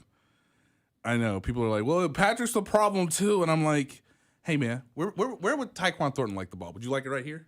I know this is not a visual medium, but like my hands are. Well, you're on camera if they're watching on the stream. My hands are right here. Hey, Rasheed Rice, where would you like it? Would you a little further down, a little further up? Where would you like it? The only one I'll say was the Kelsey one. That pass was behind Kelsey. That's the only one. But it's still both it's still meaty part of hands. Right. And I agree with you. But like it's still in the hole. It's still in the hole within the zone. Sometimes you're placing the ball where you want your teammate to be. It might be off a little bit. I mean, again, you've been pressured, you've been dinged up too. I am going back and I'm finding it, Cody. So by the way, I mean, just look at the look on his face. He makes a visual face of disgust. So, I don't know if like something just happened else to make that face, but it was like right after the call went in. Was it great? Yeah, it's massive stank face. It's just like, come on, man. Come on. He did not like that call. Yeah, so it's like, hey, we're gonna go for it. And he's like, all right, cool. If you need a audio version of this, ladies and gentlemen, he scrambles again because the play call was boo-boo. No ways open against man coverage in the red zone. So he's like, you know what? Take matters in my own hands. I'll get us down to the 2-yard line. It is 4th and 1 from the 2-yard line. He gets up again. He got hit. He's kind of like hobbling, and he's like, nope, we're definitely going for it. He's like, great, hallelujah. You know, I know what the scoreboard is. 10-0, we got a score here. Okay, here we go, coach. What's the play? And he looks at his sheet. He finds it. Oh. He doesn't like it. Again, don't sue me, YouTube TV, but here it is, kids. Woo, that's bad. I genuinely think he did not like the call. It's so bad. So, and by the way, shout out to NBC's camera work. They go directly from Andy Reid, who you can see, you can't read his lips, but you can see his lips moving. This is the play call. And then they immediately cut to Patrick, and he goes, no way, man. No way. I'm a professional. Okay. All right. Trust the coach. It's a team sport. It's the ultimate team sport. All right, fellas. Another shotgun run. Ready? Break. The wide receivers on this team, we were discussing earlier, it's so bad. It is a unit in which if the defense is not playing zone coverage, yet again, who is able to win in man-to-man coverage. And Rasheed Rice is Mr. Yards after the catch, but is he the guy that on a 3rd down you've been able to count on? Absolutely not. Xavier Worthy, I know he's hurt, and I think that is a huge part of the equation this year, and people will learn even more how hurt he is maybe at the end of the year with other things. But,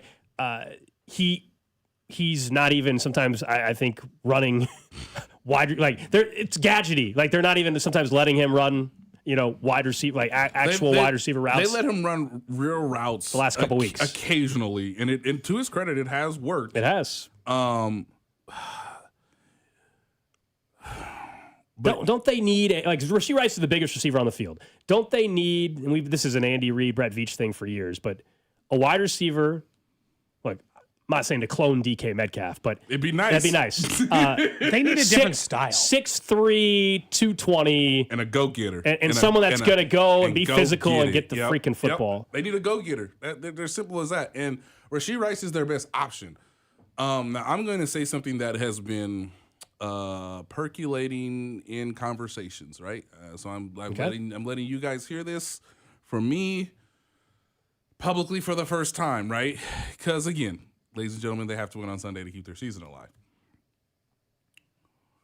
If you know your best route runner from a skill set, just a pure skill set, is either A, Hollywood Brown, or B, when healthy. And yes, ladies and gentlemen, we hadn't seen him healthy all season. Well, we saw him healthy on the third play of the game and third play of the season, and it didn't go well. Yeah. Is Xavier Worthy. Those are your two best route runners. Okay, cool. We've seen it before where Hollywood Brown can beat man coverage and beat zone coverage on intermediate routes, deep overs, corners, things of this nature, right? Xavier Worthy had a very good two-route combination in the game. Now, his issue has been, we know, when you're not the primary receiver, you have certain tendencies that suggest what the play is. Yes. let alone you're hurt. Okay? So we get it. You're hurt, you're trying, you're a tough guy. No one in this city should question Xavier Worthy's toughness. Now we get to the main problem. Hey, man, you're suspended because it's your fault. Hey, man, like the offense was kind of all over the place because you weren't around for the first 6 weeks, okay? You came back. They got you in the mix. And then the Buffalo Bills straight up asked you, you ready to beat man coverage? And then the Denver Broncos asked you the next week, straight up, hey, bro, you ready to beat man coverage? Okay. Now, any team with any pulse is going to say, hey, man, that's Derek Stingley. You ready to beat man coverage? It has become apparent that although he can create space, although he does have a good telepathic sense for what Patrick likes, especially when he scrambles, he does not give good effort when it's man-to-man, period. His effort is lacking when the play call is man-to-man or when there's a safety over the top that suggests, hey, man, I exist. You're their number one receiver, right? This is what Justin Jefferson gets. This is what Chase gets. Hey, man, like, you want to be the number one receiver, right? Hey, I'm a safety. I'm over the top. You're going to have to work inside of that, yeah. Yeah. Like, can you beat me? It's one-on-one. You want to give good effort? Hey, man, I know the play's not necessarily for you, but, like, how am I giving more effort than you? Oh, and by the way, like, your quarterback scrambles, and God bless you, kind of threw you a hospital ball. Thank the Lord you got up. Watch the tape after that, boys and girls. It's horrid. Now, I don't know. We have not heard any signs of was he concussion. impacted by the hit? Who knows? Yeah. I'm just saying concussion-like symptoms. He got rocked, totally. And he was not the same player. Yeah. Even though you're supposed to be the toughest receiver based on your size, your skill set, and not only did they hit you, and then they said, hey, man, guess what we're going to do? We're going to hit you again because it's man coverage, and we're challenging you. This ain't no zone no more. Beat us against man. And, guys, Patrick has done a lot of things for him that have been to his benefit. I just want to remind you that in the games that they have lost, where he's been on the field too, the Bills put out 7 DBs and said, hey, man, go beat man-to-man coverage. Do it. His biggest play was on that 4th down where they break contain, it's zone coverage, and Patrick throws him the ball, and he catches it, and he's a great job. That's his one highlight. Against the Broncos, hey, man, we're in the 2-minute drill right before halftime. You know what? I'm going to put it right on a dime. That's a dot with me scrambling. He drops the football near the boundary where you could have given Harrison Butker a chance for a last-second field goal before halftime. Obviously, hey, man, they're kind of playing a version of match coverage that kind of feels like zone, but it's not traditionally zone, this being the Cowboys. It's 3rd down. We got to score a touchdown because we see how our defense is playing today. He drops it. And, of course, hey, man, that's Derek Stingley. It's man-to-man coverage. Mahomes is going to put it on you. You gonna catch it? Nope. Okay, but you're our biggest receiver, and you're supposed to box him out on that 4th and 1 and kind of rescue your play caller because you're their biggest and best receiver, and that's their biggest and best cornerback. Mahomes is delivering the ball. You gonna catch it? No. Okay, fine. You know what? Now we're chasing points. It's 4th and 4. They actually called a pretty good play. 4th and 4 wise. Hey, you adjusted to your quarterback. Hey, you actually adjusted while he moved in the pocket. You adjusted away from the defender who was basically being match man coverage. You gonna catch it? You can catch it. So that's the book. He does not give great effort. He is not consistent against man coverage. Everybody knows it. Wait, if you look at this team now, I think people, because when you have Patrick Mahomes for a season and you miss the playoffs, let's say hypothetically they do, because it's barreling towards that. If you have Patrick Mahomes in a season, you miss the playoffs, most people would say, well, then you should take a very good, long, hard look in the mirror and understand where you flawed. What's the biggest conceivable thing you think they'd even change coaching staff-wise?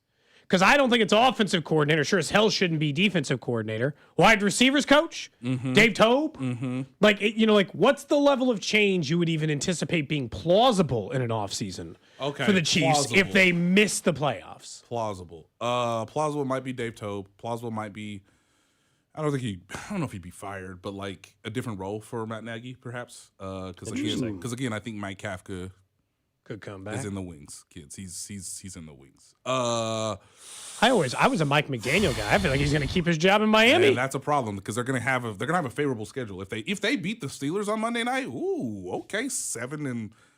What the world? I just think he's a good coach. He's a very good coach, and he's actually adjusted to his players despite not having Tyreek Hill, right? Yeah. Which is what you want your coach to do. Like, hey, find a way for your players to get in favorable, positions, down to distances, circumstances. Even if you don't have your best players, you still have to coach the guys that you have on your roster. I don't have if I was Connor Embry's defense attorney, what do I have? What do I have? Other than saying, you just said it, Rashid Everyone's Rice gotten worse. needs to catch the football like that, and he's not giving effort. I guess that would be the only. I'm But not aren't you defending his him. coach? I know. I'm by no means am I defending Again, Connor. what is my defense strategy? Yeah, no, I'm not defending Connor Right, Embry. right. I'm just saying, like, I guess the only defense possible you would have is like the players are right there to make the catch, and they're not catching the football in some of these circumstances. But I'm with you. Here's my if I'm the prosecution against Connor Embry, my question to the jury is, hey man, seemed that like Xavier Worthy literally took off the moment DeAndre Hopkins joined the team. Now he's not on the team. Was he the best receivers coach last year, production wise? And the defense would say, I don't know if you know, but Xavier Worthy has a bad ankle and a dislocated shoulder that he's playing with this year. Is DeAndre Hopkins on the team this year? I just think the whole wide receiver unit By the way, regressed. let me, for the record, I've said on the show, I think they need a new wide receiver coach. I'm just playing devil's advocate. I'm on the prosecution, so don't listen to me. All I'm saying is, I don't like if I'm saying this on behalf of Connor Embry. For sure. I'm not in those meetings. Yeah. You could be screaming at them. You could be telling them God knows what. I know you're a professional coach. I don't have a defense for you. And if you call me for your defense attorney, I don't know. I don't know. He would be an easy person, by the way. If you're telling me that there's really not going to be much staff change, we're talking about a wide receiver coach. It's a very easy position to move on from. Again, another question from the prosecution. Sir, you are running the receivers, right? And he would say yes, and I would say yes, Your Honor. I'll be him for you. Yes, Your Honor. Isn't it fascinating that when you didn't have Rashid Rice and you didn't have Xavier Worthy, that you found gold in Tyquan Thornton? Is that fair? Yes. Are you not speaking up in the meeting room? Because wow, this goes back to a bigger issue we've brought up. How the hell does he have 35 targets? Well, Your Honor, is he healthy? Plead the fifth. But Nate, no, but I don't want to self-incriminate. But what you just said is also something we've acknowledged with the coaching staff thing, and this is where, is there anybody that's willing to say something and speak up and also will be listened to? And like, by the way, Connor Embry is not the guy that's telling Andy Reid what to do. So you know what I mean? Like, I don't know if Matt Nagy's willing to do that. Nate. So I think we found a defense strategy. Yeah. My client doesn't have the right to use his voice. Oh, yeah. Bingo. That could be and that applies to multiple people, I wonder, on staff. Correct. Your Honor, Andy Reid's the head coach. Yeah. I like that noted. Real quick. With everything we just got done talking about with the wide receivers and the offense, do you think finally watching the NFL this year, the Chiefs watching the rest of the league, watching their backfield situation, I know Saquon Barkley is Saquon Barkley, and by no means am I saying, like, how do you not have one of those guys? No, Saquon is that special. However, I watch team after team have running backs that are capable of explosive plays. The chance that there's a little hole where it's an 8-yard run, and they can turn it into a 25 or 30. They haven't had that in a couple years. Do you think this year has made them realize, we're never going to be run first, nor should we? However, we have to be more explosive in the backfield. Okay. And that might cause some other things to be a little bit easier for us in the passing game. We're not calling for Jeremiah Love, to be clear. But if he were to fall, sure. Hey. If he wants to fall quite a bit. Two things. You are directly on target, Mr. Gold. And my first thing of the two is, hey, if I'm Brett Veach, I have already designated this human being that is in my personnel department. Your job, your only job, is to find me the next running back for the Kansas City Chiefs. That's it. I don't want to hear reports about anybody else in your region. In fact, you have been now promoted to National Running Back Scout. Great. That's your job. Find me the next Bucky Irving. Yes. Find him. And when you find him, then you can come back home, okay? But until you find him, I don't want to see you. The second thing is, and this is from my buddy Ben Solak, who put this article out today. Yeah, we were referencing it earlier. Holy smokes, guys. You think it's bad? It's worse. When we say it could be worse, not when it comes to running back production. The 2025 Kansas City Chiefs running backs, who have yet to put out Dameon Pierce, by the way, have the lowest explosive rush rate on running back carries among all teams in all seasons since 2000. I think what bothers me is we all saw this coming. We knew it was a problem, and it was the most running back rich draft in a generation, and they still didn't take one till the 7th. And they won't use him. They won't use him. Yes, he has the most juice, and they won't give him the carries to see if the juice is worth the squeeze. Is there a reason why they won't let him run? I'm again, Your like he Honor, won't give him a handoff? Your Honor. I'm just asking. Yeah, does he play the run? Is there an RB next to his name? They'll throw to him. But is that his primary role when he has RB next to his name? Can we hand him the ball? I don't care if it's under center, under shotgun. I don't care. End arounds, motions, jet sweeps, do it. But can you give him the ball? He has the most juice in your running back room, and yet again, you have decided to run RPOs with running backs who no longer have the explosiveness. Yeah, Pacheco's done to make that style of offense work. And again, like I asked Andy Reid earlier this season, how much can you actually change your scheme during the midst of the season? Well, it's not been a lot. They have not gone to we know who personnel's been pretty much the same, so that's not surprising. This is the biggest